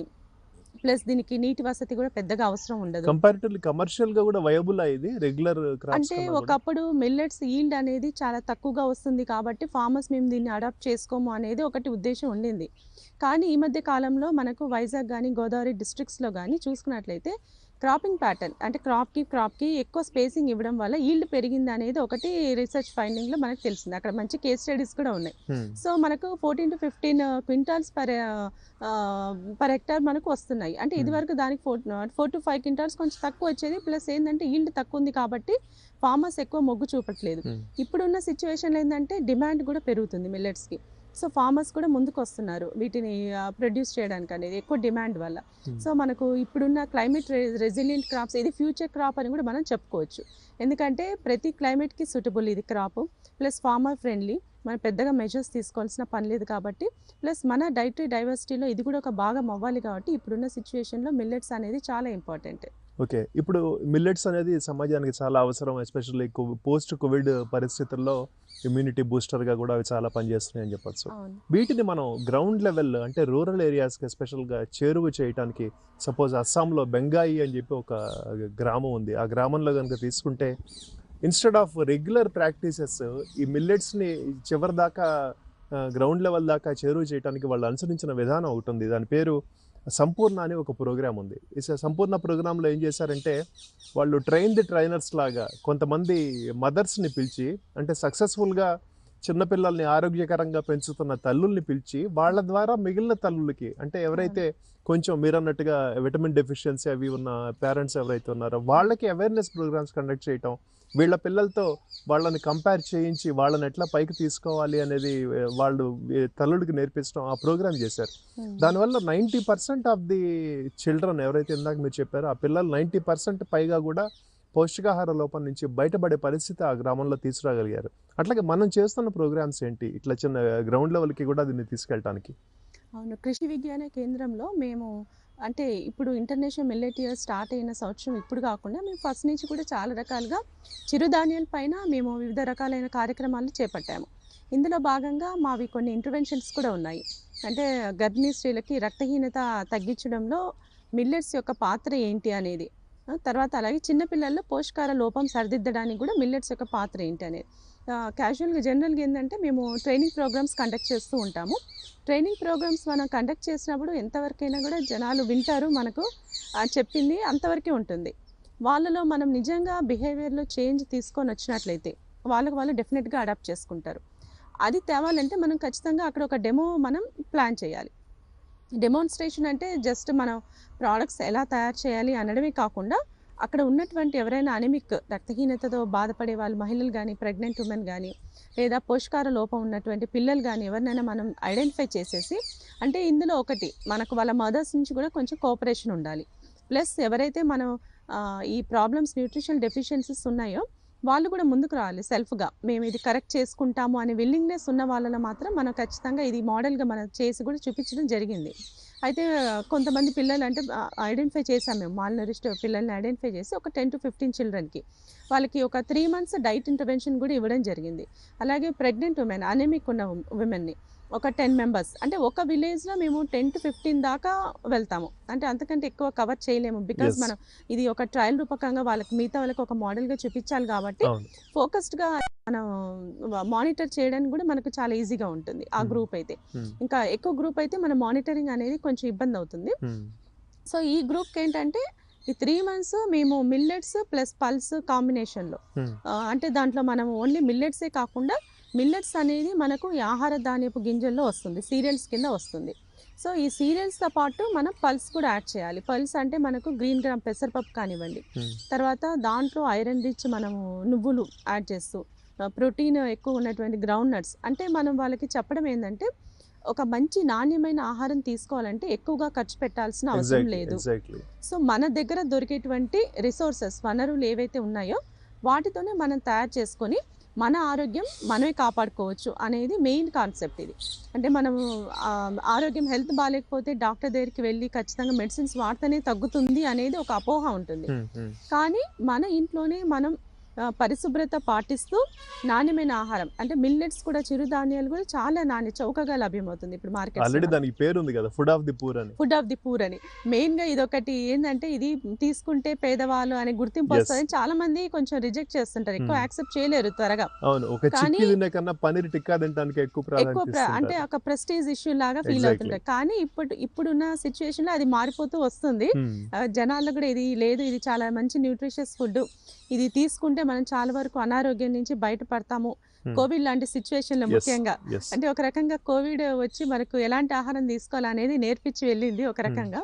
సో అలా మేము విలేజ్ లో మేము డెమాన్స్ట్రేట్ చేస్తూ ట్రయల్స్ చేస్తూ సో ఎవరైతే ఆ చేంజ్ అనేది కనపడిందో పిల్లల్లో వాళ్ళని చూసి మిగతా మదర్స్ కూడా ముందుకు వచ్చారు.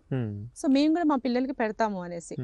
సో అందులో ఏంటంటే వాళ్ళు ఓకే మీరు ఇప్పుడు ఈ గ్రూప్కి ఇచ్చారు కదా, మేము ఓన్గా ఇంట్లో తయారు చేసుకొని ఇదే సేమ్ రాగి లడ్డు, సింపుల్గా రాగి లడ్డు మనకు కావాల్సింది రాగి లడ్డు, దాంట్లో కొంచెం మనం నువ్వులు యాడ్ చేస్తాము ప్లస్ జాగరి, ఇవన్నీ కూడా మనకు గ్రామంలో దొరికేటివి. కాకపోతే కొంచెం కేర్ తీసుకొని వాటిని రోస్ట్ చేసేసి కొంచెం షెల్ఫ్ లైఫ్ అంటే ఎంతవరకు నిల్వ చేసుకోవచ్చు అనేది కొంచెం జాగ్రత్త పాటిస్తూ, ఇంకొకటి పర్సనల్ హైజీన్ అనేది కూడా చాలా ఇంపార్టెంట్. మనకు కొన్నిసార్లు మనం వింటూ ఉంటాం ఈ ఫుడ్ తీసుకోవడం వల్ల మాకు వామిటింగ్స్ అయినాయి అదే అని, బట్ ఫుడ్ వల్ల అయితే ఎలాంటి ఇది ఉండదు. మెయిన్ ఏంటంటే పర్సనల్ హైజీన్ అనేది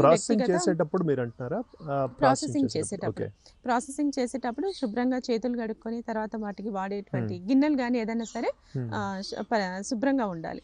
సో అలాంటి చిన్నపాటి కేర్ తీసుకున్నట్లయితే ఇది చాలా హెల్దీ ఫుడ్, న్యూట్రిషియస్ ఫుడ్ అని చెప్పుకోవచ్చు. సో ఇలా చేయడం వల్ల ఏంటంటే జనాలు కళ్ళారా వాళ్ళు చూస్తారు, దీని ద్వారా మనకు ఇంప్రూవ్మెంట్ అనేది కనబడుతుంది అనేది చూసి వాళ్ళు అడాప్ట్ చేసుకుంటారు. అంటే ట్రైనింగ్స్ కంటే కూడా ఇలాంటి చిన్న చిన్న ఇంటర్వెన్షన్స్ చాలా ఎఫెక్టివ్గా ఉంటుంది ఈ న్యూట్రిషనల్ డెఫిషియన్సీస్ కరెక్ట్ చేయడానికి. సో మన రాష్ట్రంలో చూసుకుంటే ఈ చిరుధాన్యాలు పండించడం అనేది రైతులకు పెద్ద హ్యాబిచువల్గా లేదు, కంపారిటివ్లీ కొంచెం తక్కువే పండిస్తున్నారు అనుకోవచ్చు. ఈ విషయంలో మనం రైతుల్ని ఏ విధంగా మోటివేట్ చేస్తున్నాం, చిరుధాన్యాలని పండించండి, వాటిని ఇంకా ఈల్డ్ ఎక్కువ తీసుకురండి అని? ఓకే, అవును. అంటే ఎక్కువగా రాయలసీమ అటువైపు మనం చిరుధాన్యాలు ఎక్కువ పండించడం చూస్తుంటాము, వాళ్ళ రెగ్యులర్ డైటరీ హ్యాబిట్స్లో అదొక భాగము.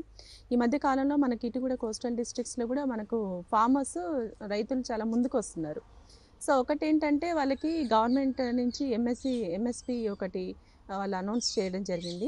అలాగే వాళ్ళు ఇప్పుడు గవర్నమెంట్ ప్రోగ్రామ్స్లో స్కీమ్స్లో కూడా మిడ్ డే మీల్ ప్రోగ్రాంలో ఇలా ఇంట్రడ్యూస్ చేసినట్లయితే కూడా వాళ్ళు రైతులు అనే వాళ్ళు ముందుకు వస్తారు. ప్లస్ వాళ్ళకి ఏంటంటే మెయిన్గా మార్కెటింగ్ లింకేజ్ అనేది వాళ్ళు అంటే హార్వెస్ట్ అయిన వెంటనే వాళ్ళకు ఎక్కడ అమ్ముకోవాలనేది మార్కెట్ సోర్స్ అనేది మనం కల్పించడం అయితే ఇంకా చాలా వరకు మనకు రైతులు అనేవాళ్ళు ముందుకు వస్తారు. బట్ గత ఏడాదితో మనం పోల్చుకుంటే మిల్లెట్ ప్రొడక్షన్ అనేది ఎకరేజ్లో మాత్రం చాలా వరకు పెరిగిందని చెప్పుకోవచ్చు. సో ఇప్పుడు మీరు చెప్పినట్టు చూస్తే మిడ్ డే మీల్లో కనుక దీన్ని ఇన్వాల్వ్ చేస్తే మనకి లోకల్లో ఉన్న రైతుల దగ్గర నుంచే దాన్ని ప్రొక్యూర్ అవటం అనేది ఆబ్వియస్గా పెరిగిపోతుంది. సో ఎందుకంటే అక్కడ దగ్గరలో ఉన్న వాళ్ళకే మిడ్ డే మీల్ ఏజెన్సీస్ కూడా దగ్గర నుంచే దాన్ని ప్రొక్యూర్ చేసి సర్వ్ చేయడానికి ట్రై చేస్తాయి. అది ఎంతవరకు బెనిఫిట్ అవుతుంది మనకి బాగా? అంటే ఇప్పుడు ఒకటి మనం అక్కడ ప్రొక్యూర్ చేసిన తర్వాత కూడా వాళ్ళకి స్టోరేజ్ ఫెసిలిటీ కూడా ఒకటి చూపించినట్లయితే చాలా వరకు ఇది సక్సెస్ అవ్వచ్చు. ఎందుకంటే మనకు మెయిన్గా మిడ్ డే మీల్ ప్రోగ్రాంలో ఇంట్రడ్యూస్ చేసినట్లయితే అన్ని కేటగిరీ గ్రూప్స్ వాళ్ళకి అంటే మెయిన్గా మనం ఇందాక చెప్పుకున్నటువంటి ఉమెన్కి చిల్డ్రన్కి అనేది రెగ్యులర్గా మనకు యాక్సెసిబిలిటీ అనేది అందుబాటులో అనేది మనం తీసుకొని రావచ్చు. ప్లస్ మనకు అక్కడ ఉన్నటువంటి లోకల్గా పీపుల్ కూడా వాటిని అవైల్ చేసుకోవడానికి అంటే వాళ్ళు ఎక్కడికో మార్కెట్కి వెళ్ళేసి వాళ్ళు కొనాలి అని లేకుండా లోకల్గా దొరుకుతుంది అన్నప్పుడు వాళ్ళు చాలా వరకు ముందుకు వస్తారు. ఇప్పుడు ఏంటంటే మనకు గ్రామాల్లో చూసినట్లయితే ఎక్కడో మనం పట్టణంకి వెళ్ళి లేదా అక్కడ పలానా మార్కెట్లో లేదంటే సూపర్ మార్కెట్లో దొరుకుతుందా అనేది చూస్తూ ఉంటారు. సో మన గ్రామంలో దొరుకుతుంది అన్నప్పుడు ఎక్కువగా మన చిరుధాన్యాలతో స్నాక్స్ ఐటమ్ కానివ్వండి, బ్రేక్ఫాస్ట్ ఐటమ్స్ కానీ వీటితో తయారు చేసుకోవడానికి ప్రిఫర్ చేస్తారు. కన్జ్యూమర్ ప్రిఫరెన్స్ కూడా చాలా ఎక్కువగా పెరిగిపోతుంది. సో ఈ మిల్లెట్స్ని జనాలకి అడాప్ట్ చేయటం అనే ప్రాక్టీసెస్లో సెంట్రల్ గవర్నమెంట్ కూడా కొత్త కార్యక్రమాలని రూపకల్పన చేస్తోంది. ఇప్పుడు మధ్యప్రదేశ్లో దాతియా డిస్ట్రిక్ట్లో కనుక మనం తీసుకుంటే వాళ్ళు ఎవ్రీ వీకెండ్కి ఒక మ్యూజికల్ కాన్సర్ట్ లాగా ఆర్గనైజ్ చేస్తున్నారు.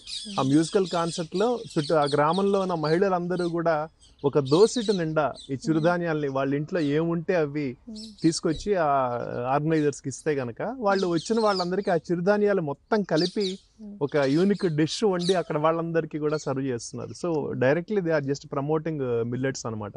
అట్లాంటి ప్రాక్టీసెస్ మనం ఏమన్నా అవలంబిస్తున్నామా? డెఫినెట్గా అవలంబిస్తున్నాం కదా. మనం పోషణ అభియాన్ అనేది మనకు సెప్టెంబర్ నెలలో మనం జరుపుకుంటూ ఉంటాము, పోషకాహార మాసోత్సవం అనేది. ఆ టైంలో మనం ఏంటంటే చిరుధాన్యాల పైన మనం ఎక్కువగా అవేర్నెస్, బ్రాడ్ అవేర్నెస్ క్రియేట్ చేయడం కోసం అనేసి ఫుడ్ కాంపిటీషన్స్ మనం కండక్ట్ చేస్తుంటాము.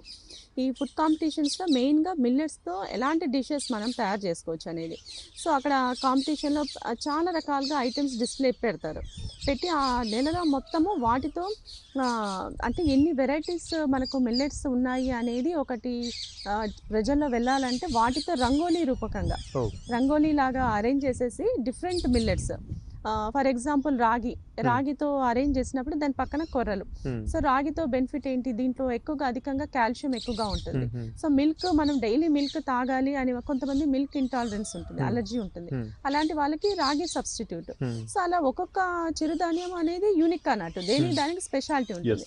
సో ఈ రంగోలీ ద్వారా వాటి యొక్క పోషక విలువలు తెలుపుతూ ఒకటి డిస్ప్లే చేయడం ప్రతి గ్రామంలో. ఇది మనం ఐసిడిఎస్ వాళ్ళతో కంబైన్డ్గా కలిపి మన కేవీకే వాళ్ళు ప్లస్ ఐసిడిఎస్ వాళ్ళు కలిసి చేసేటువంటి కార్యక్రమము.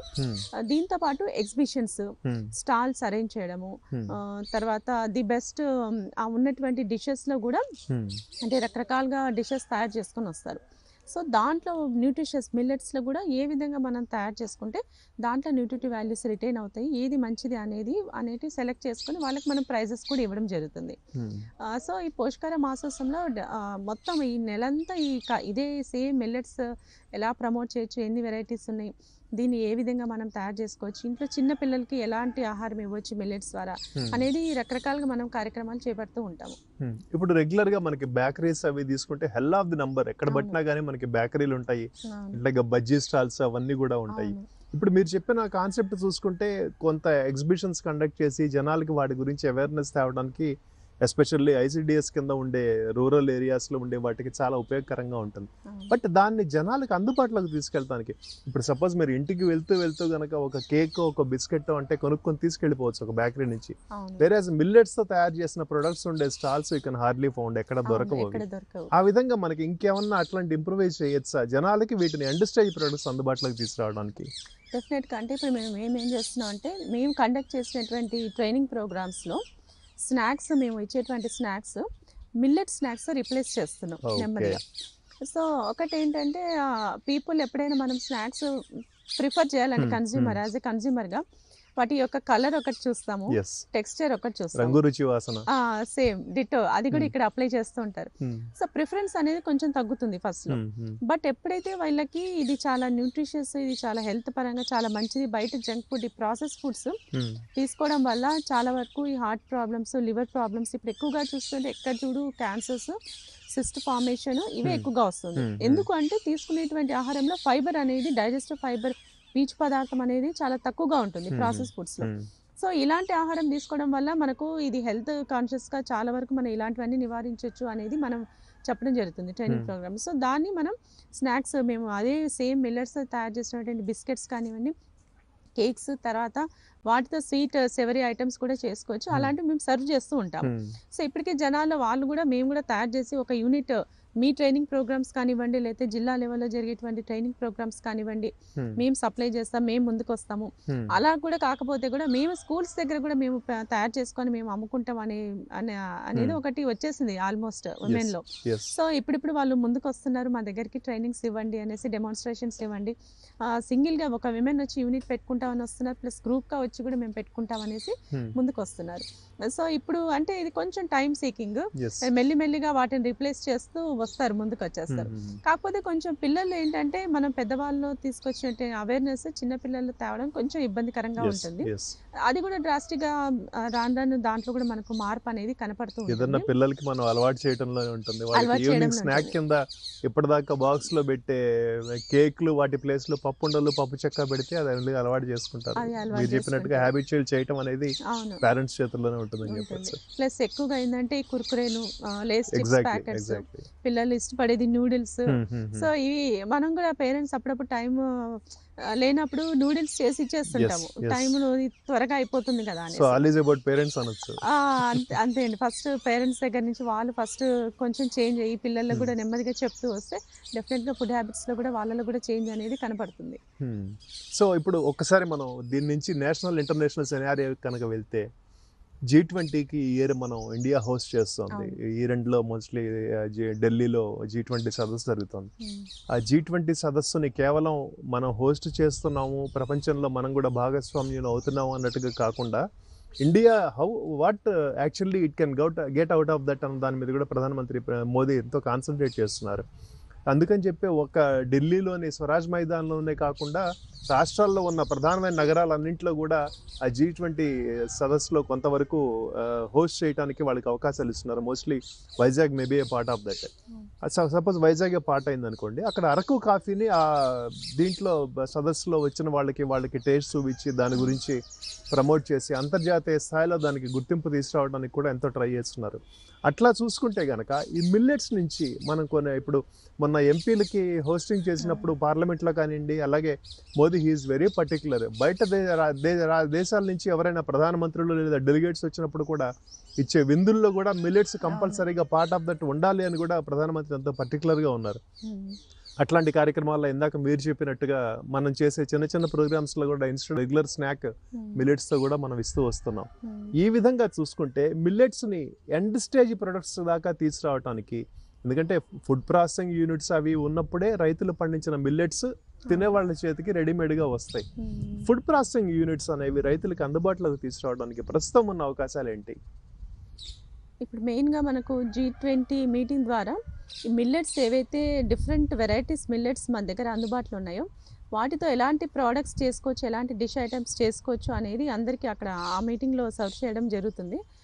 అయితే ఇక్కడ ఇది ఏంటంటే మనం ఇంటర్నేషనల్ మిల్లెట్స్ ఇయర్ కాన్సెప్ట్తో ఇది మనం ఇండియా లీడ్ చేస్తుంది కాబట్టి, సో మనకు ఉన్నటువంటి ఫుడ్ ఐటమ్స్లో చూసుకుంటే మిల్లెట్స్ అనేది చాలా రకాలుగా ఉంటాయి. అవుట్ ఆఫ్ 10-15 వెరైటీస్ ఉన్నాయి. సో ఆ 10-15 varieties each variety one day add చేసుకున్నా కూడా మనకు డైవర్సిటీ అనేది వచ్చేస్తుంది మనం తీసుకునే ఫుడ్లో. సో ఆ వెరైటీస్ని మనం ఎలా యూజ్ చేసుకోవాలి, ప్రతి ఒక్కరికి మనకు మిల్లెట్స్ అంటే మనకు మెయిన్గా గుర్తొచ్చేది ఏంటంటే జావా గుర్తుకొస్తుంది, ప్లస్ లేదంటే రోటీ గుర్తుకొస్తుంది. ఈ 2 ఐటమ్స్ కాకుండా వాటితో స్వీట్ ఐటమ్స్ చాలా రకాలుగా చేసుకోవచ్చు, స్నాక్ ఐటమ్స్ చాలా రకాలుగా డిఫరెంట్ వెరైటీస్ చేసుకోవచ్చు, అలాగే బ్రేక్ఫాస్ట్ ఐటమ్స్ కూడా చేసుకోవచ్చు. సో మెయిన్ ఇప్పుడు మనం చూసుకున్నట్లయితే అన్ని కంట్రీస్లో కంటే కూడా కోవిడ్ టైంలో మన ఇండియన్స్ చాలా ఇమ్యూనిటీతో కొంచెం పోరాడగలిగారు. రెసిస్టెన్స్ అనేది చాలా ఎక్కువగా కనపడింది. ఎందుకంటే మన ఫుడ్ హ్యాబిట్స్ అదేమన్నా కావచ్చు, మిల్లెట్స్ కానివ్వచ్చు, మిరియాల రసం దగ్గర నుంచి. సో మన ఫుడ్ హ్యాబిట్స్ మనల్ని ఇంతవరకు మనకు నిలబెట్టింది. ఈవెన్ ఇప్పుడు కూడా ఫస్ట్ సెకండ్ వేవ్సే కాదు, చైనా మొత్తం వణిగిపోతున్న ఈ పరిస్థితుల్లో కూడా ఇండియా చిన్న ఇంపాక్ట్ కూడా అది చూపించలేకపోయింది. సో ఇది మన రీజన్ ఏంటంటే మెయిన్ గా మనం తీసుకునేటువంటి అప్పట్లో తీసుకునేటువంటి మిల్లెట్స్ కానివ్వండి, ఇవి ఇతర ఫుడ్, తర్వాత కుకింగ్ మెథడ్స్ లో కూడా మనం చాలా మంచి ప్రాక్టీసెస్ మనం ఇప్పుడు అంటే మనకు బేకింగ్ ఇవన్నీ వస్తున్నాయి, కానీ ఒకప్పుడు స్టీమ్ బాయిలింగ్ కానీ పార్ బాయిలింగ్ కానీ తర్వాత మనం ఇలాంటి కుకింగ్ మెథడ్స్ లో కూడా మనం చాలా ముందు ఉంటున్నాం. అవే మనకు ఇప్పుడు దాకా కాపాడుతూ వచ్చాయి. సో ఇప్పుడు ఫుడ్ ప్రాసెసింగ్ యూనిట్స్ అంటారా, మనము చాలా ఇప్పుడు మిల్లెట్స్ మీద కాన్షియస్ ఎక్కువ పెరుగుతుంది కాబట్టి ఫార్మర్స్ కూడా మా దగ్గర కేవీకేకి వస్తూ ఉంటారు. ఎలాంటి ప్రాసెసింగ్ మిషనరీ మెయిన్గా మనకు ప్రైమరీ ప్రాసెసింగ్ మిషనరీ ఒక టైప్ ఉంటుంది, సెకండరీ ప్రాసెసింగ్ అంటే రెడీ టు ఈట్ ఫుడ్స్ అన్నట్టు, ready to cook, ready to eat foods. Primary processing వచ్చేసేపాటికి రైతులు ఎఫ్పిఓస్ ఎవరైతే మిల్లెట్స్ ప్రొడక్షన్ చేపట్టుంటారో అలాంటి వాళ్ళకి ఈ ప్రైమరీ ప్రాసెసింగ్ మిషనరీ అనేది చాలా యూస్ఫుల్గా ఉంటుంది. కాకపోతే ఇందులో ఏంటంటే వన్స్ ప్రైమరీ ప్రాసెసింగ్ యూనిట్స్ మనం సెటప్ చేసిన తర్వాత వాళ్ళు మార్కెటింగ్ ఎక్కడ చేసుకోవాలా అనేది కూడా వాళ్ళకి ఒక అవేర్నెస్ ఉన్నట్లయితే డెఫినెట్గా సక్సెస్ అవుతుంది. ఇప్పుడిప్పుడే మనకు ఇది ఎక్స్పోర్ట్ చేయడానికి కూడా ప్లాన్ చేస్తున్నారు. ఆల్రెడీ రాగి ఇవన్నీ కూడా అవుతున్నాయి, ఎక్స్పోర్ట్ అవుతున్నాయి. స్పైస్ కంటే కూడా ఇది కూడా ఇంచుమించు దగ్గరలో వస్తుంది, ఎక్స్పోర్ట్స్ డిమాండ్ కూడా బాగా పెరిగిపోతుంది. సో అలా ఎక్స్పోర్ట్ డిమాండ్ క్రియేట్ చేస్తూ ఈ ప్రాసెసింగ్ యూనిట్స్గా ఒకవేళ ఎఫ్పిఓస్ కానీ ఇంకెవరికైనా యూనిట్స్ విమెన్ గ్రూప్స్ కానీ ఇచ్చినట్లయితే డెఫినెట్గా ఇది సక్సెస్ అవుతుంది. ప్లస్ మనం లోకల్ మార్కెట్లో కొంతవరకు మనకు వీళ్ళు మార్కెటింగ్ చేసుకోగలుగుతారు, కానీ but exports at the same time exports లెవెల్లో కూడా ప్లాన్ చేసినట్లయితే, అంటే ఇప్పుడు ఇండియా ఈ G20 ద్వారా ఇండియా ఇది ఒక మిల్లెట్ హబ్ అనేది ఒకటి కాన్సెప్ట్ అందరికీ తెలియజేయాలన్నట్టుగా, హెల్త్ పరంగా కూడా ఇది పెద్ద అవేర్నెస్ క్రియేట్ చేయాలా అనే కాన్సెప్ట్తో ముందుకెళ్తున్నాం కాబట్టి డిఫరెంట్ డిషెస్ అన్ని కూడా ఇక్కడ ప్రొవైడ్ చేస్తాం. సో ఈ ప్రోడక్ట్ కూడా మనకు ఎక్స్పోర్ట్ లెవెల్లో వెళ్ళడానికి అనేసి ఇది ఒక బేస్ అన్నట్టు, ఒక ప్లాట్ఫామ్ అన్నట్టు మిల్లెట్స్ ప్రమోట్ చేయాలని. సో ఈ ప్రాసెసింగ్ మిషనరీ వచ్చేసేపటికి మనకు 1 lakh దగ్గర నుంచి కూడా స్టార్ట్ అవుతుంది. చిన్న మిషనరీ 50,000లో కూడా దొరుకుతుంది. ప్రొడక్ట్ ఏంటండి దాంట్లో నుంచి వచ్చే ప్రొడక్ట్? దాంట్లో ఏంటంటే మెయిన్గా మిల్లెట్స్ మనం హార్వెస్ట్ చేసిన తర్వాత వాటిలో మనం క్లీన్ చేయడానికి ఒక మిషనరీ ఉంటుంది, హల్లింగ్ చేయడానికి ఒకటి ఉంటుంది, తర్వాత క్లీనింగ్ హల్లింగ్ అయిపోయాక మిల్లింగ్ లైట్గా పాలిష్ చేసేసి తర్వాత గ్రేడింగ్ కోసం మిల్లింగ్ ఉంటుంది. ఇది ప్రైమరీ ప్రాసెస్లో క్యారీ అవుతుంది. ఇది మిల్ చేసిన ప్రోడక్ట్ని నీట్గా ప్యాక్ చేసి బ్రాండ్ చేసి ఒకటి వాళ్ళు సేల్ చేసుకోవచ్చు, లేదు దాన్ని ఫ్లవర్గా కన్వర్ట్ చేసి కూడా సేల్ చేసుకోవచ్చు. ఆ తర్వాత ఈ సెకండరీ ప్రోడక్ట్స్లో ఏంటంటే ఈ ప్రైమరీ ప్రోడక్ట్స్ ఏవైతే వస్తాయో వాటిని మళ్ళీ మనం డిఫరెంట్ బిస్కెట్స్ రూపకంగా కానీ, ఇన్స్టెంట్ ఉప్మా కానీ, ఇడ్లీ రవ్వ కానీ అలా డిఫరెంట్ ప్రోడక్ట్స్ తయారు చేసుకోవడానికి రెడీ టు కుక్ అన్నాం కదా, సో దాన్ని మనం సెకండరీ ప్రోడక్ట్స్ కింద తీసుకోవచ్చు. అంటే ఇది ఎంటైర్గా ఇది ఒక సెక్షన్ ఉంటుంది, ఇది సెకండరీ వచ్చేసి ఇది కూడా డిఫరెంట్ సెక్షన్ ఉంటుంది. సో మెయిన్గా ఈ విమెన్ వాళ్ళు వచ్చేసే వాటికి సెకండరీ ప్రాసెసింగ్ ఎక్కువ మక్కువ చూపిస్తారు ప్రైమరీ కంటే కూడా. ప్రైమరీ ఎవరంటే రైతులు పండించిన తర్వాత దీన్ని ఎలా మేము ప్రాసెస్ చేయాలి, ఎలా మేము నెక్స్ట్ మార్కెటింగ్ అనేది రైతులు ముందుకు వస్తుంటారు. సో ఈ మిషనరీ ఒకవేళ వాళ్ళకి అఫోర్డబుల్ ప్రైస్కి, అందరూ 1 lakh 2 lakhs పెట్టుకోలేరు కాబట్టి అఫోర్డబుల్ ప్రైస్, ఇప్పుడు జస్ట్ ఫ్లవర్ మిల్ ఇవన్నీ కూడా మనకు 25,000కి అలా వచ్చేస్తుంది. సో కొంత దాని కాస్ట్ మనం రెడ్యూస్ చేయగలిగినట్లయితే ఇది ఇంకా బాగా సక్సెస్ఫుల్గా ఉంటుంది. ఇప్పుడు మన స్టేట్లో ఇప్పుడు మీరు చెప్పినట్టుగా ఎండ్ స్టేజ్ ప్రొడక్ట్స్ కనుక మనం తీసుకుంటే మన స్టేట్లో వచ్చే ఈల్డ్లో ఉన్న మిల్లెట్స్ మొత్తంలో ఉన్న టాప్లో 1 2 3 ఏం చెప్పచ్చు?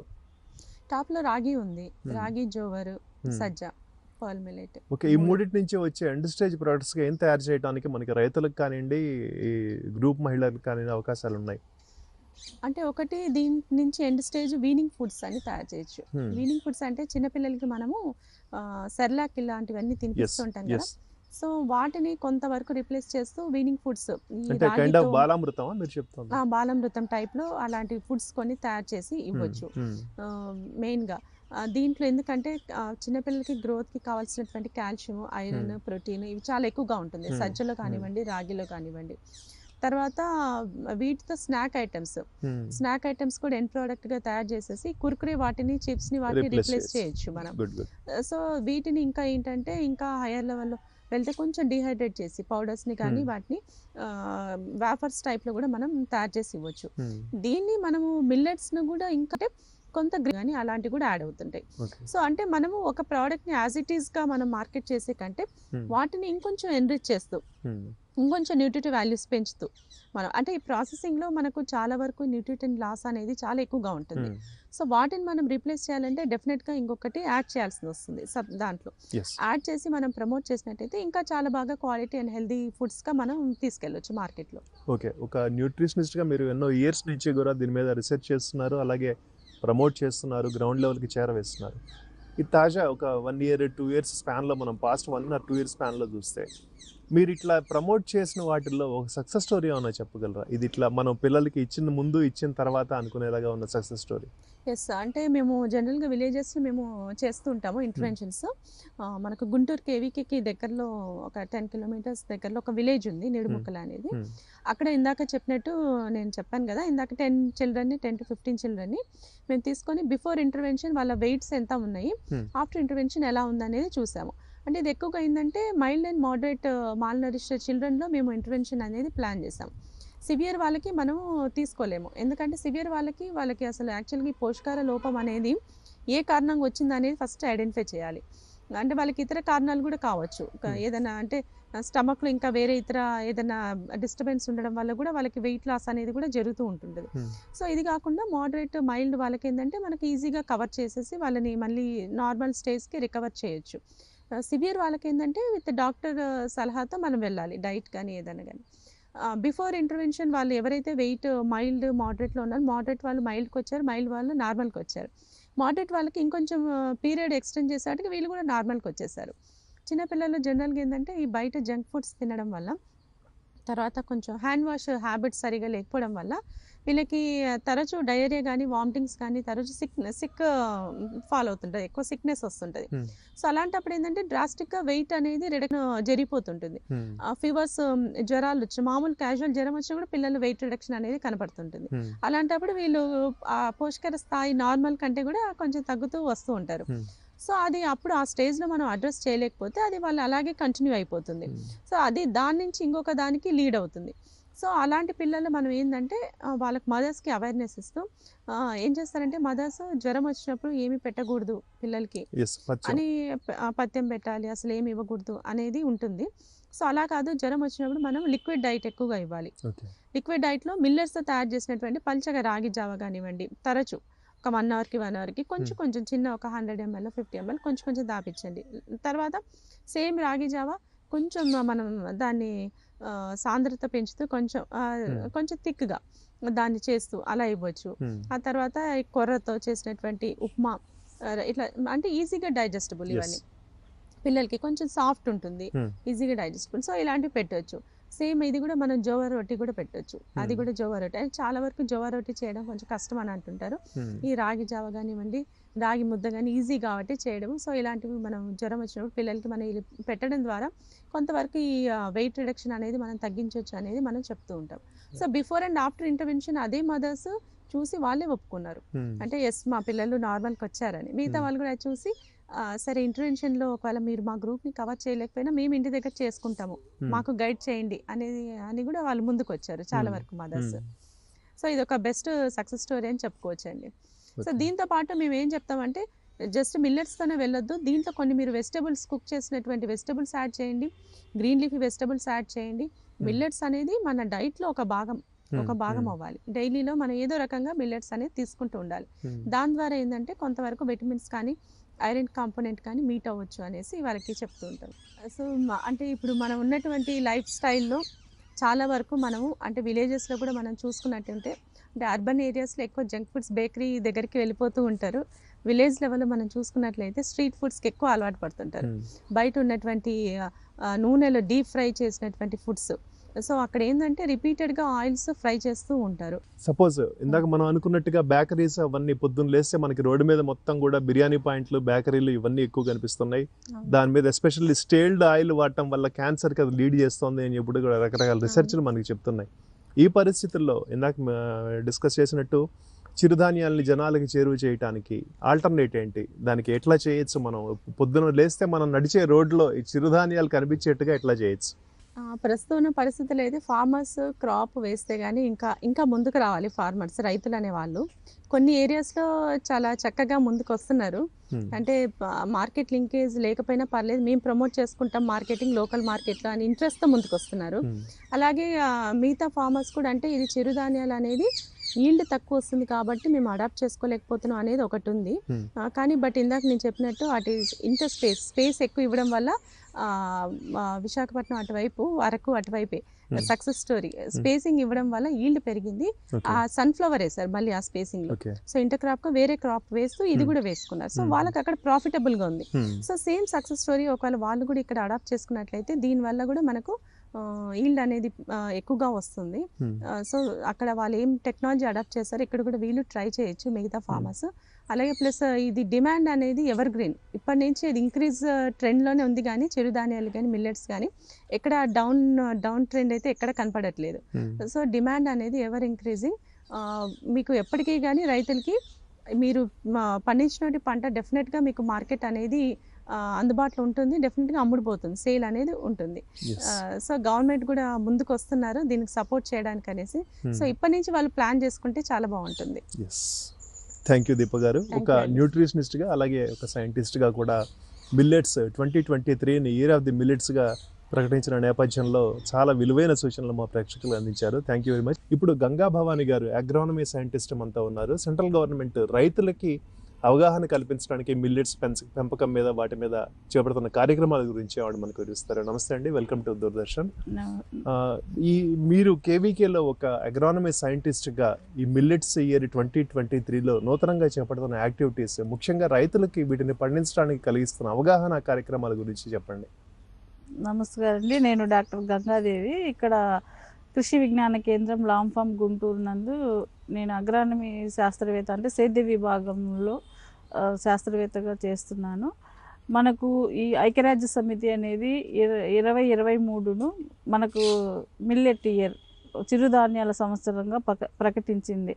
అంటే దాని ఇంపార్టెన్స్ ఏంటో మనము తెలియజేయాలి రైతులకి. ఒక కేవీకే త్రూ కేవీకేస్ అయితే ఏమి డిఫరెంట్ ప్రభుత్వ రంగా ఏ సంస్థలు అయితే ఉన్నాయో అవన్నిటిలో కూడా మనకు ఈ చిరుధాన్యాల గురించి ఈ సంవత్సరం మొత్తము తెలియజేయాలి అనేది మన ప్రభుత్వం యొక్క ధ్యేయం. దాంట్లో భాగంగా అసలు మనకు ఈ చిరుధాన్యాలు ఎందుకు వీటిని చిరుధాన్యాలు మైనర్ మిల్లెట్స్ అని అంటున్నాం అంటే ఇవి పరిమాణంలో చాలా చిన్నవిగా ఉంటాయి కాబట్టి వాటిని మనం చిరుధాన్యాలు అని అంటున్నాం. అవి ఏంటివి అంటే రాగిలు, కొర్రలు, సామలు, వరిగలు, అరికలు ఇవన్నీ కూడా ఈ కేటగిరీ కిందకి వస్తాయి, చిరుధాన్యాల కిందకి వస్తాయి. అయితే ఈ మన భారతదేశ ఉత్పత్తి విషయానికి వస్తే 176 లక్షల టన్నుల ఉత్పత్తి అనేది మన భారతదేశంలో మనం ఉత్పత్తి చేస్తున్నాం. ఈ ఉత్పత్తి సగటు ఉత్పత్తి ఇది. ఈ సగటు ఉత్పత్తిలో ఆసియా ఖండంలో మనం 80% పాత్ర పోషిస్తుంది. మన ప్రపంచ విషయానికి వస్తే 20% ఈ ఉత్పత్తి అనేది ఇది చేస్తుంది. అయితే ఉత్పాదకత విషయానికి వస్తే మన ప్రపంచంలో 1239 క్వింటాల్ పర్ హెక్టేర్ అయితే సగటు ఉత్పాదకత, మన భారతదేశ ఉత్పాదకతే 1229 క్వింటాల్ పర్ హెక్టేర్ అనేది సగటు ఉత్పాదకతగా మనకు పరిశోధనలు తెలియజేస్తున్నాయి. ఎందుకు మరి ఇంత ఉత్పత్తి ఉన్నప్పటికీ ఎందుకు ప్రజల్లో అంత అవగాహన లేదు, వాటిని ఎందుకు తినడానికి కానీ ఎందుకు ఇది చేస్తున్నారు అంటే ఇవి చాలా చిన్న పరిమాణంలో ఉండడం, చూడ్డానికి అంత మనకు రైస్ ఉన్నట్లో లేకుంటే ఇంకొక గోధుమలు ఉన్నంత ఇదిలో ఇవి లేకపోవడము, ఇవన్నీ చాలా కారణాలు ఉన్నాయి. అయితే ఇప్పుడు మారుతున్న వాతావరణ పరిస్థితులేమి మనం చూస్తూనే ఉన్నాం. అదేవిధంగా పెరుగుతున్న జనాభా పెరుగుతుంది, ఒకవైపు అధిక ధరలు ఒక రకంగా పెరుగుతూ పోతున్నాయి. వీటన్నిటికీ ఇది చేయాలంటే ఒక్కటే సోర్స్ ఈ చిరుధాన్యాలు. ఈ చిరుధాన్యాలని మనం ఎందుకు ఎన్నుకోవాలి, మిగతా ఏవి ఎందుకు రావట్లేదు అని అంటే ఈ చిరుధాన్యాలు అనేటివి అధిక శక్తినిస్తున్నాయి, ప్రజలకు ఆరోగ్యకరమైన ఆహారంగా కూడా ఇది అవుతున్నాయి. అంటే తక్కువ ఖర్చు, తక్కువ రేటు, దానివల్ల కూడా ఈ అధిక శక్తిని ఇస్తున్నాయి. కాబట్టి మనం ఏదైతే లో కాస్ట్ ఉంటుందో దాన్ని మనం ఇదిగా చేసుకోవాలన్న ఉద్దేశంతో ప్రభుత్వం దీన్ని అవేర్నెస్ను చేయాలని పూనుకుంది. అదేవిధంగా ఇది ఒకప్పుడు పేద ప్రజల ఆహారంగానే ఇది చేసేవాళ్ళు. కానీ ఇప్పుడు మన భారతదేశంలో ఈ చిరుధాన్యాలు అనేటివి పోషకాహార ఆ లోపాన్ని అధిగమించడానికి ఒక వారధిలాగా ఇవే మనకు కనబడుతున్నాయి. కాబట్టి మన ఐక్యరాజ్య సమితి ఈ 2023 సంవత్సరాన్ని పోషకాహార సంవత్సరంగా ప్రకటించి వీటి యొక్క వాల్యూని అందరికీ, రైతులకైతేనేమి అందరికీ తెలియజేయాలని పూనుకున్నాను. ఈ విషయం మీద మీరు రైతులకి ఏ విధమైన కార్యక్రమాలు చేపడుతున్నారు వాళ్ళకి అవగాహన కలిగించడానికి? వాటికి మేము కేవీకే తరపున దాదాపు ఇవి అవేర్నెస్ క్యాంపులు, అంటే అవేర్నెస్ క్యాంప్స్ అంటే అవగాహన కార్యక్రమాలు అంటే ఎక్స్పర్ట్స్ను, ఇప్పుడు మనకు న్యూట్రిషన్ వాళ్ళను, తర్వాత NIM నుంచి National Institute of Nutrition department శాస్త్రవేత్తలని, ఇంకా వీటి మీద డిఫరెంట్ పరిశోధనలు చేస్తున్నటువంటి శాస్త్రవేత్తలని వాటికి అవగాహన కల్పించడము, తర్వాత శిక్షణా కార్యక్రమాలను నిర్వహించడము, ఇక్కడ క్షేత్ర ప్రదర్శనలు, ఇక్కడ అంటే ఏవేవైతే ఇప్పుడు అందరికీ కొంతమందికి అసలు మన పట్టణాల్లో నివసించే పిల్లలకైతే పెద్దలకు కూడా ఆ కొర్రలు ఎలా ఉంటాయో తెలియదు, రాగులు ఎలా ఉంటాయో తెలియదు, కానీ అవన్నీ వాళ్ళకు తెలియజేయాలి అనేది క్రాఫ్ట్ క్యాఫ్టీరియాలను ఇక్కడ ఇది చేయడము. తర్వాత ప్రభుత్వమే కొంత ప్రోత్సాహం రైతులకు అందజేసి వాళ్ళలో క్షేత్ర దినోత్సవాలను, తర్వాత క్షేత్ర ప్రదర్శనలు, ఆన్ఫామ్ టెస్టింగ్స్, FLDస్ని ఫార్మర్స్ ఫీల్డ్లో కూడా నిర్వహించాలని ఈ కార్యక్రమాలన్నిటినీ కూడా ఈ కేవీకేలో చేస్తున్నాము. అయితే ఈ మిల్లెట్స్లో భాగంగా మనకు ఈ కొర్ర అనేది చాలా అందరికీ తెలిసిందే. ఈ వరిగలు, సామలు, అరికలు వీటితో పోలిస్తే మనకు రాగి కొర్ర అనేది మనము ఎప్పుడో మన పెద్దల నుంచి వింటున్నాం, చూస్తున్నాం. అయితే ఈ కొర్ర అనేది మనకు డయాబెటిక్ వాళ్ళకి చాలా గ్లూటెన్ కంటెంట్ ఈ విషయంలో వాళ్ళు ఎక్కువ తినాలి అనే ఇది కూడా ప్రజల్లోకి వెళ్ళిపోయింది. అయితే ఈ ఈ ఇంత మనం ఈ పోషకాహారాన్ని లోపించడానికి లేకుంటే ఇంత ఆహారాన్ని వాళ్ళకు ఉత్పత్తి పెరుగుతున్న ఈ జనాభాకి అందించాలంటే ప్రొడక్షన్ అనేది చాలా ముఖ్యం. అంటే ఏదో వేసాము తీసాము అనేది కాదు కదా. కాబట్టి మనకు సరైనటువంటి వంగడాలు ఎన్నుకోవాలి, తర్వాత యాజమాన్య పద్ధతులు పాటించాలి. వాటన్నిటిని చేస్తేనే మనం అంత ఉత్పత్తిని అనేటివి ఇప్పుడు మనం 176 లక్షల టన్నుల ఉత్పత్తిని మనం సాధిస్తున్నామంటే దానికి సరైనటువంటి యాజమాన్య పద్ధతులను కూడా మనం పాటించాలి. కాబట్టి ఆ దిశగా రైతులకి అవేర్నెస్ కూడా మనం కల్పించాలి. అందులో భాగంగా ఈ కొర్రను విషయానికి వస్తే మనం ఇప్పుడు సేంద్రీయ వ్యవసాయం మనం ఎక్కడ చూసినా ఈ కోవిడ్-19 తర్వాత రైతులనే కాదు ప్రజలు ఎవరు మనం ఈ రసాయనాలతో కూడినటువంటి అవన్నీ కూడా చూస్తున్నాము. ఆ పెస్టిసైడ్స్ వల్ల మనకు క్యాన్సర్స్ రావడం వీటన్నిటిని మనం చూస్తున్నాం. ఇవన్నీ కూడా మనం ఇవన్నీ అధిగమించాలంటే సేంద్రీయ వ్యవసాయమే అనేది మనకు ఇది చేసింది. మన రాష్ట్ర ప్రభుత్వం కూడా ఆ దిశగా రైతుల్ని అడుగులు వేపిస్తుంది. ఆ విధంగా అవన్నీ చేయాలంటే ఇప్పుడు మనకు చిల్లీసు, కాటన్ వీటన్నిటిలో ఎక్కువ ఖర్చు పెడితే ఎంత ఖర్చు పెడితే అంత డబ్బులు వస్తుంది. కానీ ఈ మిల్లెట్స్లో తక్కువ కాల పరిమితి ఉంటాయి, దీనికి ఎక్కువ నీరు ఇవంతా అవసరం లేదు. కాబట్టి ఆర్గానిక్ అనేది ఎక్కువ ఈ మిల్లెట్స్లో స్కోప్ ఉంది అనేది మనకు శాస్త్రవేత్తలు పరిశోధనలు చెప్తున్నటువంటి అంశం. కాబట్టి దీంట్లో భాగంగా ఈ కొర్రలో మనము ఎలాంటి సేంద్రియ పద్ధతులు పాటిస్తే అధిక దిగుబడులు సాధించవచ్చు అనేది చూసుకున్నట్లయితే ఈ కొర్ర అనేది తక్కువ నీటితో అధిక ఉష్ణోగ్రత ఉన్నప్పటికీ ఎంత ఇప్పుడు ఇదైనప్పటికీ కూడా దీన్ని మనం తక్కువ కాల పరిమితి గల రకాలతో వీటిని గ్రో చేయొచ్చు. అయితే ఈ కొర్ర అనేది వరికి ప్రత్యామ్నాయంగా కూడా మంచి ఎంపిక. ఎందుకంటే దానికైతే నీరు కావాలి, జాగ్రత్తగా చేయాలి, పెస్ట్ అండ్ డిసీజ్ ప్రాబ్లమ్స్ ఇవంతా మనం చూస్తున్నాం. అలా కాకుండా ఈ కొర్రకు 85 రోజుల పంటకాలం, తక్కువ నీటితో ఎలాంటి పరిస్థితుల్లో అయినా అధిక ఉష్ణోగ్రత ఉన్నా, తేమ ఉన్నా, ఇంకోటి ఉన్నా కూడా ఇది గ్రో అవుతుందన్నమాట. కాబట్టి వరికి ఇప్పుడు మన ఆరుతడి పంటలు ఇవన్నీ ప్రోత్సహిస్తుంది కదా ప్రభుత్వం. అంటే అన్నిటికీ నీరు కావాలంటే, అన్నిటికీ ఇది కావాలంటే, కరెంటు ఇదంతా చూసుకున్నప్పుడు ఆరుతడి పంటలు ప్రోత్సహిస్తున్నప్పుడు ఈ వరి అనేది మంచి ఎంపిక. ఆర్గానిక్ ఫార్మింగ్ విషయంలో కొర్ర విషయానికి వస్తే మన ఆంధ్రప్రదేశ్లో 0.15 లక్షల హెక్టార్లలో ఈ కొర్రను సాగు చేస్తున్నారు. దాంట్లో భాగంగా ఖరీఫ్లో ఇది 1200 కేజీలు ఒక హెక్టార్కి, రబీలో 1238 కేజీలు పర్ హెక్టార్కి దిగుబడి సాధించింది. ఇది ఎక్కువగా మనకు ప్రకాశము, అనంతపురము, కర్నూలు, విజయనగరము, విశాఖపట్నంలో, అరకు ఇలాంటి ట్రైబల్ ఏరియాస్లలో ఎక్కువగా ఇప్పుడిప్పుడే ఈ సాగును ప్రోత్సహిస్తూ ఉన్నారన్నమాట. సో ఓవరాల్ మిల్లెట్స్ తీసుకుంటే మనకి ఉన్న డిమాండ్కిను మన ఆంధ్రప్రదేశ్లో పండిస్తున్న పంటలకి ఎట్లా కంపేర్ చేయొచ్చు మనం?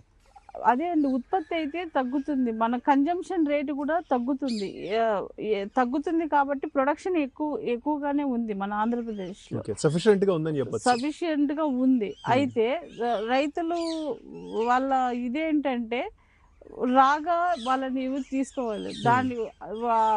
అంటే ప్రొడక్షన్ కొర్రలు సాగు చేస్తున్నారు. మన మామూలుగా కొర్రలు అయితే 2,500 పర్ క్వింటా, అంటే 25 రూపీస్ పర్ కేజీ చొప్పున మామూలు కొర్ర పండించిన వెంటనే దాన్ని ప్రాసెస్ చేస్తే మిల్లెట్ అదే కొర్ర బియ్యం లాగా చేస్తే అది 70 రూపాయలు ఇదవుతుంది.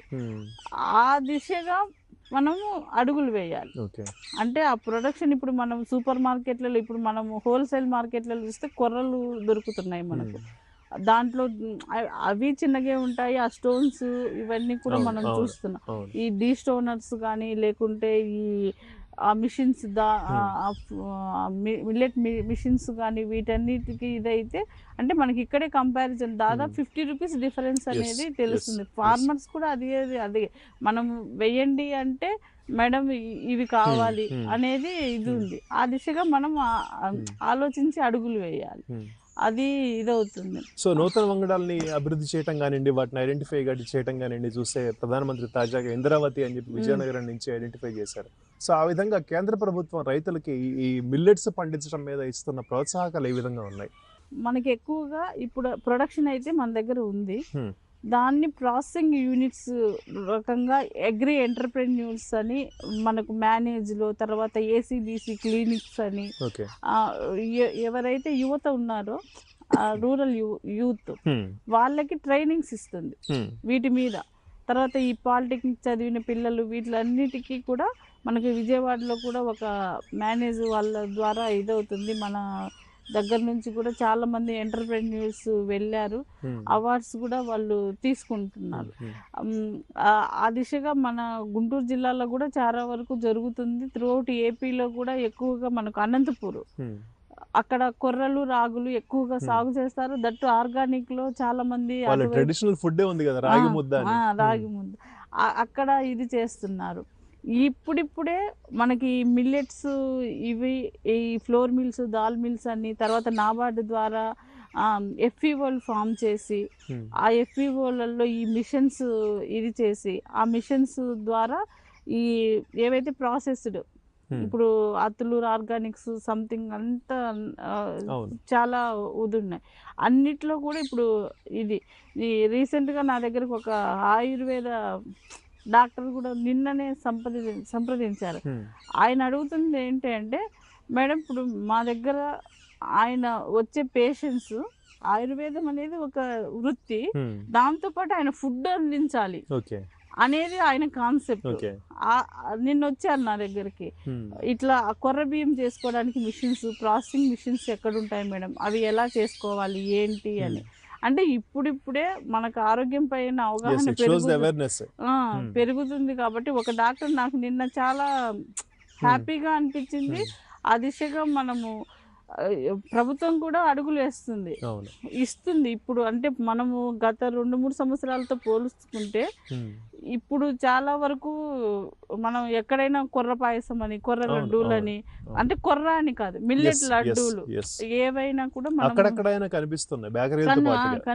బేకరీలలో కూడా ఇప్పుడు రాగి మురుకులు, రాగి చెక్కలు ఇవంతా కూడా వస్తున్నాయి.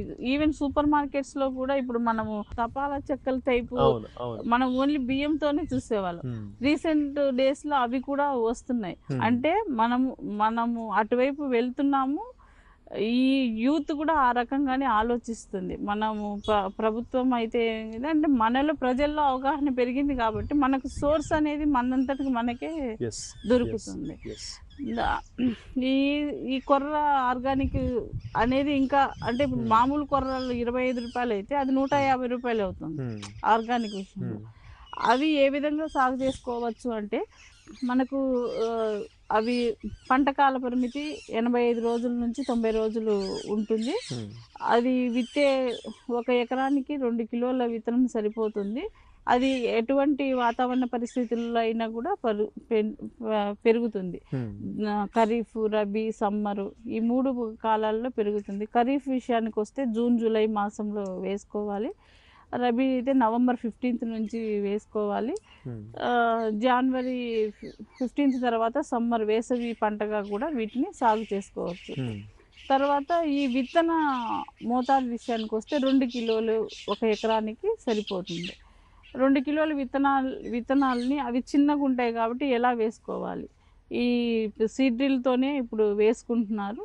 దాన్ని ఏం చేసుకోవచ్చు అంటే ఒక 40 కిలోల ఇసుక కానీ లేకపోతే బియ్యపు నూక ఉంటుంది, దాంతో ఈ 2 కిలోలు మిక్స్ చేసేసి మామూలుగా పెట్టేసుకుంటే సరిపోతుంది.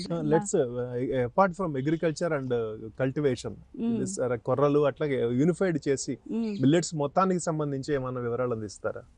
మిల్లెట్స్ కొర్ర, రాగు, సామ ఇవన్నీ కూడా రకాలు అందుబాటులో ఉన్నాయి. డిఫరెంట్ రీసెర్చ్ స్టేషన్స్ మనకు పెరుమాళిపల్లి అని తిరుపతి దగ్గర ఉంది. తర్వాత మనకు విజయనగరంలో ఒక రీసెర్చ్ స్టేషన్ ఉంది. వాళ్ళందరూ కూడా ఆ దిశగానే అడుగులు వేస్తున్నారు. అందులో భాగంగానే మనకు ఈ రాగిలో ఇంద్రావతి రకాన్ని మిల్లెట్ అంటే అధిక న్యూట్రిటివ్ వాల్యూస్ ఉన్నవి, అంటే ఇప్పుడు ప్రోటీన్ కంటెంట్ 7 కార్బోహైడ్రేట్స్ ఇట్లా ఏ విధంగా అయితే ఉన్నాయో దీంట్లో హైయెస్ట్ న్యూట్రిటివ్ వాల్యూస్ ఉన్న దానిగా మన ఇంద్రావతి రాగి రకాన్ని మనకు అది చాలా ప్రౌడ్ మూమెంట్. దాదాపు 16 వెరైటీస్ని ఇది చేస్తే అందులో మన రాష్ట్రం నుంచి అది ఎంపిక కావడం మనకు చాలా గర్వకారణమైనటువంటి విషయం. ఈ విధంగా చూస్తే 2023ని ఇంటర్నేషనల్ ఇయర్ ఆఫ్ మిల్లెట్స్గా ప్రకటించిన నేపథ్యంలో ఎందుకని అట్లా ప్రకటించారు, దాని అవసరం ఏముంది అన్న విషయాలను చాలా చక్కగా మా ప్రేక్షకులు వివరించారు. అలాగే కేంద్ర ప్రభుత్వం ఈ మిల్లెట్స్ని మిగిలిన పంటలతో పాటుగా సాగు చేయడానికి, అలాగే ఎండ్ స్టేజ్ ప్రొడక్ట్స్ని ప్రజలకు చేరువ చేయడానికి అందిస్తున్న వివిధ ప్రోత్సాహకాల గురించి కూడా చాలా చక్కగా వివరించారు. So thank you once again. నమస్తే.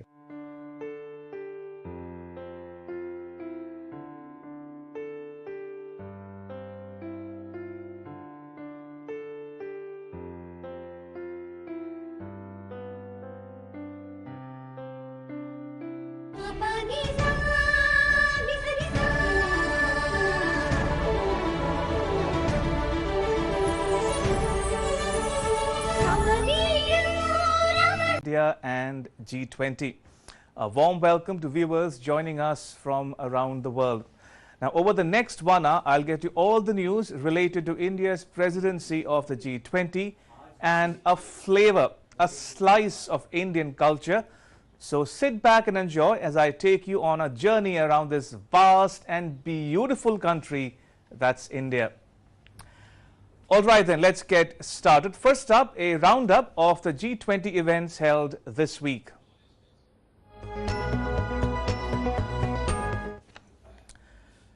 Now, this week, G20 meetings were held in Chandigarh, Chennai, Jodhpur, Guwahati and Bengaluru. Let me give you a flavor of 2 events held in Jodhpur and Chennai. Now, Jodhpur is located in the western Indian state of Rajasthan. My colleague Amritpal Singh gets you this report from the Blue City. Take a look. Rajasthan, the land of palaces and forts, the land of the desert and lakes, a land of the rugged Aravallis. Ah, to be in the Blue City. Jodhpur, the jewel of Marwar, the strapping Mehrangarh Fort, the majestic Umayyad Bhavan Palace. Jodhpur was recently a gracious host to delegates of the G20 Employment Working Group. The idea behind taking the G20 meetings out of the big cities like capital Delhi or financial capital Mumbai or even the IT capital Bangalore was to give the visiting G20 delegates a taste and feel of the rich culture and diversity that India has to offer. In that sense, the Blue City of Jodhpur proved to be ideal settings with its magnificent palaces, its strapping forts, or just the laid-back life and the charms of Mufassal India. The guests were understandably overwhelmed. If you visit it, it's really, it gives you a very magical feeling. It's wonderful. Really sure it also has to do with the people who are now like making music outside, people who were dancing when we entered. So that combination really brings the fort to life, and it makes it very special for me. It was a really welcoming atmosphere. Since the moment we arrived in Jodhpur, we experienced the Indian culture in many ways, and it's been very amazing so far. So we are very impressed with the organization so far. Absolutely amazing. It's really magnificent. I've heard all of the sort of descriptions, and it doesn't really do it justice. It's the culture is fantastic. We had such a wonderful evening last night, seeing all the dancing and the wonderful food and the culture. It's just my first time to India, and well, it won't be my last because I've seen what it's like in Rajasthan, so I want to come back. They were taken in by the charm of Jodhpur, Don't blame them.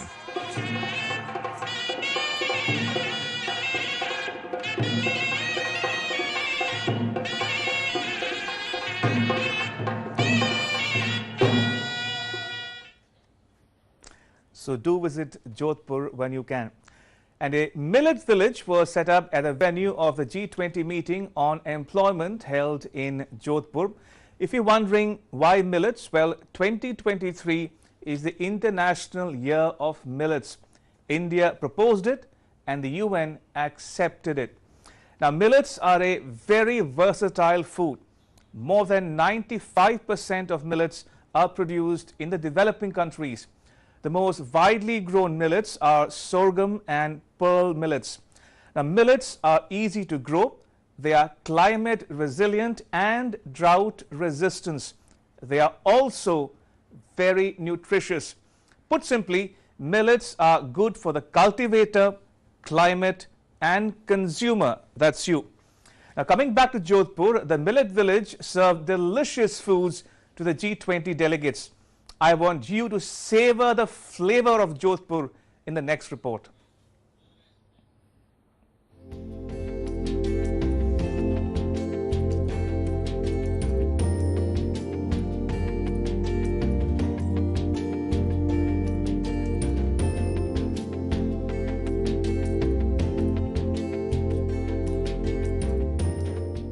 In line with the Prime Minister's idea of using Indian presidency of G20 to promote the millets, Jodhpur has come up with this novel idea of a millet village. What they've tried to do is they've tried to recreate the village settings for the delegates of the employment working group, which is taking place here in Jodhpur, to familiarize them, one, with millets as food, and also to show the rural culture of Jodhpur and the Marwar region, and of course of Rajasthan. Year of Millet has been announced this year, year 2023. Millet for Rajasthan and especially for the Jodhpur province, it used to be the part of life. Because of the scarcity of rains, our people used to grow millet, eat millet, consume millet, and everything is out of millet, and it is super nutritious foods. It has been considered. So Honorable Prime Minister is continuously recommending and hailing the people to consume more and more millets. Ministry of Agriculture is also promoting different varieties of millets, and in the time which are coming, and because of the impacts of the climate change which is happening, now it has become necessary to grow millets and consume more and more millets. Glorious experience this evening, a beautiful setting, a fabulous cultural performance with singing and dancing, and now I'm learning a little bit about millet. I think millet offers a lot of promise, both in terms of nutrition and in terms of the environment. So very exciting to see the focus on millet in 2023. I think just overwhelmed with everything that we've experienced tonight, the culture, including this. This has really just been fantastic. This is how millets are transported traditionally from the farm, and the traditional women folk here then ground them at their homes using these grounding sticks. Once the flour is made, it's taken and it is being cooked on firewood. The roti of pearl millet or bajra is being made. The idea is to give a taste of the diverse culture of India and the distinct local culture, the rural culture of the Marwar region, to also promote millets. Here they're grounding chutney as it's done on the stone in the traditional way. So using culture and promoting the idea of millets. With cameraman YK Loknath, this is Amritpal Singh for DD India in Jodhpur.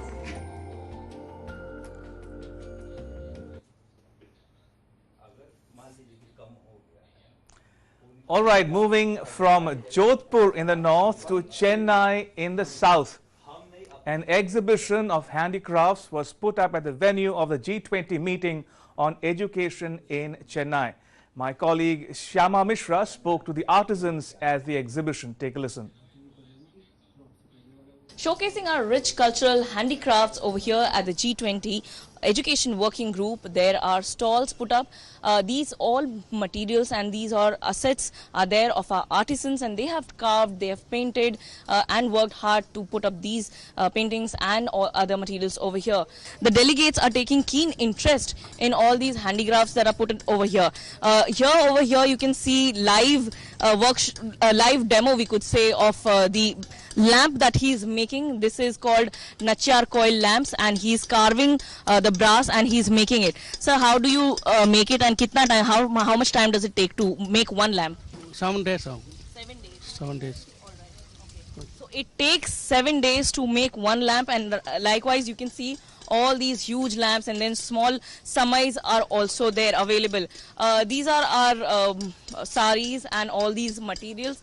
We also have over here all the locations of the Tamil Nadu which is to be seen or which is to be explored through tourism board.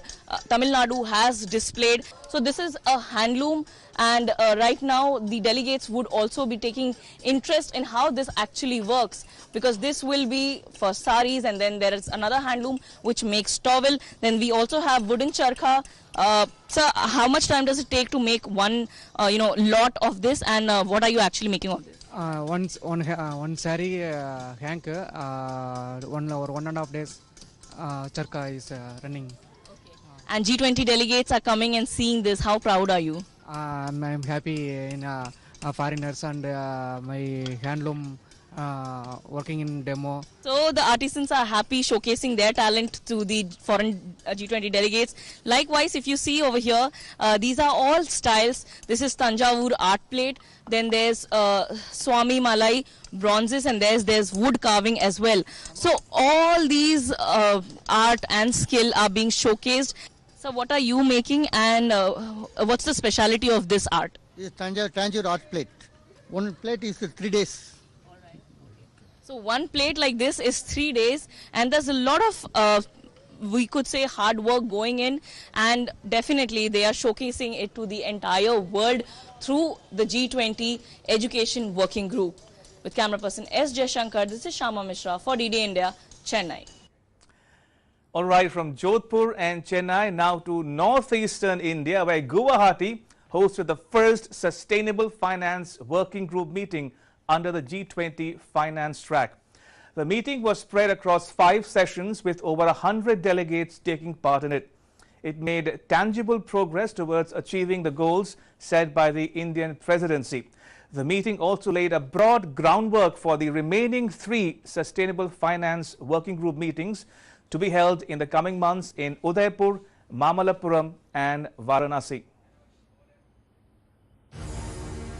The 2-day first Sustainable Finance Working Group meeting concluded in Guwahati on Friday.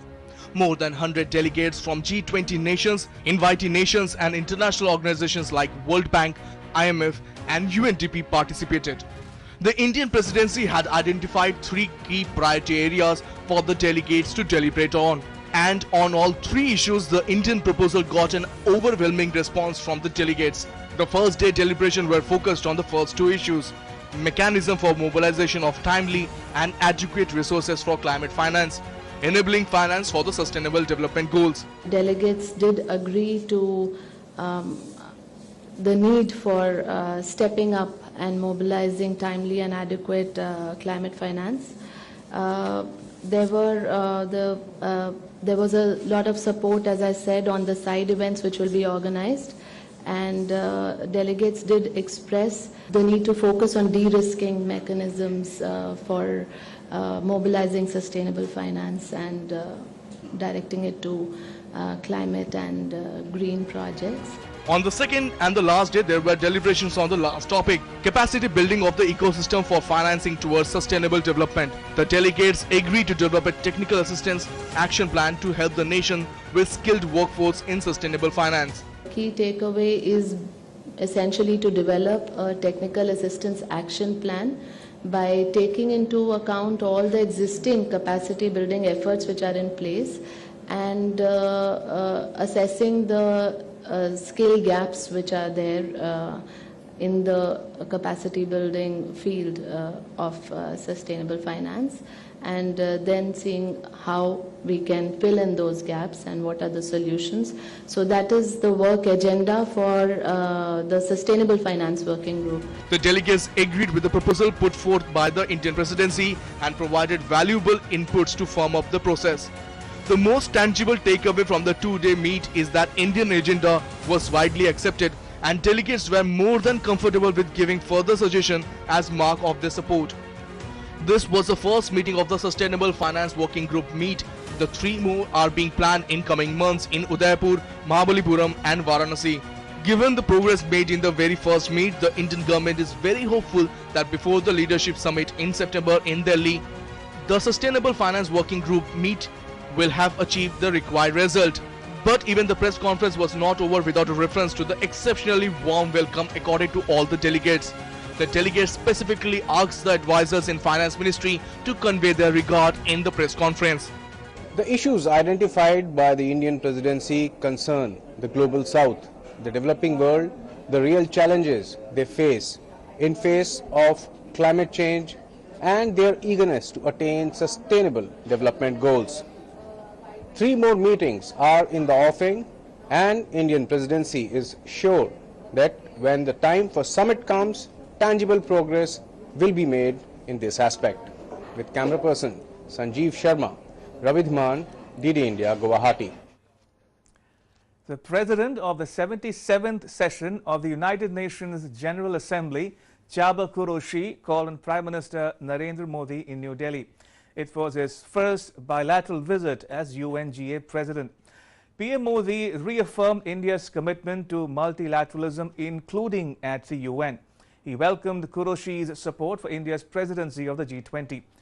Kuroshi also met with India's G20 Sherpa Amitabh Kant. He described G20 as an important platform for exchange of ideas and solutions.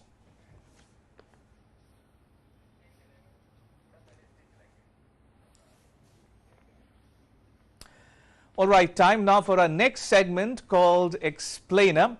Now, World Wetlands Day was in the news this week, so here is a lowdown on it.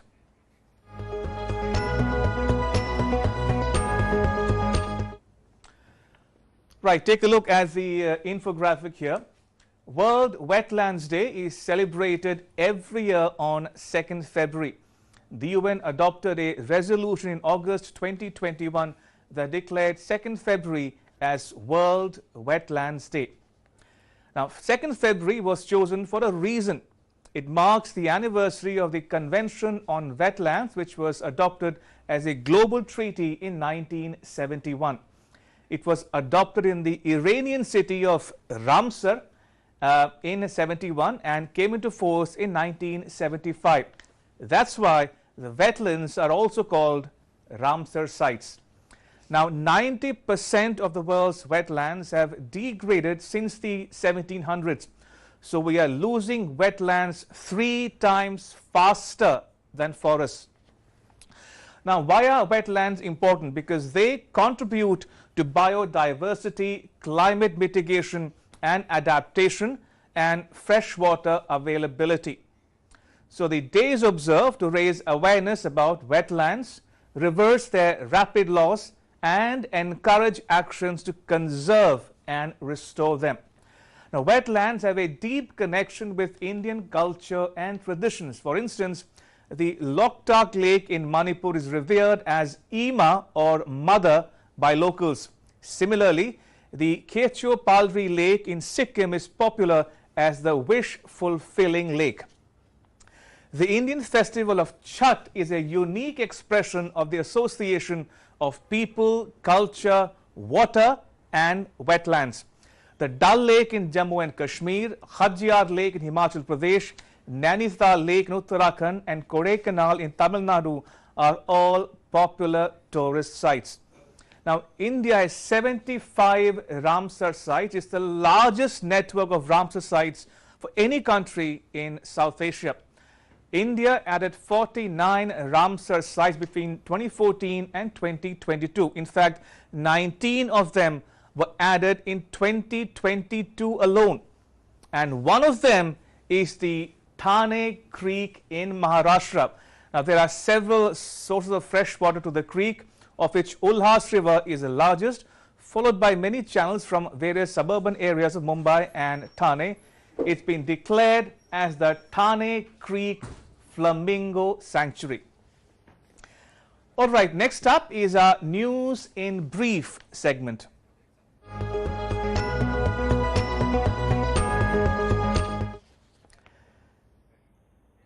Take a look at what else is making news about G20 and India. Mentioning the key priorities of India's G20 presidency, India's External Affairs Minister Dr. S. Jaishankar has said that inclusive, resilient growth is the focus of India's G20 priorities. He also added that India's G20 presidency has the largest ever representation from Africa with 6 participants. India has allocated 990 crore rupees for the G20 presidency in the 2023-24 budget presented on Wednesday, while retaining an outlay of 100 crore rupees for Iran's Chabahar port, signaling the importance of the facility in regional connectivity efforts.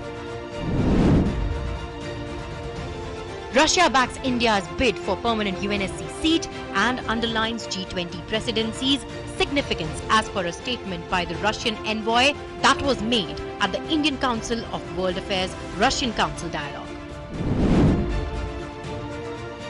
Directorate of Tourism Jammu, in collaboration with Divisional Administration, on Tuesday organized a bike rally from Kalakendra Jammu to Akhnur via Katra, Riyasi and Bhamla as part of Azadi Ka Amrit Mahotsav, and with the aim of spreading awareness about G20 summit, which being soon organized in UT of JNK. As many as 100 bikers took part in the rally to spread awareness among residents about India's G20 presidency and to promote tourist destinations of Jammu region as adventure hotspots. India's push for climate finance in Eco Survey reflects its stance as G20 president. As the host of the G20 presidency, India makes a strong case for green finance for developing countries through its economic survey tabled in the parliament on January 31st. It says developing nations are caught between development priorities and fighting against climate change. Indian President Draupadi Murmu addressed the joint sitting of Lok Sabha and Rajya Sabha in the Central Hall of Indian Parliament in her maiden speech on Tuesday. President Murmu's address officially commenced the budget session for 2023. President said that India aims to find solutions to world problems as she spoke of India's ongoing G20 presidency. To celebrate India's historic achievement of assuming the G20 presidency, the Indian Institute of Democratic Leadership has organized a first-of-its-kind model G20 summit in the country. Bureau Report, DD India. And now to the Did You Know segment.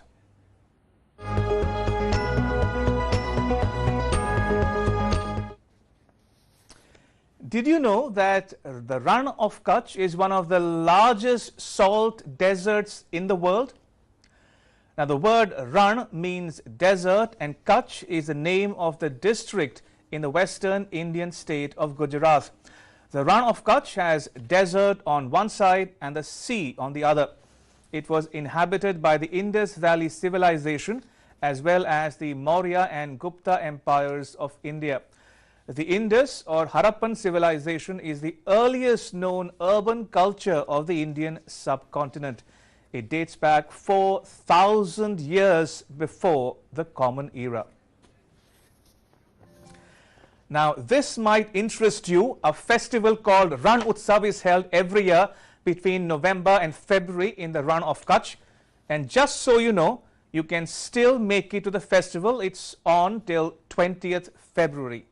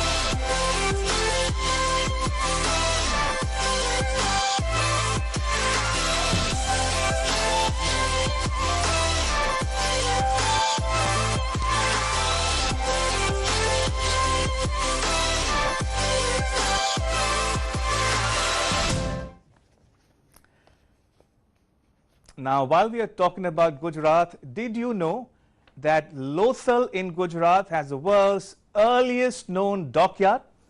It's a remarkable feat for its time. It's located about 80 kilometers from Ahmedabad. The advanced ancient Acropolis. Certainly, a gem of Indus Valley civilization attracted the ancient cities of Harappa and Mohenjo-daro. Due to its cherished people and culture, the city of art, architecture, masterpiece, craftsmanship, stones and gems, and above all, wonderful engineering techniques. These walls share the stories of Lothal's brilliance and the beginnings of supreme civilization, inspired other ancient cities of the world. This site has been nominated as a UNESCO World Heritage Site. You can see the artifacts recovered from the excavation in the Archaeological Museum of Lothal, 65 kilometers off Ahmedabad city. Lothal, rising, the ancient Acropolis. And did you know that the Atal Tunnel in India is the longest single tube highway tunnel at an altitude of 3,000 meters, that's about 10,000 feet. Now, the 9.02 kilometer long tunnel is located in the northern Indian state of Himachal Pradesh. It was inaugurated on 3rd October 2020. The Atal Tunnel, also known as Rohtang Tunnel, is named after the late Indian Prime Minister Atal Bihari Vajpayee. It has been built under the Rohtang Pass in the eastern Pir Panjal range of the Himalayas.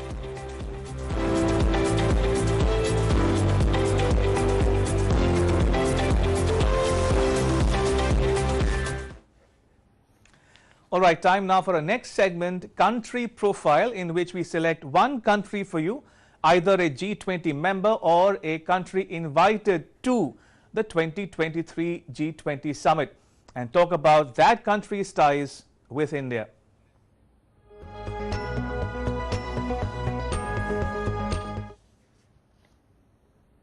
India has invited the United Arab Emirates to the G20 summit to be held in New Delhi in September this year. The UAE is one of 8 countries invited by India. Now, these 8 countries are not members of the G20, but they will be taking part in the summit as a special guest of India. Take a look at what makes India-UAE relations tick.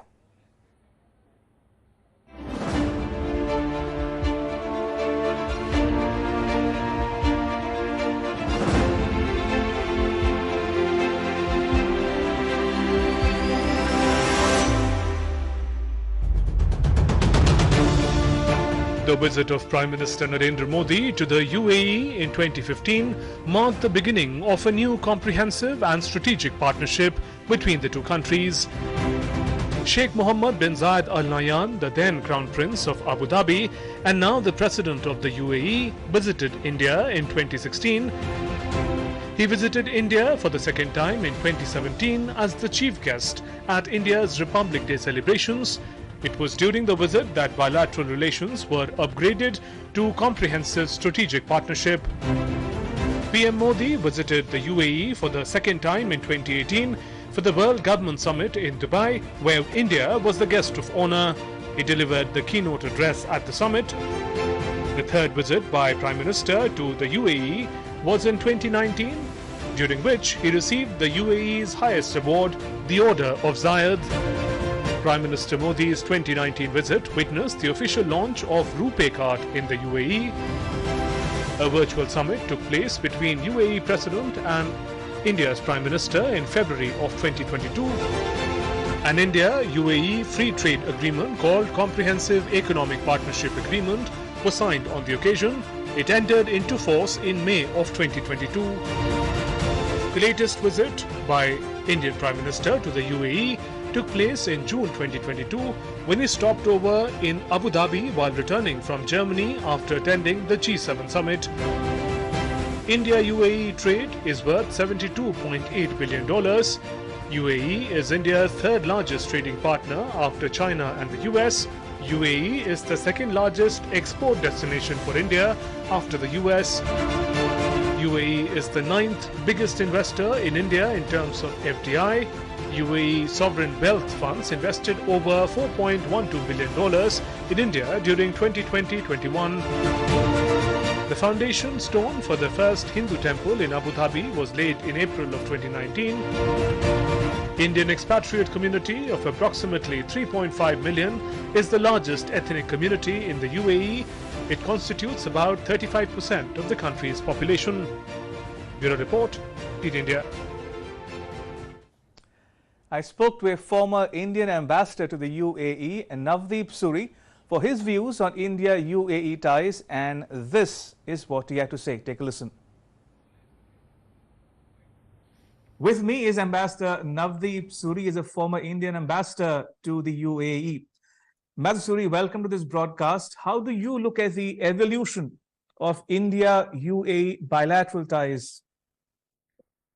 You know, this is one relationship where I will not use the word evolution, I'll use the word transformation.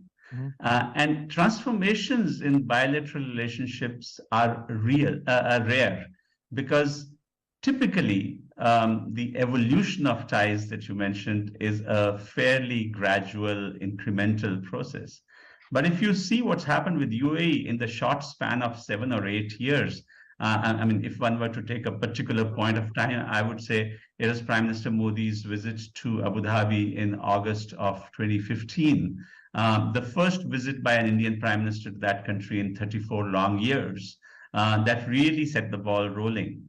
And what we have seen since then is a transformation in political ties from a country that we sometimes perceived as being pro-Pakistan, today as a very close strategic partner for India, a country that stood by us even on sensitive issues like the abrogation of Article 370. A country which is, many people don't realize, has become our third largest trading partner after the US and China.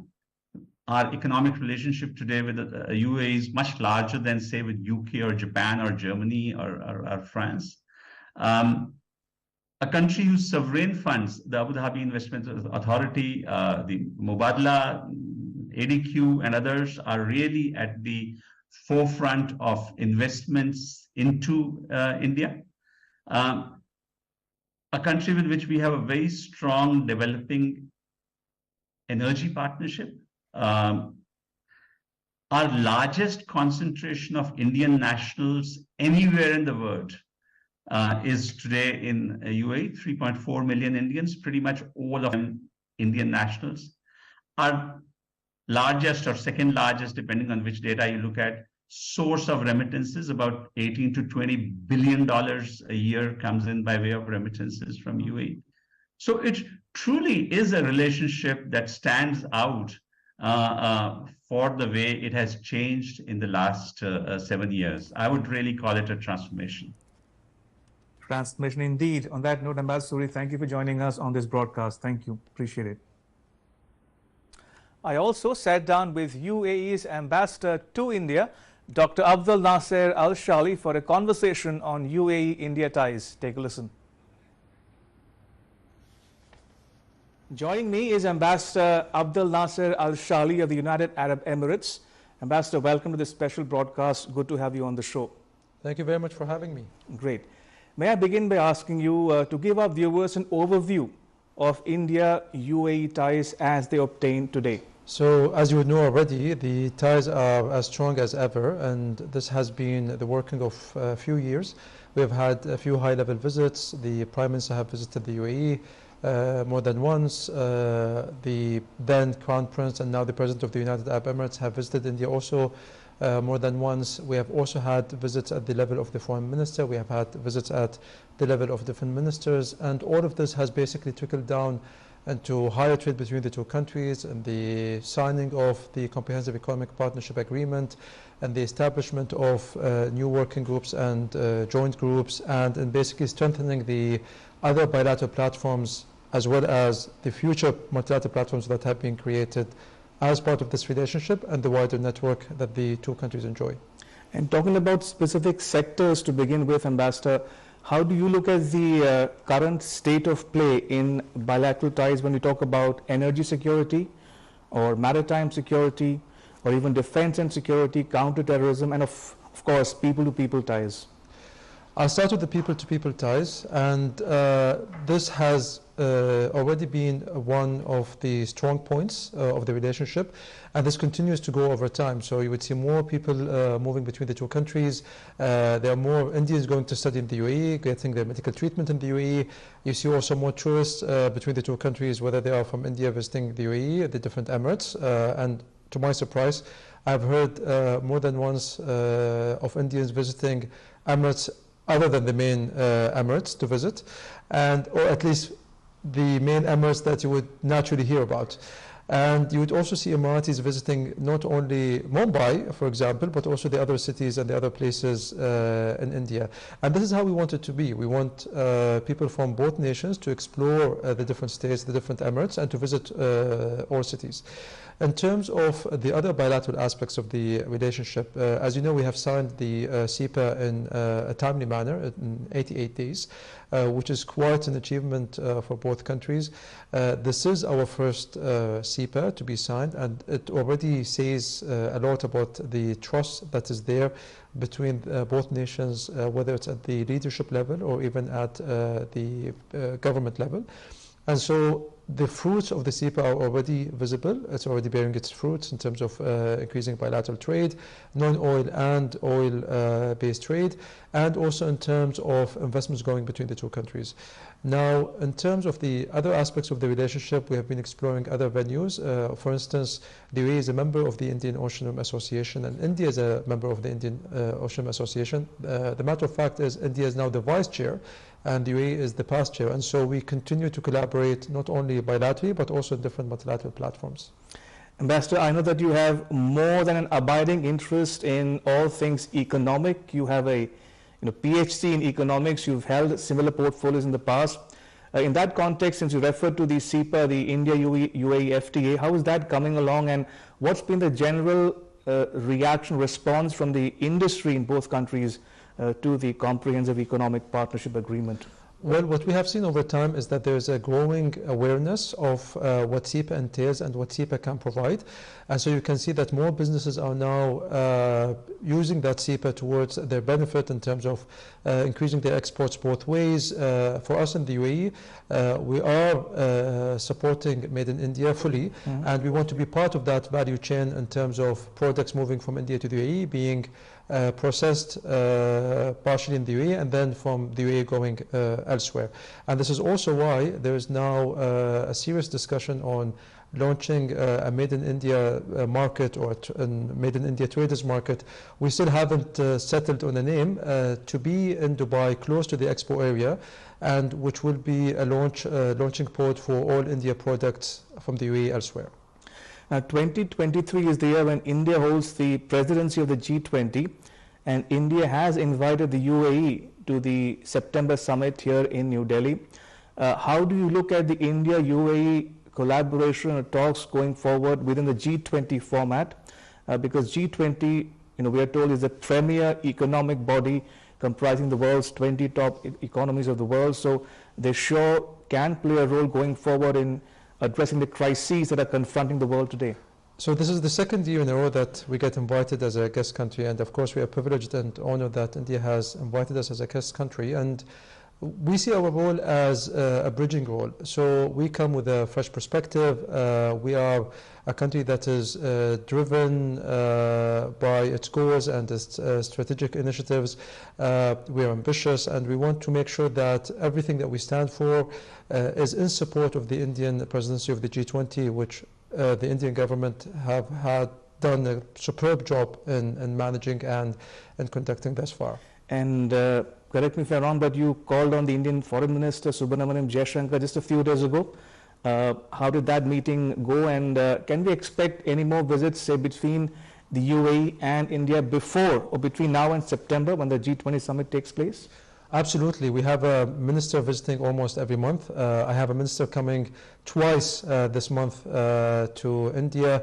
I've had my foreign minister here a couple of months ago. I've had my minister for international cooperation also visiting a few months back. So this will continue to happen, and you will see more ministers coming from the different government ministries in the UAE into India, and to visit not only the Delhi, but also to go to visit different cities and different states. In terms of my meeting with the Minister for External Affairs, the meeting was excellent. We obviously discussed bilateral and multilateral topics, and the discussion usually centers around, okay, we are doing great, but we want to keep doing better. And we want to keep doing more. So how can we do that? And what are the new ideas, thoughts, things that we can explore together so that we keep this momentum not only at a stable rate, but to keep it growing as well? Ambassador, India and the UAE are also collaborating in third countries, and I'm talking here of the regional context. For instance, we have the I2U2 with the US and Israel. How is that coming along, and what can we expect from the I2U2 in particular going forward? Well, the I2U2 is important both to India and the UAE specifically, and also to the other two countries who are part of it. And to us, it's a very important economic platform to make sure that we can collaborate and cooperate in the different projects that we can do together. Obviously, because of the nature of the strong bilateral relationship between the UAE and India, we are also very active in that domain, and in making sure that we can always come up with ideas and projects that we can work on with the other two countries, and also by utilizing the relations that we have with those other two countries. And finally, Ambassador, you've been in India now for a few months. I'm sure you would have got to know a bit about the country and its culture and cities. What are your priorities for the next couple of years while you are heading the mission here in New Delhi? And what might be your wish list, so to speak, that you want to see yourself accomplish by the time you vacate this position in Delhi? So my immediate goals are to make sure that we have the IIT Abu Dhabi established as soon as possible. Also to have a UAE-India SEPA Council, which is not only going to benefit your normal players in business and trade, but also your small and medium enterprises. And also my immediate priority is to be able to run a longer distance in the Mumbai Marathon next year. After that and beyond that, I just want to make sure that what we achieve in this relationship is far beyond what anyone can possibly envision. Yes, it is easy to say that we want to achieve this bilateral trade figure, non-oil or oil trade. We want to achieve this amount of investments in terms of infrastructure, energy security, food corridors, so on and so forth in both countries.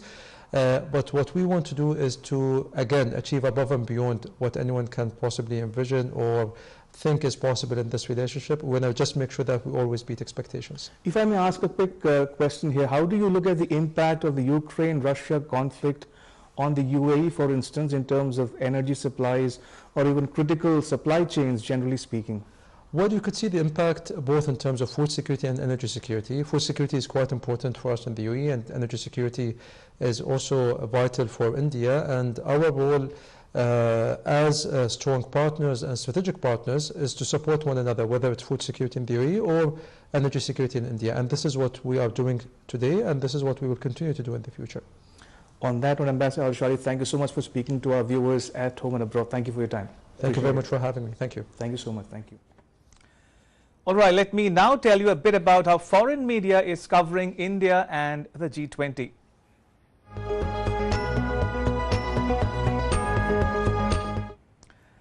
My colleague Andhra Sinha gets you the latest.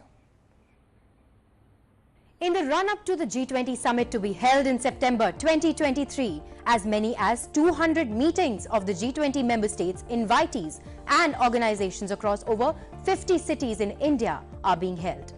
Namaskar and welcome to another edition where we cover foreign media coverage of India and its G20 presidency. First up, we have an article from a Russia-based portal, TV Bricks. It states that India to host more than 200 meetings under its G20 presidency. It also quotes Indian Minister for Agriculture and Farmers Welfare, Narendra Singh Tomar, who stressed on the importance of G20 meetings in India and said that Prime Minister Narendra Modi insisted that the representatives from around the world who will come to G20 events should see the real India. They should see the villages, the machinery used here, the infrastructure and the academic institutions. Moving on, we have another one from Times of Oman. The article here is about the first employment working group meeting in Jodhpur, with a picture of the grand welcome that was given to the delegates there.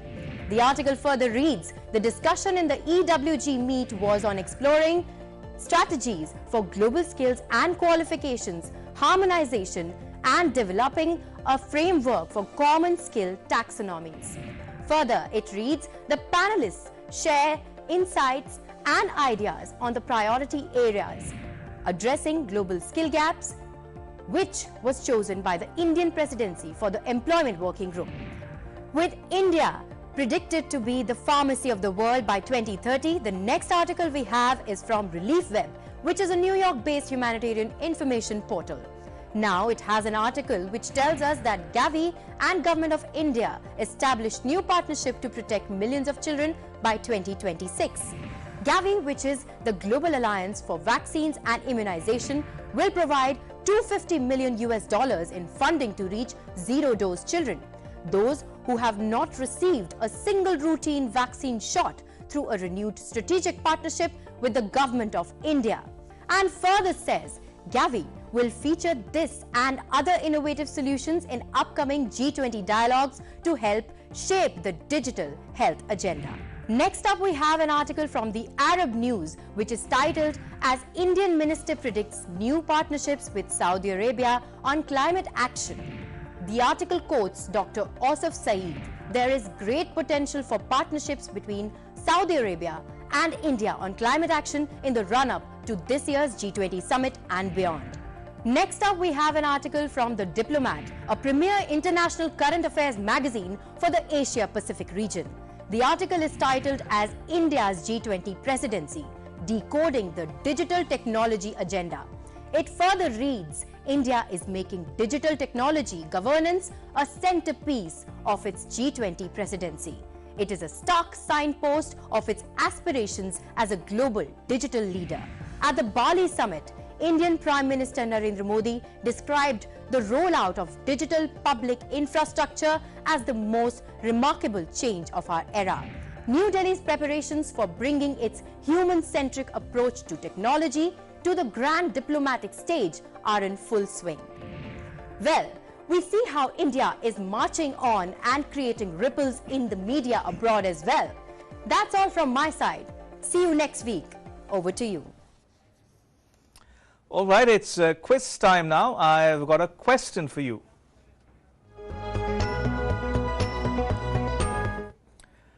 What I want to ask you is this. Where was the first G20 summit held?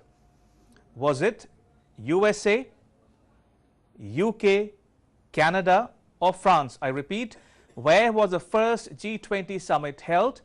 Was it the USA, UK, Canada and France? Think. I'll give you the correct answer later on the show. Right, next up is our social media segment.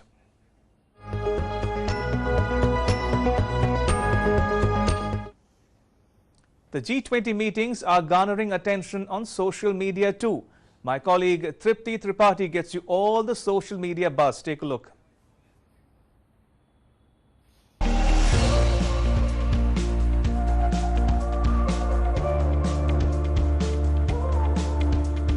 From a walk down the historic Jodhpur city to the majestic Kaziranga National Park in Assam,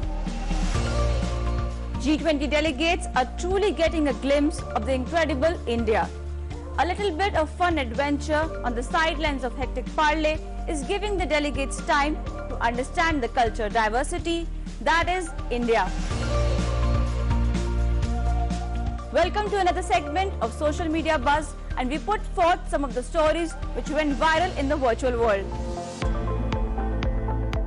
G20 is surely unlocking the India's tourism potential.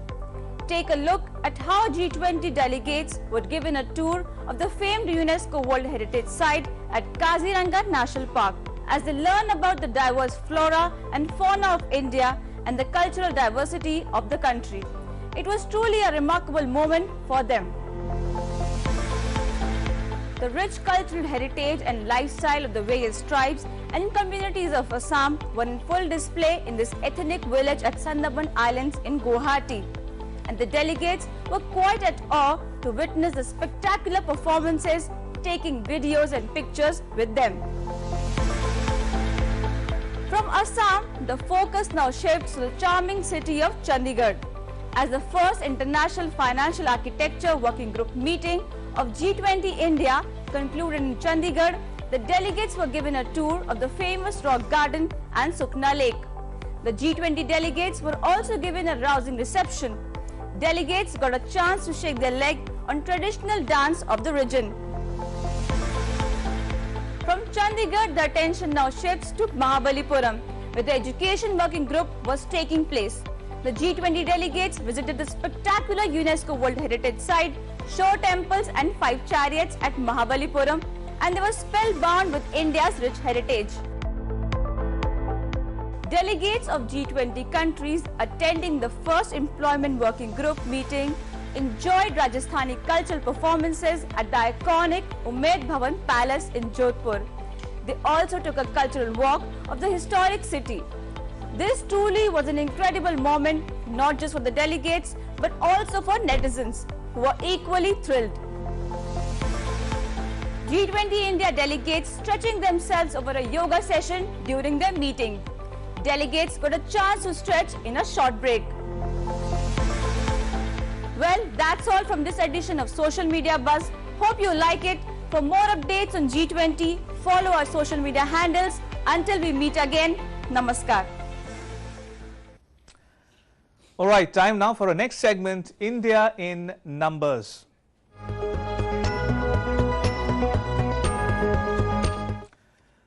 Now, India presented its annual budget on 1st February. So let me unpack some numbers for you. The GDP forecast for 2024 is in the range of 6 to 6.8%.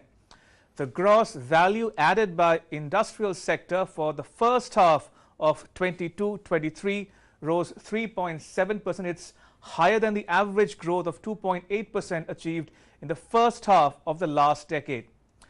India has become the second largest mobile phone manufacturer globally. Production of handsets goes up from 60 million units in 2015 to 290 million units in 2021. The foreign direct investment flows into the pharma industry has risen 4 times, from $180 million in 2019 to $699 million in 2022.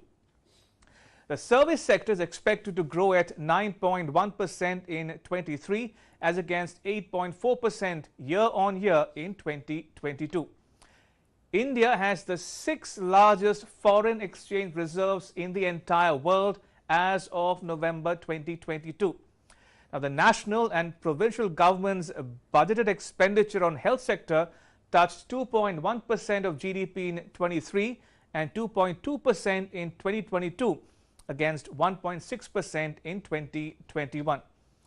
And last but not the least, India achieved its target of 40% installed electricity capacity from non-fossil fuels ahead of the target of 2030. So that was India in numbers for you. Time to go back to the quiz I asked you at the top of the show.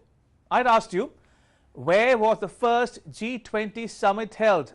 A, USA, B, UK, C, Canada, or D, France? The correct answer is A, the US. It was held in the year 2008 in Washington, D.C.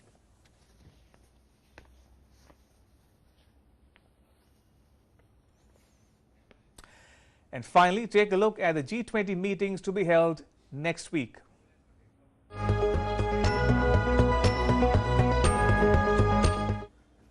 The The first tourism working group meeting will take place in the Run of Kutch from 7th to 9th February.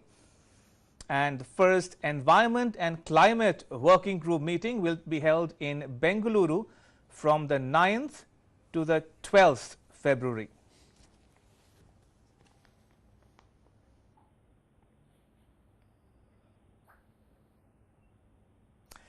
Now, if you haven't been to Bengaluru, then I will strongly recommend that you make time to visit the city. Here's why. Bengaluru has become one of the most popular cities, not just in India, but in the world. Karnataka is paving the way forward to a melancholic tale of royalty with the Golden Chariot. A luxury train that indulges you with the best of Karnataka. From heritage festivals such as Dasera and the Mahamastakabhisheka that draw pious pilgrims from all around, to the latest music festivals that gather revelers, everything from ancient culture to modern marvels. There is one thread that holds everything together, from the Western Ghats to the Western coastline, from cultures that have stood for centuries to modern cosmocultures, from bustling metropolises to pristine nature, from a thriving economy to heartfelt hospitality. Whatever you seek, whatever your interests, there is something for everyone in Karnataka. Some of the most powerful empires of ancient and medieval India thrived on this very soil. And with that, it's a wrap, but news continues here on DD India. You can catch all the latest updates on our social media, mobile and digital platforms. I'll see you same time next week with another edition of India Calling. We leave you with these visuals from Guwahati. Thanks for watching. Bye-bye.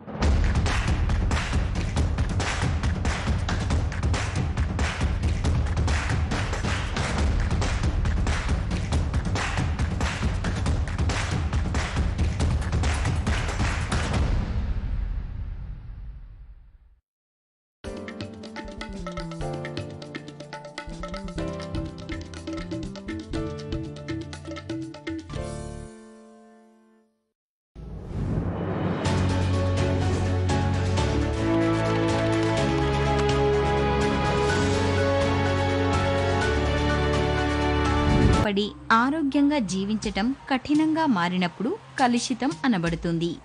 నగరాల్లో పెరుగుతున్న వాయు కాలుష్యం, traffic యొక్క పోరు, ఇంకా పెరుగుతున్న వేడి చాలా భయంకరమైన సమస్యలు లేవనెత్తుతున్నాయి. వీటి కారణంగా విషపూరితమైన గాలులు, sulphur dioxide, carbon monoxide, hydrocarbon ఇంకా పార్టికులేట్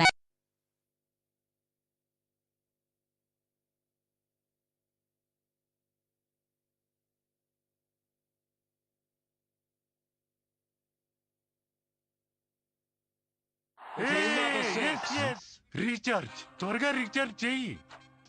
ఏం చేసావు? మ్యాచ్ అయిపోయింది. చెల్లింపు ఎలా అవుతుంది? టోకనైజ్ కార్డ్ తో. టోకెన్? అవును, ఆన్లైన్ చెల్లింపుల కోసం ఆర్బీఐ టోకనైజేషన్ తెచ్చింది. ఒకసారి కార్డు వివరాలు, ఓటీపీ, సివివి నింపి టోకెన్ తయారు చేయండి. కార్డు సురక్షితంగా ఉంటుంది. పైగా పదే వివరాలు నింపాల్సిన అవసరం లేదు. అదే సౌకర్యం, మెరుగైన భద్రత. All rounder. అదా నేనా? ఆర్బీఐ అంటుంది, విషయాలు తెలుసుకోండి, జాగరూకంగా ఉండండి.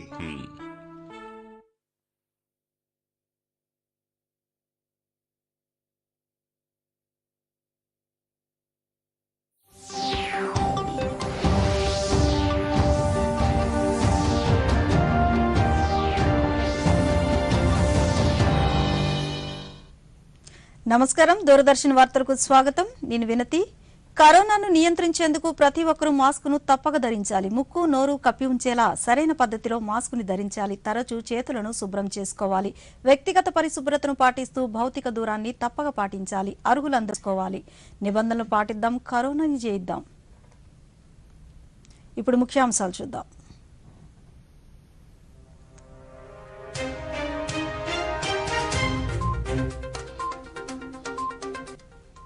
జైపూర్ మహాఖేల్ను ఉద్దేశించి వీడియో కాన్ఫరెన్స్ ద్వారా ప్రసంగించిన ప్రధాని యువతలో క్రీడా ప్రతిభను ప్రోత్సహించేందుకు మహాఖేల్ వంటివి దోహదపడతాయన్న మోదీ.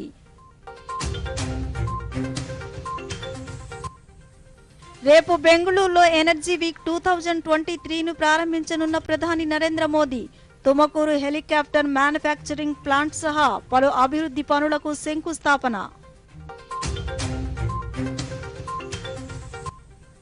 G20లో భాగంగా బెంగళూరులో ఎనర్జీ ట్రాన్సిషన్ వర్కింగ్ గ్రూప్ సమావేశం. హాజరైన కేంద్ర మంత్రులు ఆర్కే సింగ్, ప్రహ్లాద్ జోషి సహా వివిధ దేశాలకు చెందిన 150 మంది ప్రతినిధులు.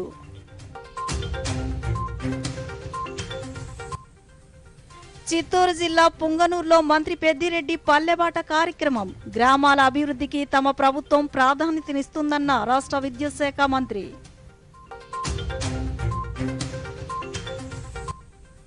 తిరుమలలో నూతన పరకామణి భవనాన్ని ప్రారంభించిన టీటీడీ ఈవో. స్వామివారి కానుకల లెక్కింపును భక్తులు వీక్షించేలా ఏర్పాట్లు చేశామన్న ధర్మారెడ్డి. వార్తల్లోని వివరాలు.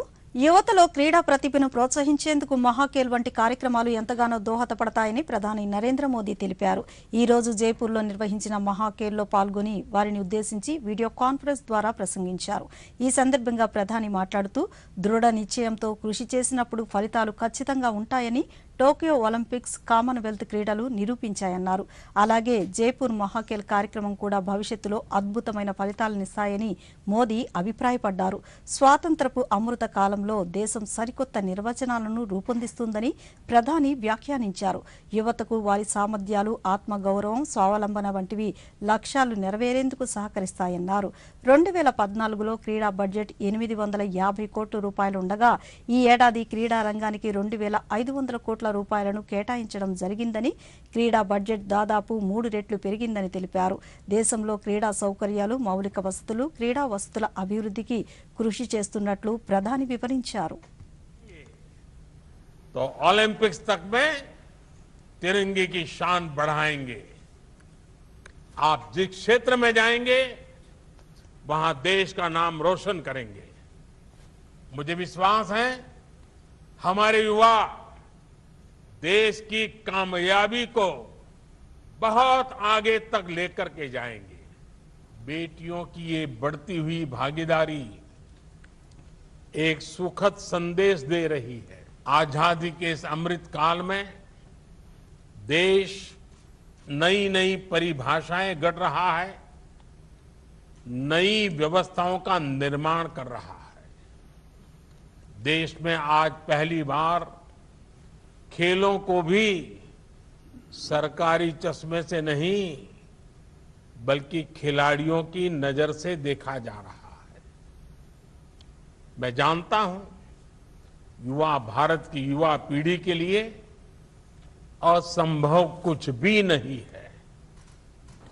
युवाओं को जब सामर्थ्य, स्वाभिमान, स्वावलंबन, सुविधा और संसाधन की शक्ति मिलती है तो हर लक्ष्य आसान हो जाता है. इस बार देश के बजट में खेल विभाग को करीब 2500 करोड़ रुपए का बजट मिला है, जबकि 2014 से पहले खेल विभाग का बजट 800-850 करोड़ रुपए के आसपास ही रह जाता था.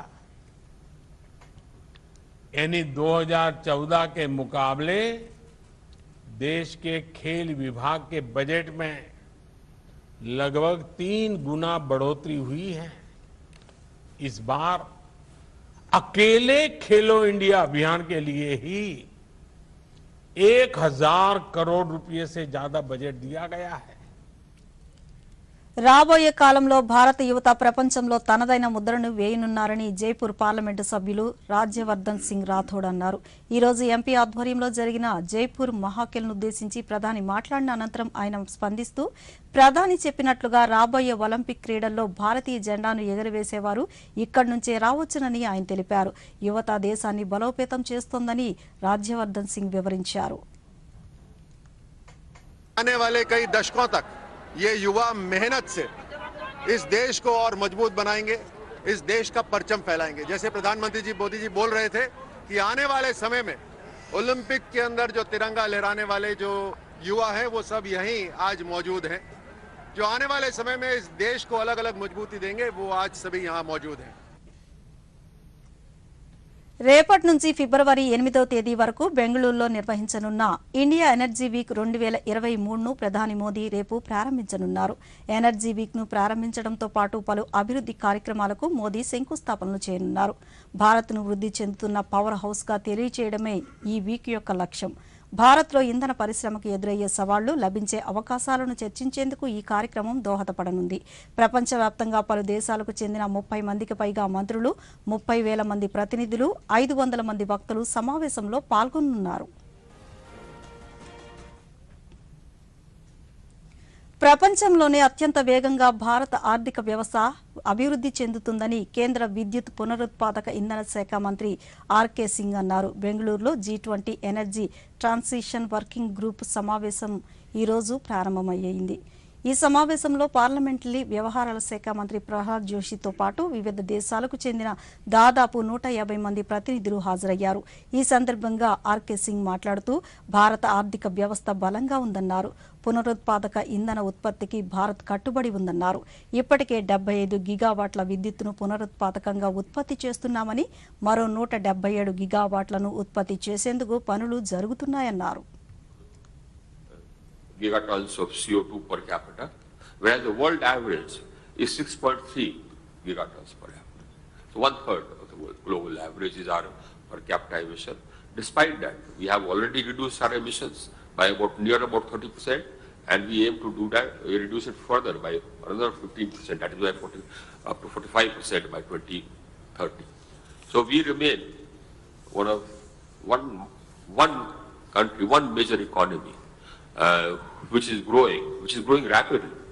We are growing at 7%. Our rate of growth today is 7%, despite all the disruptions around the world.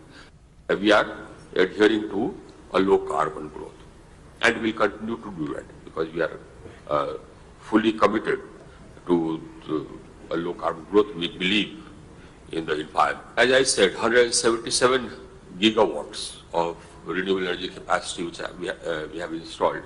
I have another 75 gigawatts under installation, 75,000 megawatts under installation. That makes it about 250,000 megawatts.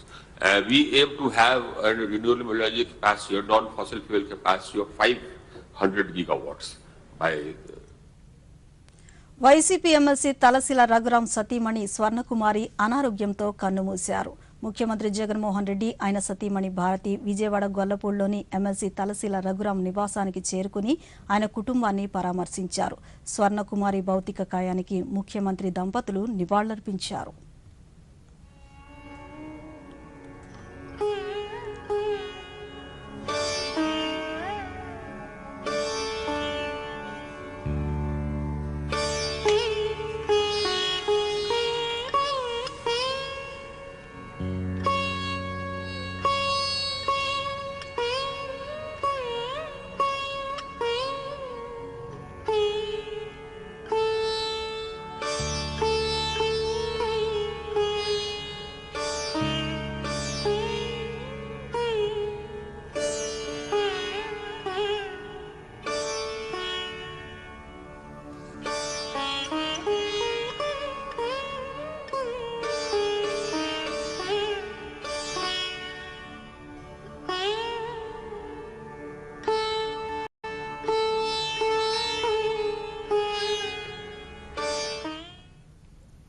ఇప్పుడు చిన్న విరామం తీసుకుందాం. సిగ్గెందుకు పడుతున్నావు? గజ్జి తామర దురద అందరికీ వస్తాయి. జాలిం లోషన్ నాకు నానమిచ్చింది. చర్మ వ్యాధులకు అద్భుత పరిష్కారం అంది. జాలిం లోషన్ పురాతన యోధుడు, పురాతనమైంది మెరుగైంది. జాలిం లోషన్ ఫాస్టెస్ట్, ట్రస్టెడ్, టెస్టెడ్ తరతరాలుగా. జాలిం లోషన్. మీ కిసాన్ క్రెడిట్ కార్డుతో పొలానికి సంబంధించిన అవసరమైన పెట్టుబడులు, ఖర్చులు, క్యాష్ లావాదేవీలు లేకుండా మీరు రోజు బ్యాంకుకు వెళ్లకుండా కార్డు ద్వారా గానీ ఫోన్ ద్వారా గానీ చేసుకోవచ్చు. మీ లావాదేవీల సమయంలో మీ పిన్, ఓటీపీ, సివివి వివరాలు ఎవరికీ తెలియజేయకండి. సురక్షిత బ్యాంక్ డిజిటల్ లావాదేవీలు చేయండి. జారీ చేయవారు నాబార్డు ప్రాంతీయ కార్యాలయం, ఆంధ్రప్రదేశ్. తిరిగి వార్తలకు స్వాగతం. గ్రామాల అభివృద్ధికి తమ ప్రభుత్వం ప్రాధాన్యతనిస్తుందని రాష్ట్ర విద్యుత్ శాఖ మంత్రి పెద్దిరెడ్డి రామచంద్రారెడ్డి అన్నారు. చిత్తూరు జిల్లా పొంగనూరు నియోజకవర్గంలో ఈ రోజు పల్లెబాట ముగింపు కార్యక్రమంలో మంత్రి పాల్గొని మాట్లాడుతూ పొంగనూరు నియోజకవర్గ అభివృద్ధికి ప్రభుత్వం కృషి చేస్తోందని, ఇచ్చిన ప్రతి హామీని ముఖ్యమంత్రి నెరవేరుస్తున్నారన్నారు. 23 రోజులుగా నిర్వహించిన పల్లెబాట కార్యక్రమంలో భాగంగా 885 గ్రామాల ప్రజలను నేరుగా కలవడంతో వారి సమస్యలు తెలిశాయని, పరిష్కార చర్యలు చేపట్టడం జరిగిందని తెలిపారు.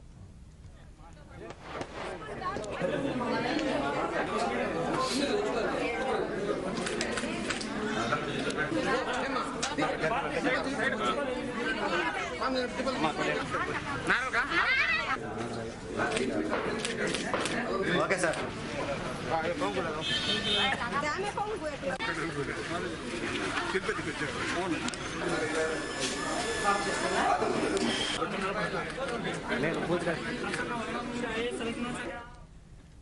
పార్టీ మారడం కోసమే ఫోన్ ట్యాపింగ్ చేశారంటూ అసత్యాలు చెబుతున్న శ్రీధర్ రెడ్డి సొంత పార్టీపై అసత్య ఆరోపణలు చేస్తున్నారని రాష్ట్ర కార్మిక శాఖ మంత్రి గుమ్మనూరు జయరాం అన్నారు.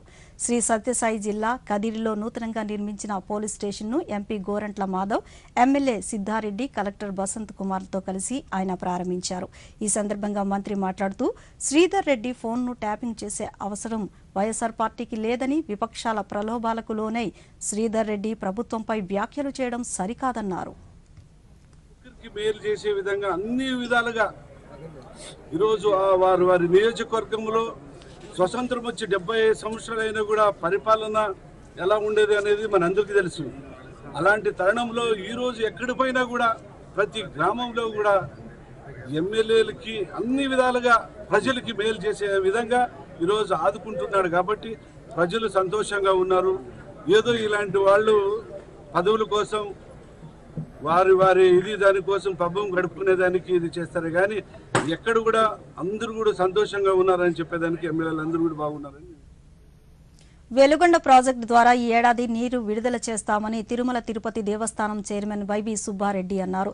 ప్రకాశం జిల్లా ఎర్రగొండపాలెం నియోజకవర్గంలో పురపాలక శాఖ మంత్రి ఆదిమూలపు సురేష్తో కలిసి ఆయన పెద్దారవీడు, దోర్నాలలో పర్యటించారు. స్థానిక తిరుమలనాథ స్వామి ఆలయంలో టీటీడీ నిధులు 90 లక్షల రూపాయలతో చేపట్టిన జీర్ణోద్ధరణ పనులకు శంకుస్థాపన చేశారు. అనంతరం దోర్నాల మండలం కొత్తూరులో నిర్మాణంలో ఉన్న వెలుగొండ ప్రాజెక్టు 2 సొరంగ పనులను పరిశీలించారు.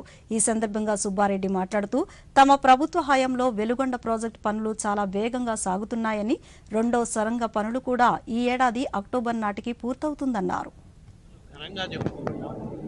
వెలుగొండ ప్రాజెక్టు నిర్మాణంలో చాలా పురోగతి సాధించారు.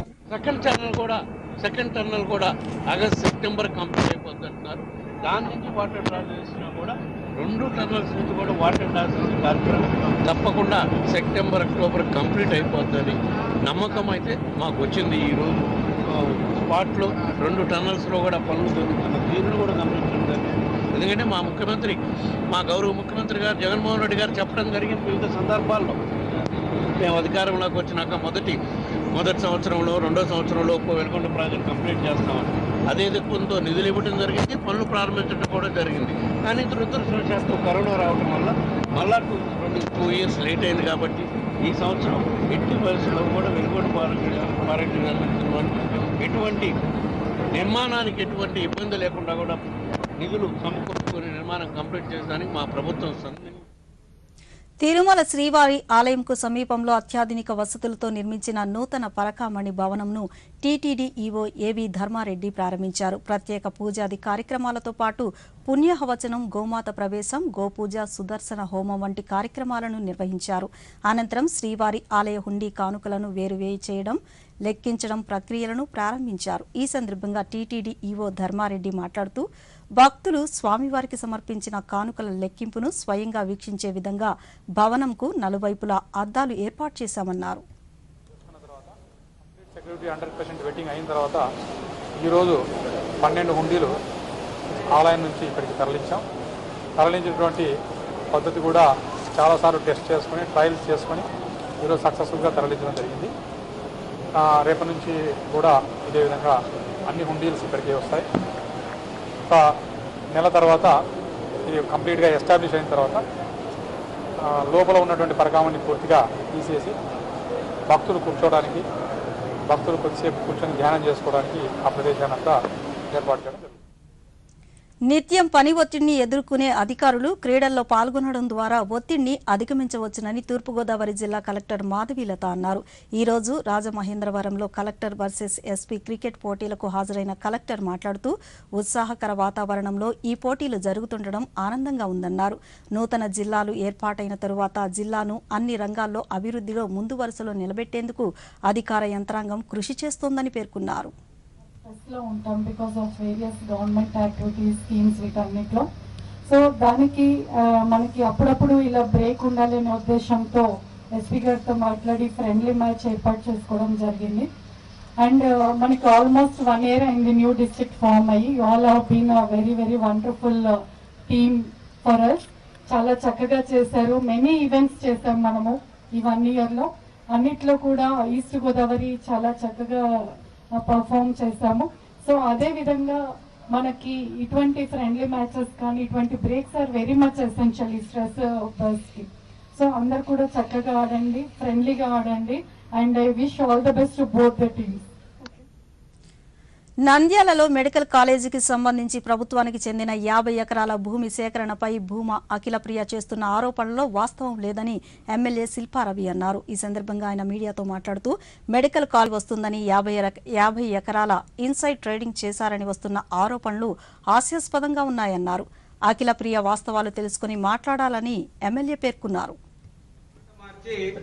బైపాస్ అప్పుడు మీ నాన్న ఎమ్మెల్యే అయినాడు, బైపాస్ వస్తుంది అని తెలుసుకొని మీ నాన్న భూములు కొన్నాడు, ఇన్సైడ్ ట్రేడింగ్ అనరా దీన్ని అని చెప్పేసి నేను చెప్పాను. ఎన్ని అంటే వాస్తవ విరుద్ధ ఆరోపణలు ఉన్నాయంటే, మొదటిది 50 ఎకరాల స్థలం అని చెప్పేసి చెప్పడం జరిగింది. మాకున్నది 30 ఎకరాలు. మిగతా 20 ఎకరాలు ఎవరి ఖాతావో ఎవరివి తీసుకొచ్చి మా దాంట్లో వేసినారో మాకైతే అవసరం లేదు. ఎందుకంటే మేము పక్కన ఆస్తి లాక్కోము, పక్కన ఆస్తి గురించి ఆలోచించాం కాబట్టి నాకైతే అవసరం లేదు. మీరు కావాలంటే తీసుకోవచ్చు. ఆ 20 ఎకరాలు మీదే. మీరు ఏదైనా కావాలో చేసుకోవాలనుకుంటే చేసుకోండి లక్షణంగా. రెండోది, ఒక మ్యాప్ చూపించేసి ఏంటది కమర్షియల్ జోన్ చేసి పడేసినాడు. 50 ఎకరాలు మొత్తం కమర్షియల్ జోనే అని చెప్పేసి డిక్లేర్ చేసి పడేసినాడు. అది అవాస్తవం. ఎందుకంటే మాకు 50 ఎకరాలు ఒక చోట లేదు, 30 ఎకరాలు కూడా ఒక చోట. పెండింగ్ లో ఉన్న కేసులు పరిష్కారానికి ఈ నెల 11న జరిగే జాతీయ లోక్ అదాలత్ను ప్రజలు సద్వినియోగం చేసుకోవాలని పశ్చిమ గోదావరి జిల్లా భీమవరం 3వ అదనపు న్యాయమూర్తి పి సత్యదేవి తెలిపారు. ఈ సందర్భంగా ఆమె భీమవరంలో మీడియాతో మాట్లాడుతూ ఇప్పటి వరకు నిర్వహించిన అదాలత్ ద్వారా అనేక కేసులు పరిష్కరించి మంచి ఫలితాలు సాధించామన్నారు. న్యాయస్థానాల్లో ఉన్న పెండింగ్ కేసుల్లో రాజీకి చేసుకోదగిన కేసులను గుర్తించి ఇరుపక్షాలు లబ్ధి పొందేలా పరిష్కారాన్ని చూపుతున్నామన్నారు. కండక్ట్ చేయడం జరుగుతుంది. భీమవరం పట్టణంలో ఉన్నటువంటి వారికి, చుట్టుపక్కల ఉన్న గ్రామాల వారందరికీ కూడా ఈ సందర్భంగా మీడియా మిత్రుల ద్వారా తెలియజేసేది ఏమంటే, ఈ అవకాశాన్ని అందరూ సద్వినియోగపరుచుకుని చక్కగా కోర్టులో ఉన్నటువంటి లిటిగేషన్ తగ్గడానికి దోహదపడాలని కోరుతున్నాను. ఈ నేషనల్ లోక్ అదాలత్కు సంబంధించి భీమవరంలో పరిధిలో ఉన్నటువంటి 5 కోర్టుల్లోని ఉన్న పెండెన్సీ మొత్తం మనకి 5496 కేసులు. ఇందులో 1202 కేసులను ఐడెంటిఫై చేయడం జరిగింది. సివిల్, క్రిమినల్, మోటార్ వాహనాలకు సంబంధించినటువంటి కేసులు, మెయింటెనెన్స్ కేసులు మనకి ఐడెంటిఫై చేయడం జరిగింది. ఈ లోక్ అదాలత్కు సంబంధించి విస్తృతమైనటువంటి ప్రచారం ఇప్పటికే గ్రామాల్లో పారాలీగల్ వాలంటీర్స్ ద్వారా లీగల్ ప్యానల్ అడ్వకేట్. ఇప్పుడు చిన్న విరామం తీసుకుందాం. సిగ్గెందుకు పడుతున్నావు? గజ్జి తామర దురద అందరికీ వస్తాయి. జాలిం లోషన్ నాకు నానమిచ్చింది. చర్మ వ్యాధులకు అద్భుత పరిష్కారం అంది. జాలిం లోషన్ పురాతన యోధుడు, పురాతనమైంది మెరుగైంది. జాలిం లోషన్ ఫాస్టెస్ట్, ట్రస్టెడ్, టెస్టెడ్ తరతరాలుగా. జాలిం లోషన్. మావయ్య ఇవన్నీ అవును, ఏళ్ల తరబడి ఊరికే పడున్న వస్తువుల్ని తీసి పారేయాలి. ఇది కూడా తాతయ్య గారి పాత పాస్బుక్ ఇంకా ఎఫ్డి. అరే, ఇది ఇలాగే ఉండిపోయింది. డబ్బు పోయిందా? లేదు, ఉపాయం ఉంది. బ్యాంక్ ఖాతాని నడిపిస్తూ ఉండాలి, లేకపోతే ఖాతా ఇనాపరేటివ్ అయిపోతుంది. అలాంటప్పుడు బ్యాంకుతో సంప్రదించి ఖాతాని క్రియాశీలంగా చేయించి ఉండిపోయిన మీ మొత్తాన్ని వడ్డీతో సహా క్లెయిమ్ చేసుకోండి. ఆర్బీఐ అంటుంది, విషయాలు తెలుసుకోండి, జాగరూకంగా ఉండండి. బాగా చెప్తున్నారు. యువగళం పాదయాత్రలో భాగంగా నారా లోకేష్ చిత్తూరు జిల్లా కాణిపాకంలోని శ్రీ వరసిద్ధి వినాయక స్వామివారిని దర్శించుకున్నారు. ఆలయ అధికారులు లోకేష్ కు స్వాగతం పలికి దర్శన ఏర్పాట్లు చేశారు.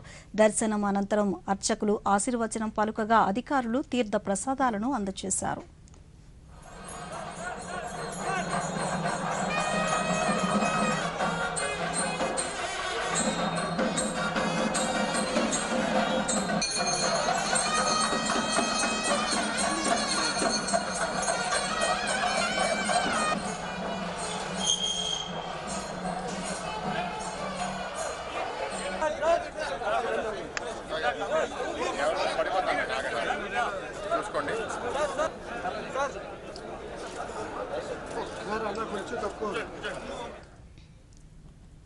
మాఘ పౌర్ణమి సందర్భంగా తిరుపతి జిల్లా శ్రీకాళహస్తి స్వర్ణముఖి నదిలో పంచమూర్తులకు శాస్త్రోక్తంగా త్రిశూల స్నానం నిర్వహించారు. వేద పండితుల మంత్రోచ్చారణ మధ్య సోమస్కందమూర్తి సమేత శ్రీ జ్ఞాన ప్రసునాంబాదేవి, ఉమాదేవి సమేత చండికేశ్వర స్వామివార్లకు చక్ర స్నానం నిర్వహించారు. అనంతరం నంది వాహనంపై శ్రీకాళహస్తీశ్వర స్వామి, సింహ వాహనంపై జ్ఞాన ప్రసునాంబ, మూషిక వాహనంపై వినాయక స్వామి, మయూర వాహనంపై శ్రీవల్లి దేవసేన సమేత కుమారస్వామి విగ్రహాలను కొలువు తీర్చి పురవీధుల్లో ఊరేగించారు. ఈ పుష్కర స్నానాలు ఆచరించడానికి భక్తులు పెద్ద ఎత్తున తరలివచ్చారు. పంచమూర్తులు అంటే వినాయకుడు, సుబ్రహ్మణ్య స్వామి, స్వామి అమ్మవార్లు, దుర్గాదేవి, చండికేశ్వరుడు కూడా ఈ పంచమూర్తులు కూడా స్వర్ణముఖి నదిలోకి వచ్చి విఘ్నేశ్వర పూజ, పుణ్యాహవాచనము ఈ పూజా కార్యక్రమాలు నిర్వర్తించుకొని అటు వెంబడ ఈ సద్యముక్తి యొక్క వ్రతము యొక్క మహాత్మను కూడా భక్తులందరికీ కూడా తెలియజేసి అటు వెంబడ త్రిశూల స్థానం నిర్వహించడం జరిగినది. ఈ కార్యక్రమంలో కూడా భక్తులందరూ అధిక సంఖ్యలో పాల్గొన్నారు. ఈ త్రిశూల స్థానము చక్రస్థానం అంటారు. ఈ స్థానం చేయడం వలన కూడా భక్తులందరూ కూడా శరీర ఆరోగ్యము బాగుంటుంది. ఆ జ్ఞానపశునాంబ సమేత కాళహస్తీశ్వర స్వామి యొక్క అనుగ్రహము చేత వారి యొక్క మనసులో ఉన్న కోరికలు, విద్య, ఉద్యోగం, వ్యాపారం, సంతానం, ఆరోగ్యం దేనికోసం అయితే మనం మనసులో సంకల్పించుకొని ఈ పుష్కర స్థానం నిర్వహించినట్లయితే ఆ పరమేశ్వరుడు యొక్క అనుగ్రహం తప్పకుండా లభిస్తుంది. త్రిశూల స్థానాన్ని ఏర్పాటు చేయడం జరిగింది. స్వామి అమ్మవార్లు, విఘ్నేశ్వరుడు, కుమారస్వామి దంపతులు, చండికేశ్వరులు ఈ పంచమూర్తులన్నింటినీ కూడా స్వర్ణముఖి నది ఒడ్డును తీసుకొచ్చి స్థానం త్రిశూల స్థానం అనేది అత్యంత పవిత్రంగా బ్రహ్మాండంగా కూడా ఈరోజు ఏర్పాటు చేయడం జరిగింది. శ్రీకాళహస్తి దేవస్థానం అధికారులు, ధర్మకర్తల మండలి సమన్వయంతో గతంలో ఎప్పుడు లేని విధంగా ఒక పెద్ద కోనేరుని కూడా తీసుకొని వచ్చి ఆ విధంగా ఎక్కడ తోసులాట లేకుండా త్రిశూల స్థానం జరిపేటప్పుడే సర్వభక్తులు కూడా మునిగే విధంగా అన్ని ఏర్పాటు చేయడం జరిగింది. చాలా అద్భుతంగా జరిగింది. భక్తులందరూ కూడా వచ్చేశారు. వారికి అందరికి కూడా హృదయపూర్వకంగా ధన్యవాదాలు. కేంద్ర హోంమంత్రి అమిత్ షా జార్ఖండ్ పర్యటన రెండో రోజు కొనసాగింది. పర్యటనలో భాగంగా దేవ్ఘర్లో అనుకూల్ చంద్ ఠాగూర్ ఆశ్రమాన్ని సందర్శించారు. అక్కడ జరుగుతున్న కార్యక్రమాలను, సేవల వివరాలను నిర్వాహకులను మంత్రి అడిగి తెలుసుకున్నారు.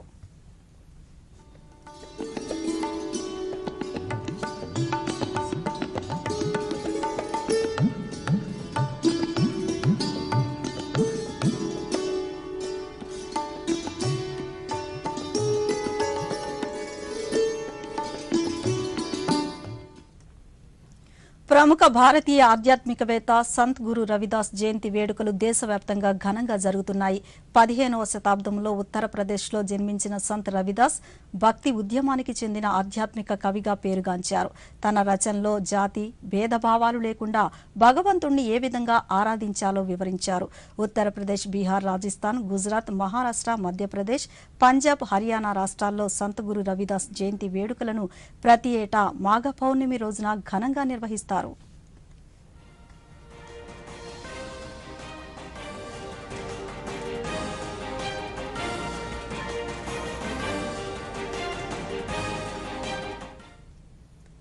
జాతీయ వార్తల సంక్షిప్త సమాహారాన్ని ఇప్పుడు చూద్దాం.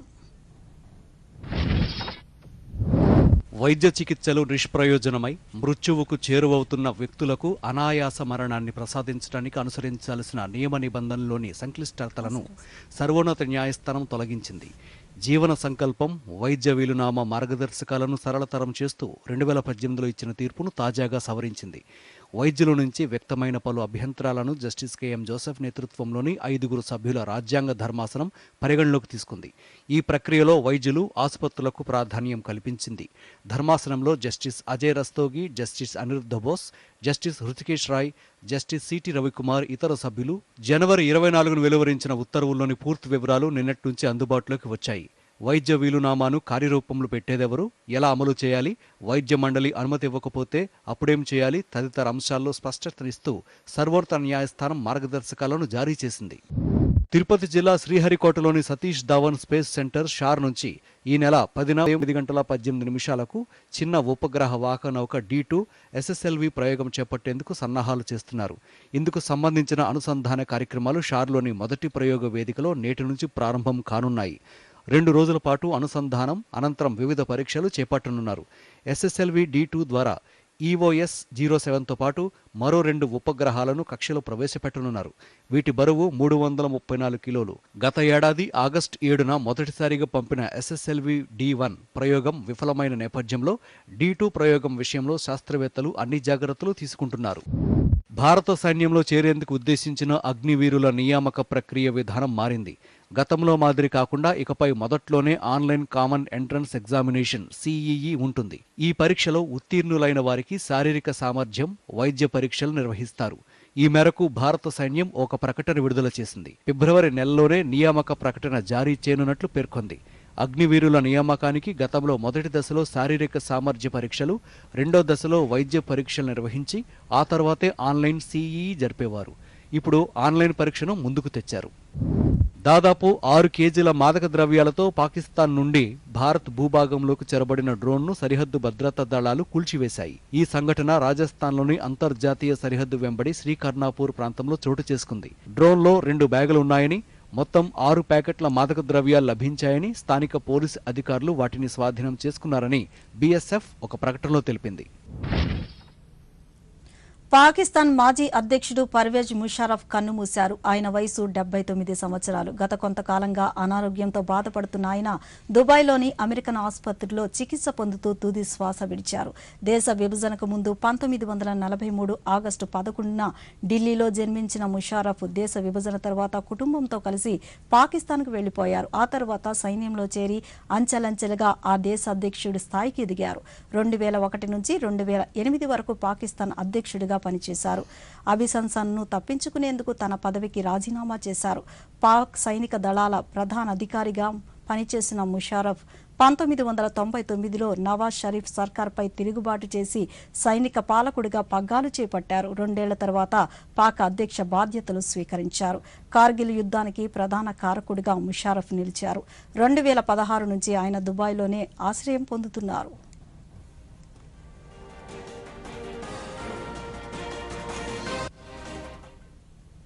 కరోనాను నియంత్రించేందుకు ప్రతి ఒక్కరూ మాస్కును తప్పక ధరించాలి. ముక్కు, నోరు కప్పి ఉంచేలా సరైన పద్ధతిలో మాస్కును ధరించాలి. తరచూ చేతులను శుభ్రం చేసుకోవాలి.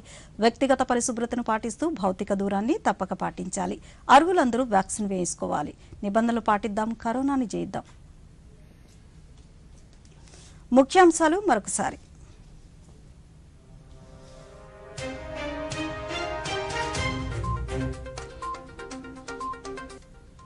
జైపూర్ మహాకేల్ను ఉద్దేశించి వీడియో కాన్ఫరెన్స్ ద్వారా ప్రసంగించిన ప్రధాని యువతలో క్రీడా ప్రతిభను ప్రోత్సహించేందుకు మహాకేల్ వంటివి దోహదపడతాయన్న మోదీ.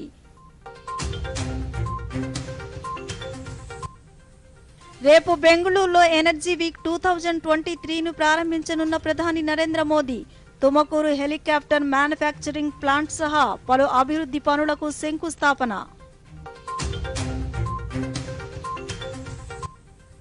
G20లో భాగంగా బెంగళూరులో ఎనర్జీ ట్రాన్సిషన్ వర్కింగ్ గ్రూప్ సమావేశం. హాజరైన కేంద్ర మంత్రులు ఆర్కే సింగ్, ప్రహ్లాద్ జోషి సహా వివిధ దేశాలకు చెందిన 150 మంది ప్రతినిధులు.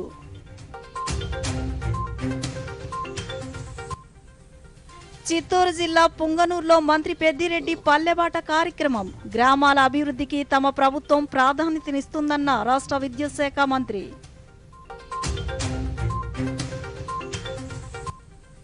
తిరుమలలో నూతన పరకామణి భవనాన్ని ప్రారంభించిన టీటీడీ ఈవో. స్వామివారి కానుకల లెక్కింపును భక్తులు వీక్షించేలా ఏర్పాట్లు చేశామన్న ధర్మారెడ్డి. ఈ వార్తలు ఇంతటితో సమాప్తం. నమస్కారం.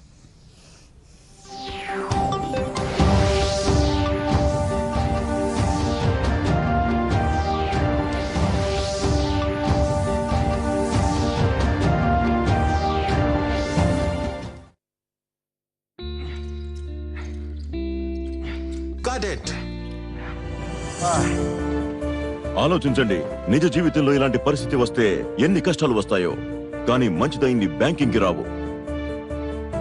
మీ వయసు 70 ఏళ్లు మించినా లేదా మీరు వికలాంగులైనా బ్యాంక్ మీకు కొన్ని అవసరమైన బ్యాంకింగ్ సౌకర్యాలు ఇంటికే అందించగలదు. ఆర్బీఐ అంటుంది, విషయాలు తెలుసుకోండి, జాగరూకంగా ఉండండి.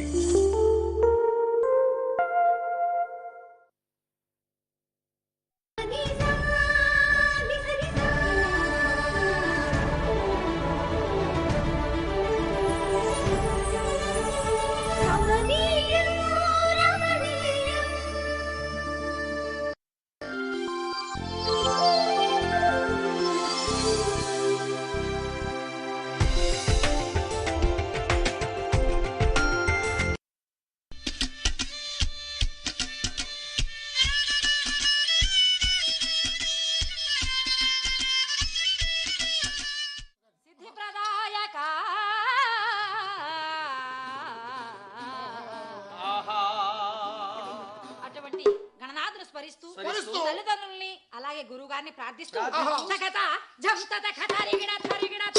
మహాభారతం మన సంస్కృతికి ప్రాణమందురన్నా.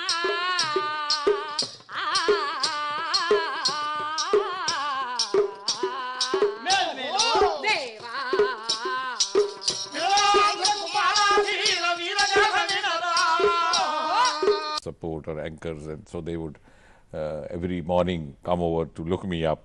Yes. Because they had a shaha nearby, and incident is a very interesting incident. That one day they stopped coming. I didn't know why, so I thought maybe they got busy. Later on, I was told that there was a raid. The emergency had been declared. I think I was in the first year when Mrs. Gandhi declared emergency, and all of them had been picked up because that shakha happened just close to my hostel.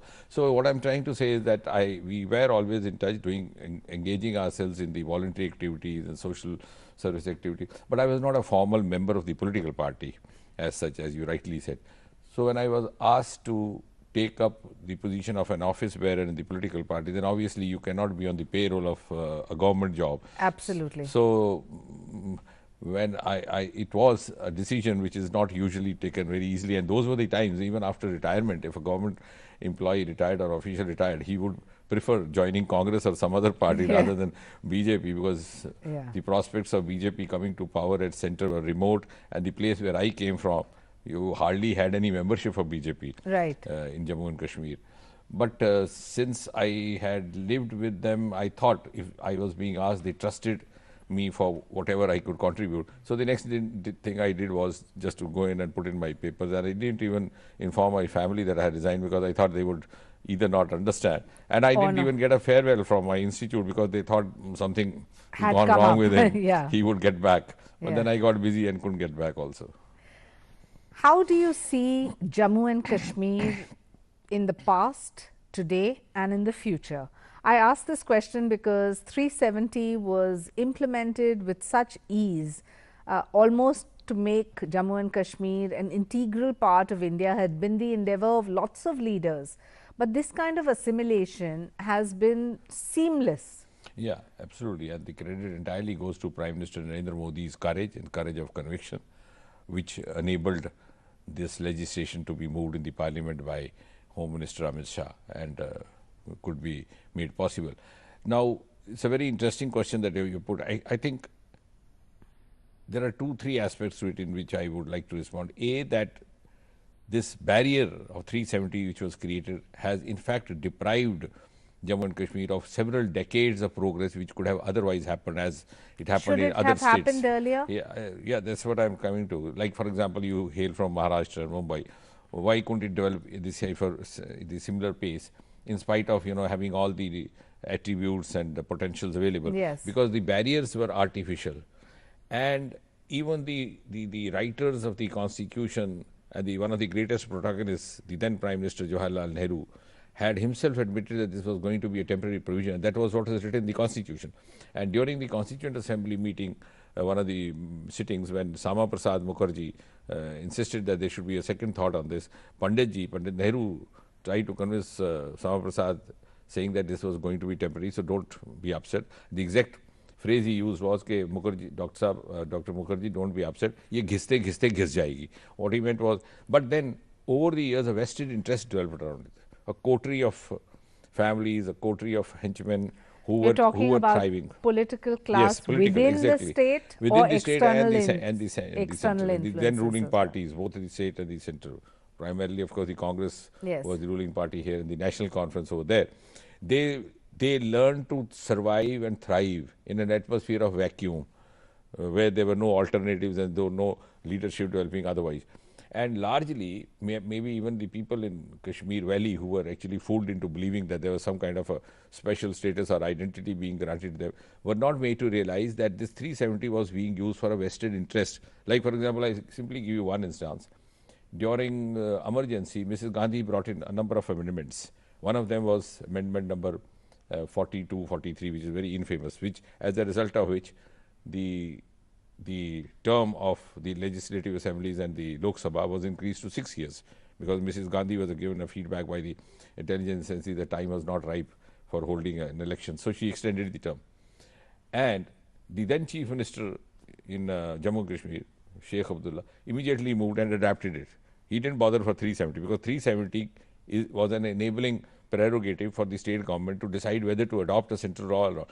But they did not lose a second because that was enabling them to extend their term by 1. Now, interestingly, just 3 years later, 1977, another election happens. Mr. Morarji Desai takes over as Prime Minister, and it is decided that this is an unconstitutional, it has to be reversed. So I think it was 45, 46 amendment, whereby the terms were again brought back to 5 years. But it is unbelievable, it will be for you. All the state assemblies got back to 5-year term. They did not adopt. They adopted the first law, but they didn't adopt the second and took the umbrage of 370. And till the day this Article 370 was done away with, 5th, 6th August 2019, the term of the State Assembly of Jammu and Kashmir continued to be 6 years. That means almost for 30 years after the emergency had been done away with. So this 370 was, now for example, Dowry Act was not implemented here. No, I don't think any part of the world, Child Marriage Act, any part of the world, any government, any system of governance, nobody would object to a law against child marriage. But they didn't, because maybe they were trying to appease a certain section of society. So it was actually used to appease a certain vote bank and to ensure the continuance in the seat of power by a coterie of people. So do you think that the minority community and the majority community in Jammu Kashmir today are coexisting and are happy with 370? Or is there resistance? I think in heart of hearts, across the communities, because the youth today is very aspirational. And the youth in Kashmir is sometimes, I believe, at least in the Kashmir Valley, is relatively much more aspirational and forward looking. We have toppers in civil services from Kashmir. We have toppers in virtually all the different services, competitive exams. And they do not want to miss the bus. They want to be a part of the development journey led by Prime Minister Modi. I think it's a wheel of fear which is, holding them back, because the last remnants of terrorism still exist. So they maybe out of fear they don't say so, but they are moving on. They wish to move on, and they realize they don't wish to miss the opportunities. You see, abundant number of opportunities and avenues have been unleashed across the country. And as I said, 30, 40 decades were lost because they were deprived of that opportunity. Yes. Let's talk a little bit about your role as a minister. Science and technology obviously comes very naturally to you. There's nothing that you need to prepare on. But you have other departments which were like a bolt out of the blue. So how have you aligned yourself to understanding the various ministries, and how do you present and prepare yourself for Parliament? Yeah, I'm glad you asked that, and I agree with you. Science and technology has been part of my aptitude and my working, and since belonging to science fraternity, I was already otherwise also associated with these departments, because I had projects, for example, as a medico with the Department of Biotechnology, etc., even when I was not in the government or the ministry. But yes, other departments, interesting. Now, for example, one of them is DOPT, Department of Personnel and Training. And honestly speaking, even when I was given, I did not know what DOPT stands for. I was just going to say, did you know what DOPT no, certainly stands not. And for? I had never been to North Block or South Block all my life. Till the 27th of May 2014. That was my first day when I entered into Modi Block, because 26th May evening was the oath ceremony, because we had no business coming this side beyond India Gate, because I was a professional. So I hardly went to a secretariat or a ministerial bungalows or ministerial offices. And so it was a great learning experience, because learning about how the governance is done. And fortunately, Prime Minister Modi has a great penchant for governance reforms. Absolutely. So within 2-3 and he monitors it himself. And he has a number of ideas, and I think some of the best practices have been introduced under his guidance. Like, for example, within 2 months of the government having taken over, one of the important decisions which was taken, of course, with the guidance of Prime Minister Modi, was to do away with this age-old practice of getting the certificates attested by gazetted officers, which I believe was a legacy of the British Empire, which should have been done away. In the much 50s earlier. itself. Yes, and Prime Minister Modi, in fact, sent out a huge message that, look here, now this is a government which has the capacity to trust its youth, to trust its citizens. Then the interview, Prime Minister announced this from the ramparts of Red Fort in his Independence Day address.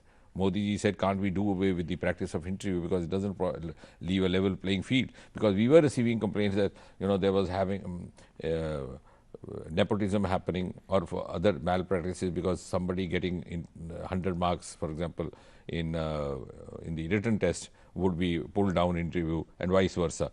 So number of reforms have happened in this department, and this is also because most of the ideas have come from Prime Minister Modi himself. Like the first mantra he gave was maximum governance, minimum government. And I think we have tried to walk the talk to a great extent. Secondly, another department that I am looking after is pensions. Now, this was the lesser talked about department. Nobody knew that there is an very important and very crucial, important. because not just as a vote bank of senior citizens, an issue of people who really don't have livelihood. And as an enlightened woman, you will be happy to recall that even in this department, we try to bring in some of the path-breaking reforms which should have happened much earlier. Like, for example, from the point of view of women, the family pension to the survivor of the deceased pensioner is entitled to the next of kith and kin, his spouse, his children. So the daughter who's been separated or divorced also happens to be entitled to family pension of her father or parent. But that was, the condition was that she should secure a judgment pronouncing her divorce. I realized that the divorces were not happening for decades. And the litigation was going on. So we modified it, and we said the only condition would be that she would have filed a writ petition the court. If she produces that evidence, we'll allow her entitlement for family pension. Similarly, the elder citizens had to report every year with a life certificate. I thought this was very inhuman. Being a doctor, I have seen people getting a death certificate, but and nobody being asked to say that I am alive. So we modified it. We have modern technology. Thanks again to Modi ji. It's been very. So would you say the So we introduced biometry, and now very recently, just 3 months back, because I was told that after the age of 75, 80, even the biometry changes. So we have introduced artificial face technology. I think one advantage I had of dabbling with all these departments that I could transfer the practices of one department into the other. So some of the scientific technologies into governance we have brought in. Would it be correct to say that the Prime Minister's focus has always been on technology, so that there are systems in place where one beneficiary is not the recipient of a wrong beneficiary? Absolutely. I think DBT is one of the biggest examples, direct benefit transfer. And I think something to ponder over is that we have had a Department of Space for the last 7 decades, but only when Prime Minister Modi came in, I think it was in 2015 or 16, we had a brainstorming.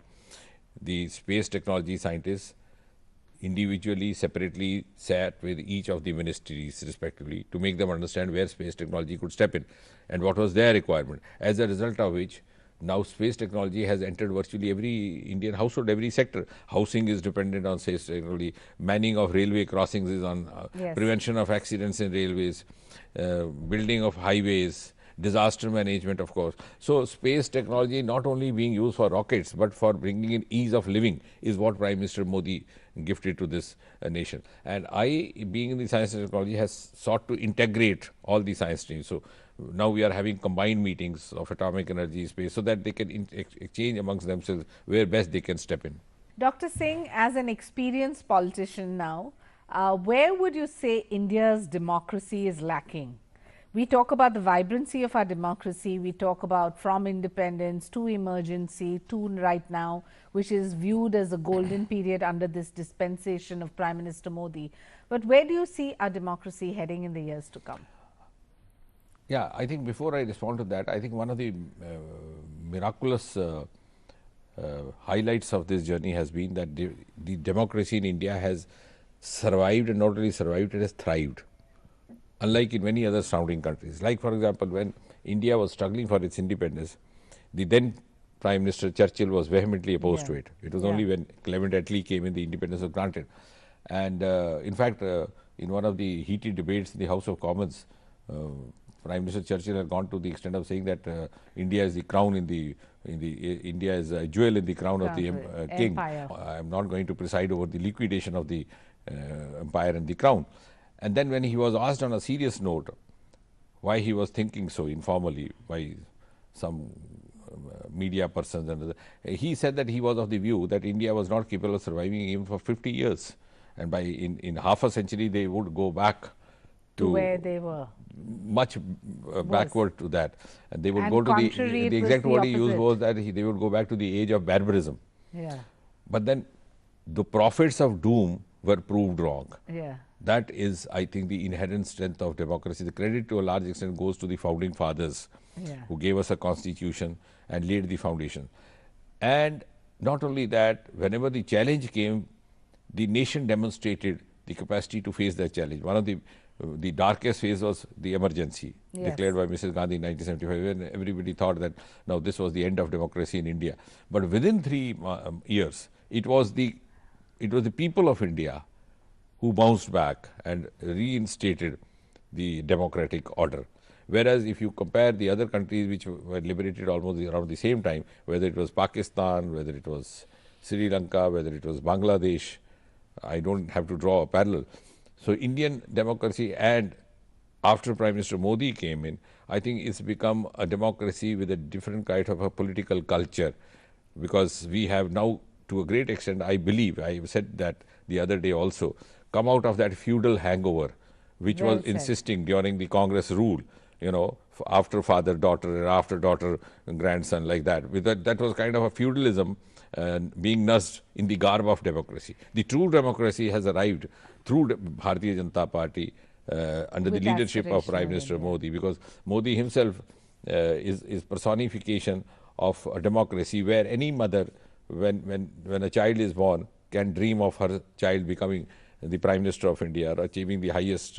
That is the essence, the true essence of democracy, and that is personified by someone like Prime Minister Modi. It's ironic that you mentioned Winston Churchill, because the British can call India barbaric in nature, but they looted us. Absolutely. And they left behind, other than the railways and the postal services and few things which connected India, but the Indians took it forward.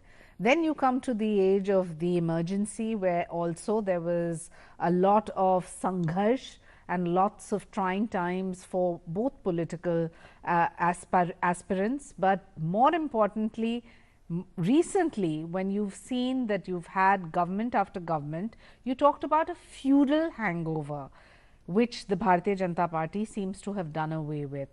Do you think that in the days to come, there will be something like a Modi hangover? I would rather start by saying that Bharatiya Janata Party, in other words, I don't think it will be inappropriate to say, is the true democratic party of independent India. It was born after independence, and it was born to be representing the democratic aspirations of the nation, unlike the Congress of the other parties, which in fact none less than Mahatma Gandhi had said should be disbanded with. And yes, as far as Modi hangover, I would say that Modi has introduced a new culture in public life. In public life, and also a new culture in the practice of politics. Like for example, we had these results of Uttar Pradesh. I think it has more than abundantly proven that the times are over when we were practicing, we were fighting elections in the name of caste, creed, religion, or vote bank politics. Modi ji not only did away with that, but tried to send out a message that, look here, we will reach out to who requires us, regardless of whether he voted for us in the last election or not.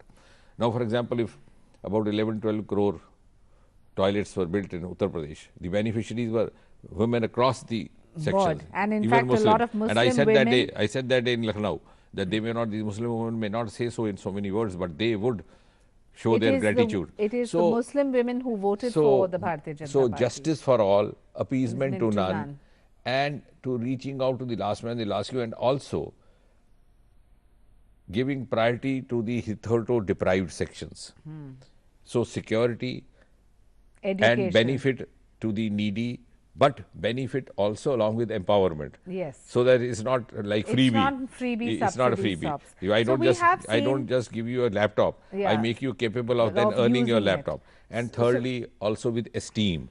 So you have the esteem of being capable of looking after yourself. So that is, I think, a new, and even the other parties, I'm sure when you refer to Modi hangover, I would say that this new culture, which has been introduced by Prime Minister Modi in politics, will have to be necessarily emulated by other political parties also. They'll have to forget the tricks of the past if they have to survive. So we have seen in the past, there have been lots of political parties that just give freebies, subsidies, SOPs, and believe that that is empowerment. On the other hand, you have the current dispensation that believes in giving education, security, financial empowerment.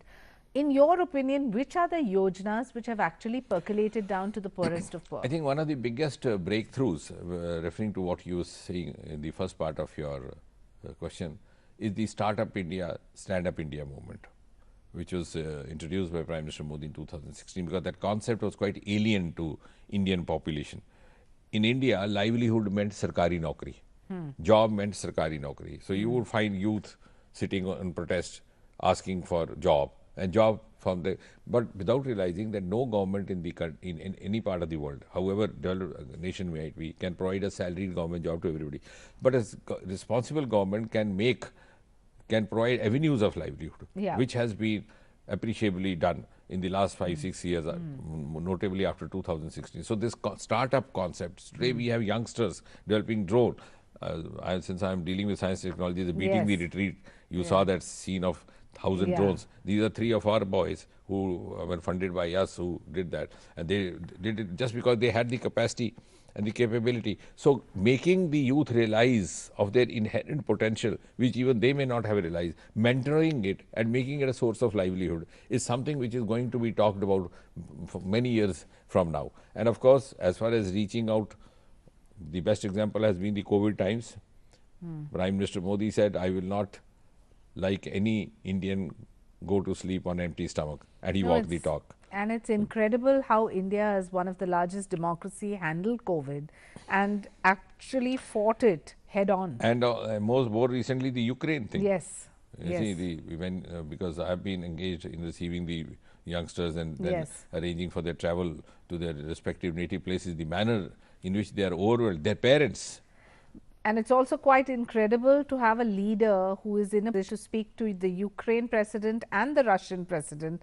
No other leader world over has had this privilege to do so and try and diffuse And the that situation. too, he was doing that on regular basis. You see, he was, and I think he's been blessed with incredible energy and presence of mind, and he's absolutely dedicated to the cause of nation. Even during the election, he was addressing 3 rallies, and before going for the rally to Uttar Pradesh, he would convene a meeting regarding Ukraine. After coming back, he would receive an update. Right. So we have a full-time prime minister, and that also is going to be a change in the culture, because Congress was not a full-time political party. Yeah. BJP has introduced the culture of full-time politics. You have to be a full-timer. Yes, absolutely. You cannot be a feudal Raja anymore. Yes, the youth of this country abhor politicians and have a very negative viewpoint of politics and public life. What would be your message to change that? And in your personal experience, has there been any such moment or movement that has absolutely triggered that one spark in you which you're remembered by, which has given you inspiration and aspiration, which you'd like to share to our viewers? As far as the youth is concerned, and their attitude towards politics, that has undergone certain amount of change in the recent years. I mean, particularly after 2014. To a great extent, the politician himself was to be blamed, because the conduct of the politician, the duplicity, the hypocrisy which got identified with the practitioners of politics, झूठे आश्वासन दे देना, जो भी बैठा ये भी हो जाएगा, वो भी हो जाएगा, फिर कुछ नहीं करना, तो वो that kind of a trend and that culture created a kind of cynicism in the mind of a common Indian citizen. कि साहब ये तो politician झूठ ही बोलेगा. That has been sought to be rectified after the Modi era set in. कि उतनी ही कहिए जो है, जो नहीं हुआ है उसका समझाना. So now that connect has been re-established. That is why we find number of, you see, if you imagine before 2014, there's so much of pessimism. And on the evening of 2014, May 26, after the swearing, and I wrote a small piece. I said, now this is the beginning of a journey from pessimism to optimism, because most of the youngsters wanted to go abroad because they saw no future in India. Now it's just the reverse brain drain happening. Even in science technology, we find so many young scientists wanting to come back to India. So that is changing, and that has changed because under Prime Minister Modi, the conduct of the politician, the conduct of the ministers, now 8 years are coming to a close, none of the ministers has been accused of a major scam or a scandal. Even today, the former ministers have their skeletons tumbling out, whereas it should be other way now. So the conduct of the politician has changed, and that will change this. Now, as far as my experience is concerned, I think one has to be a learner all one's life, every moment, and so also we have learned from Prime Minister Modi. When I came to the Parliament House first time, I don't think even Prime Minister Modi would recall that. I was moving in and suddenly I stopped because I didn't know which way to go. The corridor, there were 3 different pathways, and the Prime Minister came and just patted my back. He said, "आप क्या देख रहे हैं?" तो मैं कहा, "sir मैं रास्ता ढूंढ रहा हूँ." तो उन्होंने कहा कि मेरे पीछे आ जाओ, मैं भी पहली बार आया हूँ. See, that kind of confidence he was building among his comrades and colleagues, because what he was trying to say in a lighter way, that he was also first time MP. First time MP. Though he was a veteran, and he is a veteran by all means. So I think all these experiences from the elders, from the seniors, enable one to shape. One has to perform every day, and one has to learn every day. Thank you so much, Thank you, Shaina. Dr. Thank you. Saab. It was a great experience. Yes, and that was a professional in public life, Dr. Jitinder Singh. So much to learn. Roots from Jammu and Kashmir, and obviously as minister, interacting with the youth, be it science, technology or DOPT and other departments that he has spearheaded, he shows us that aspirational politics can be held by professionals in public life too. Next week, we will meet with another parliamentarian and have another story on the journey. Until then, please excuse me. This is Shaina NC signing off for Doordarshan.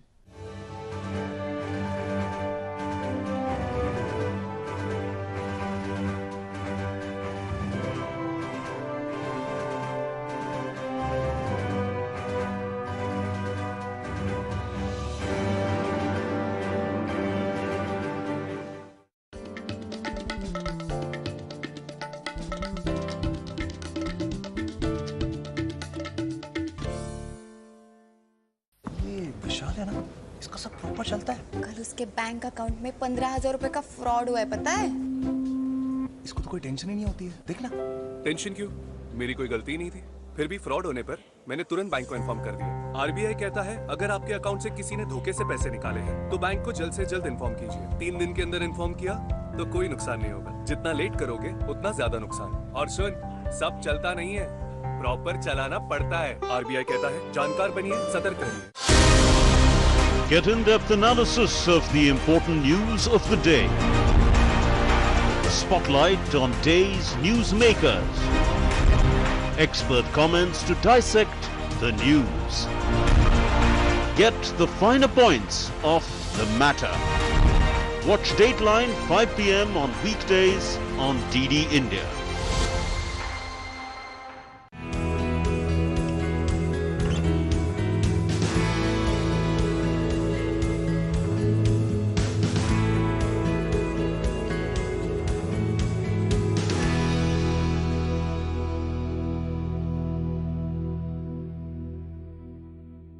Namaskar and welcome to Changemakers. I'm Shubhendu Ghosh.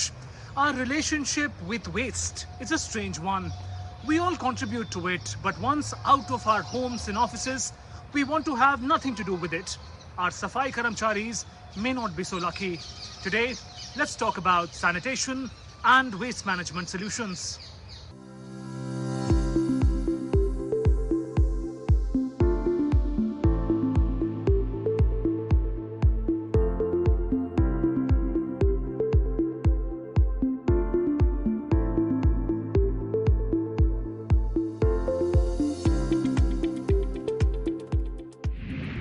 India produces millions of tons of waste every year.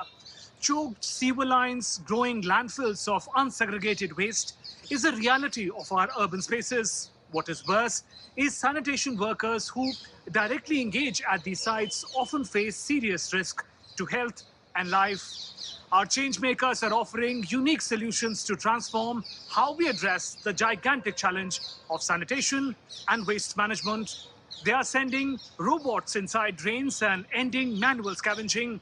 Their smart machines are efficiently segregating garbage landfills to create wealth from waste. Here's how. Our changemakers are providing innovative solutions to traditional problems in sanitation and waste management. They are imparting safety, efficiency, and dignity to all those engaged in sanitation services. Our first changemaker is Gen Robotics from Thiruvananthapuram, founded by Rashid K, Vimal Govind MK, Arun George, Nikhil NP in 2017. Gen Robotics is a leading robotics company in India. Their flagship innovation, Bandicoot, a manhole cleaning robot, is nothing short of a revolution in sanitation services.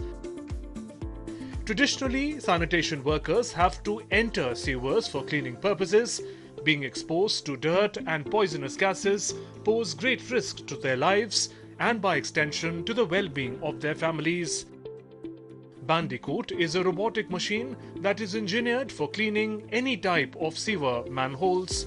The robot consists of 2 major units, a stand unit and a robotic drone unit. The drone unit dives into the manholes for cleaning or unblocking operations. The diving depth of the robotic drone is customizable.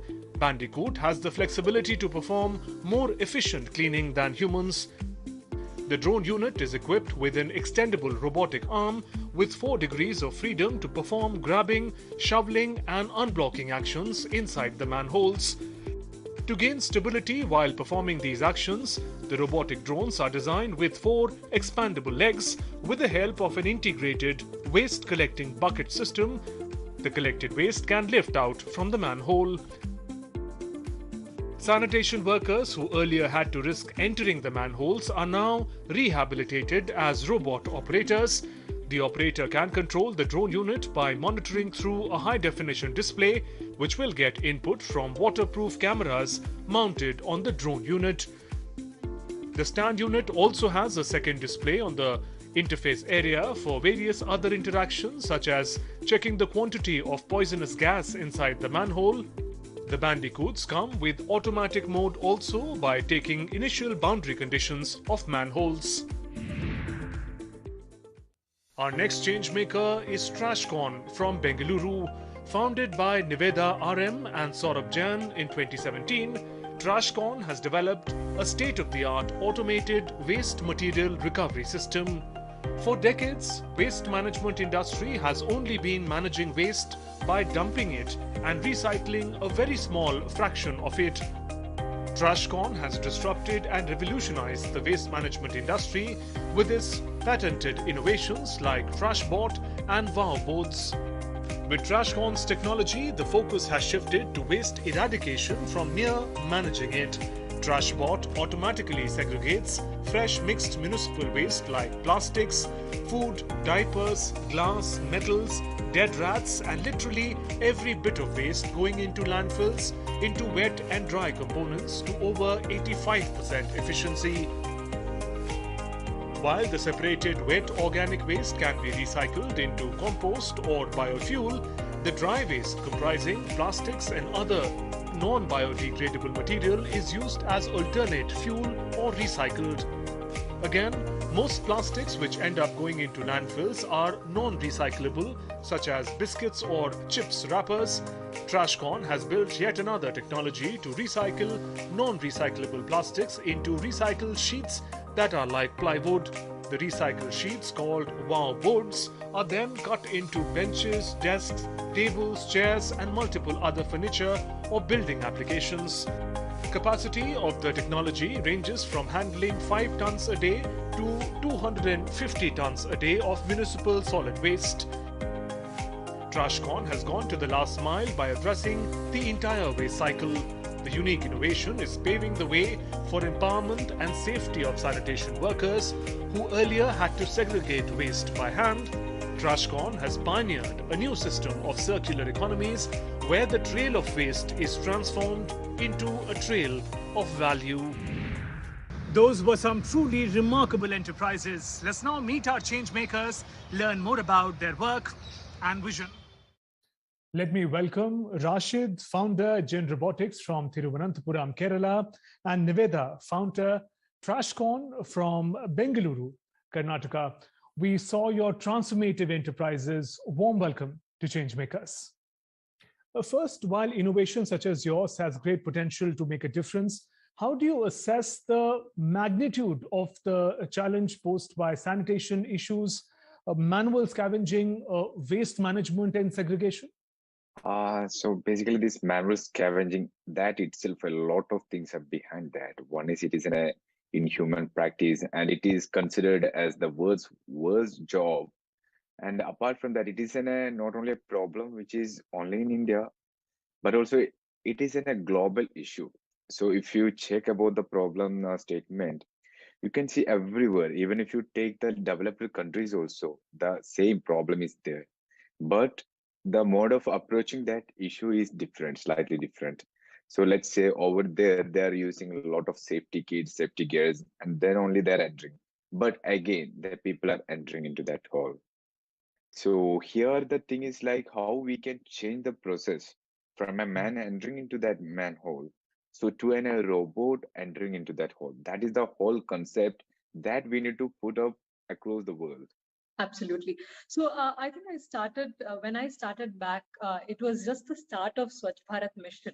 Prime Minister Modi had just launched Swachh Bharat mission. Everybody was talking about it. It was something very new, and that is when we tried to clear up a stretch of land near where I was studying, and the waste reappeared. So that is when I understood that if waste is not recovered, that is, if you're not able to recover value. Say, for example, if plastic is stuck with food, is stuck with dead rats, then you can't really make value. And if you can't make value, it ends up going into the landfills. And that's when I realized that we have been very conscious about it, and our lawmakers have made segregation at source mandatory, right? So to ensure that all the parts are segregated and recycled. But nevertheless, us being such a huge country with such demographic dividend and so many smaller places, and waste is something that you can't control. It can leak. How much ever you can control, it will leak, right? So irrespective of the efforts, there is always going to be leakage. That is a reality. And this finds its way onto the streets, onto the, because the landfills are already full. So it's on the streets, it goes into the drains. and it is consumed by animals, and then all the other evils that you and I already are aware about. So that's when we started working at the root of the problem, which is what do we do for the waste on the streets, which is nobody's problem today. So that's where we began, Shubhendu, and I think overall, India has done a lot of progress since we launched Swachh Bharat Mission. There's a lot of awareness. There is a lot of great technologies that have come in, and we find ourselves as a part of the entire ecosystem. So that's where I think India Right. is heading towards. Yeah. Right.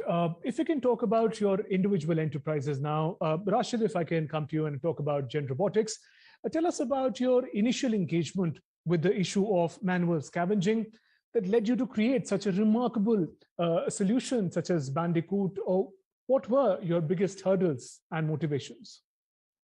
Yeah, so when actually, to be frank, I was not knowing about this manual scavenging. So I'm basically from a village.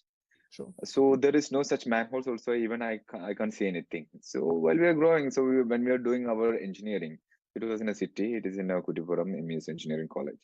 So the thing is like I came to strike a news, so which happened in 2016, where the news is like about a manhole accident, where three persons died while cleaning manholes. So at that time, first time hearing about manhole.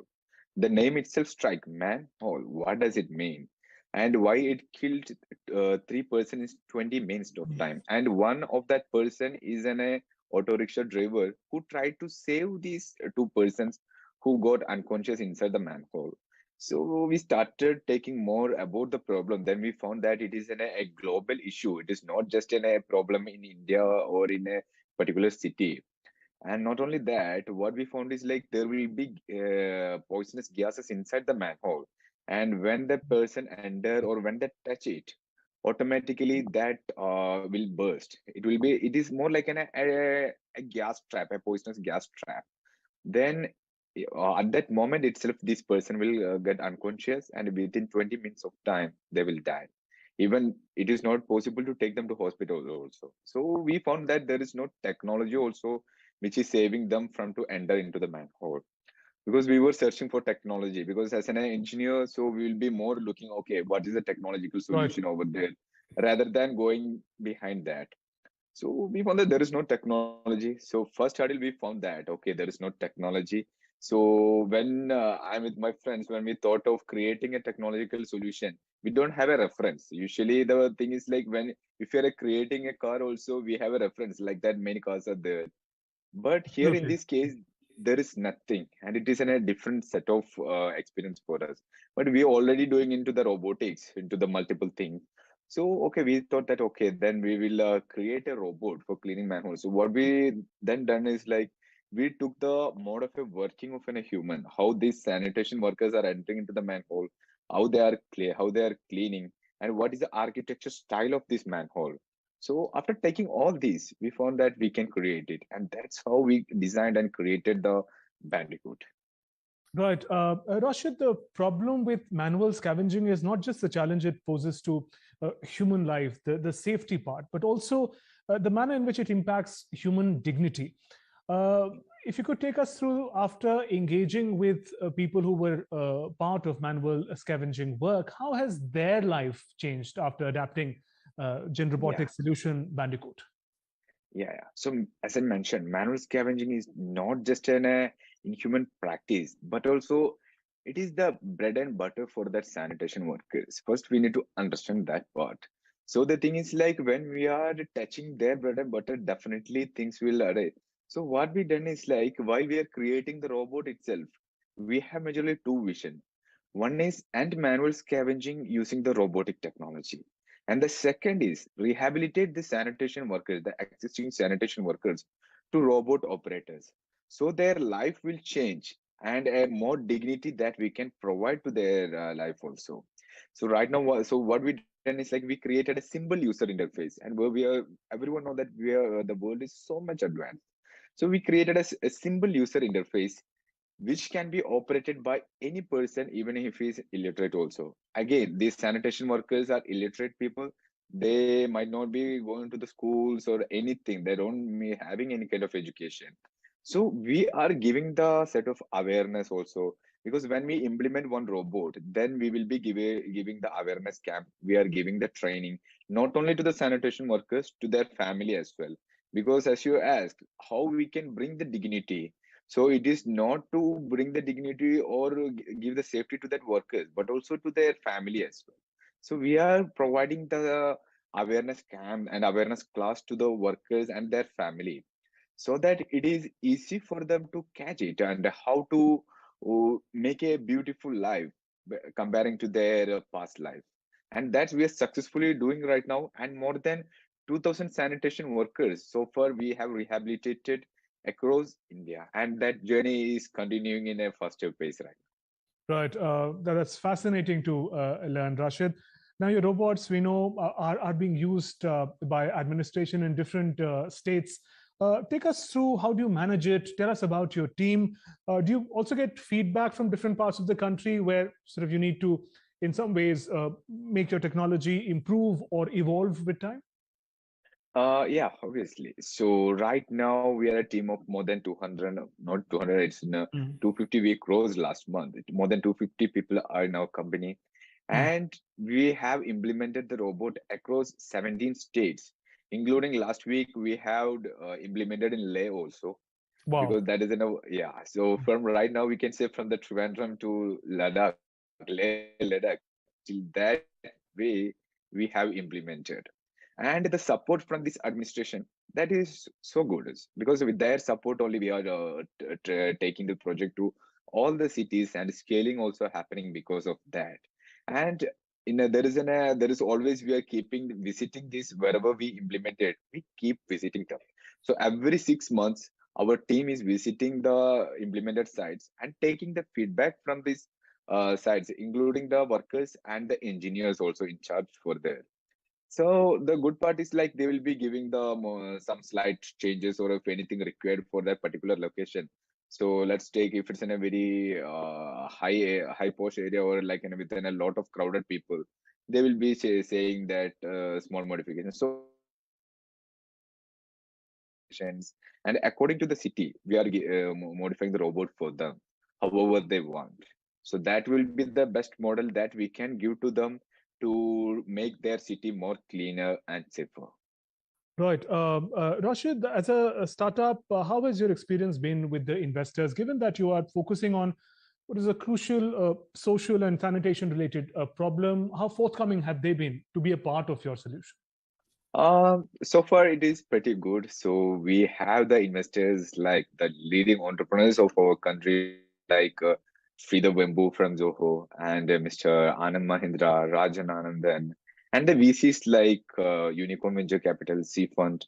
So these are our major investors, and so far, however, the relation with them is so good. So the people, like, they want the made in India or make in India companies that is very well ground rooted in India, and what their focus, that is like to expand the company or the scale the company not only in India but also to across the world, and within a multiple innovations, not just to stick on in a single innovation, but take different problems and start solving different problems and export it, use here and then export also.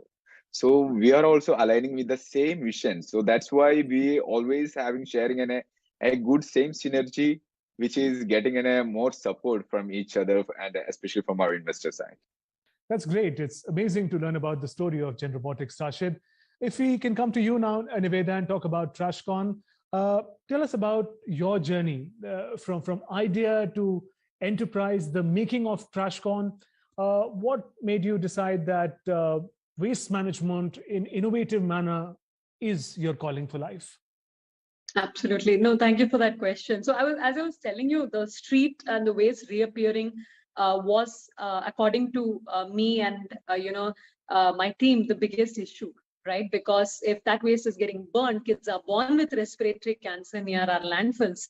Leachate, a very toxic liquid, has already percolated into groundwater in many cities. So this is the problem that has already been caused. So while there are people who are trying to avoid this problem, and then there are people who are on the other end of it, jo already pile up ho gaya landfill, trying to biomine it or remove it.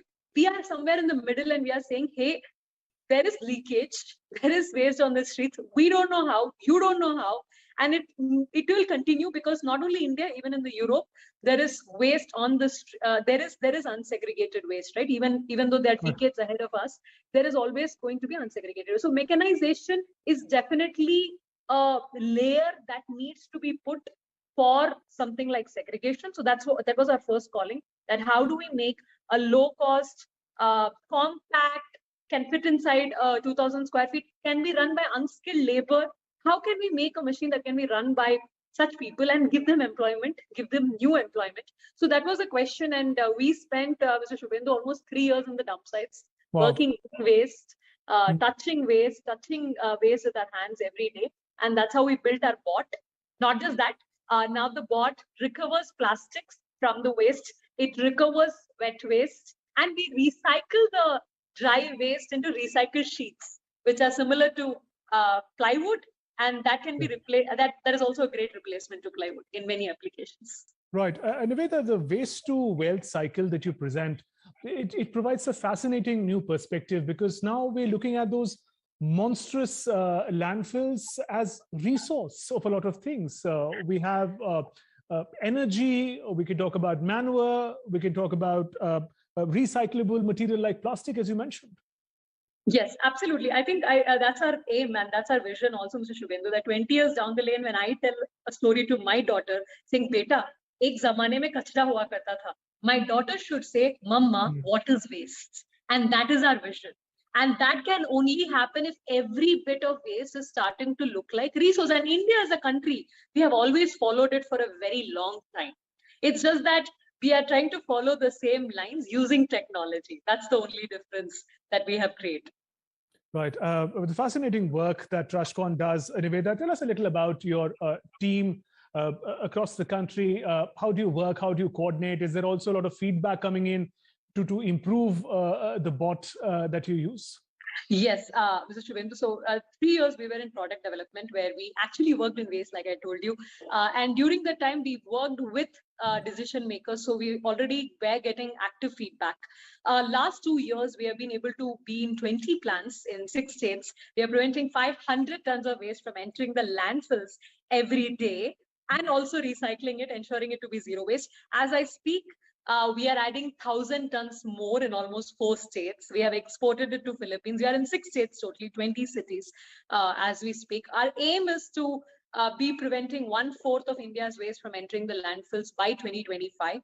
And because of the plug and play modular scalable system, I think we are able to do that very well. And the municipalities in India are primarily our major customer segments, because that is where we can solve at scale. And they are very receptive to a made in India technology, right? And this is a very huge change, Mr. Shubhendu, because everybody sees a new innovation with skepticism. But today, more and more decision makers are saying, we need something like this. Come on, let me have it in my city. And because one person starts and then everybody else follows, it is very good. We work with a lot of private contractors across the country. We work with corporates. We work with some of the largest corporates are our customers as well. And this is how, and we're scaling up rapidly as we speak. One interesting aspect about your work is also the manner in which your organization is sensitive to dignity of labor. Have you engaged with people who were earlier involved in manual segregation of waste? How do they see this innovation, this solution that you and your team has presented to them? Absolutely. So there are two things, Mr. Shubhendu. What happens is, one is there is already waste that you and I are segregating. You are staying in an apartment, I'm staying in an apartment, and we are segregating our waste. That we do not touch. So that goes into something called dry waste facility, which is where it is further segregated manually by waste pickers or using some conveyors. That is okay, because they are touching dry waste. And of course, you can use more technology to improvise it. Where we come in is where the waste is on the streets, where even waste pickers do not want to touch that waste. Nobody wants to touch the waste on the streets, right? Because that's why it is there. No value is there for anybody. So when we created a plan to recover value from what has no value, we started generating new employment. We started generating new employment to people. And then what happened? Several manual scavengers, I wouldn't want to call them that, but that has become their life, started finding dignified jobs as operators. So we are Right. not disrupting anyone here because we are creating a new opportunity from something that had no value. Which is more So- safer as well. I'm sorry? Which is more safer as well, because segregating the waste was a Absolutely, because you and I hazard. don't want to touch the waste. Yes. So you don't want somebody else touching our waste. So that was our thought Absolutely. process. And that's how we did it. And finally, I'd like to learn from both of you. How do you see the road ahead for new innovations for your enterprises, for speedy adaptation of technology by local administrations? What are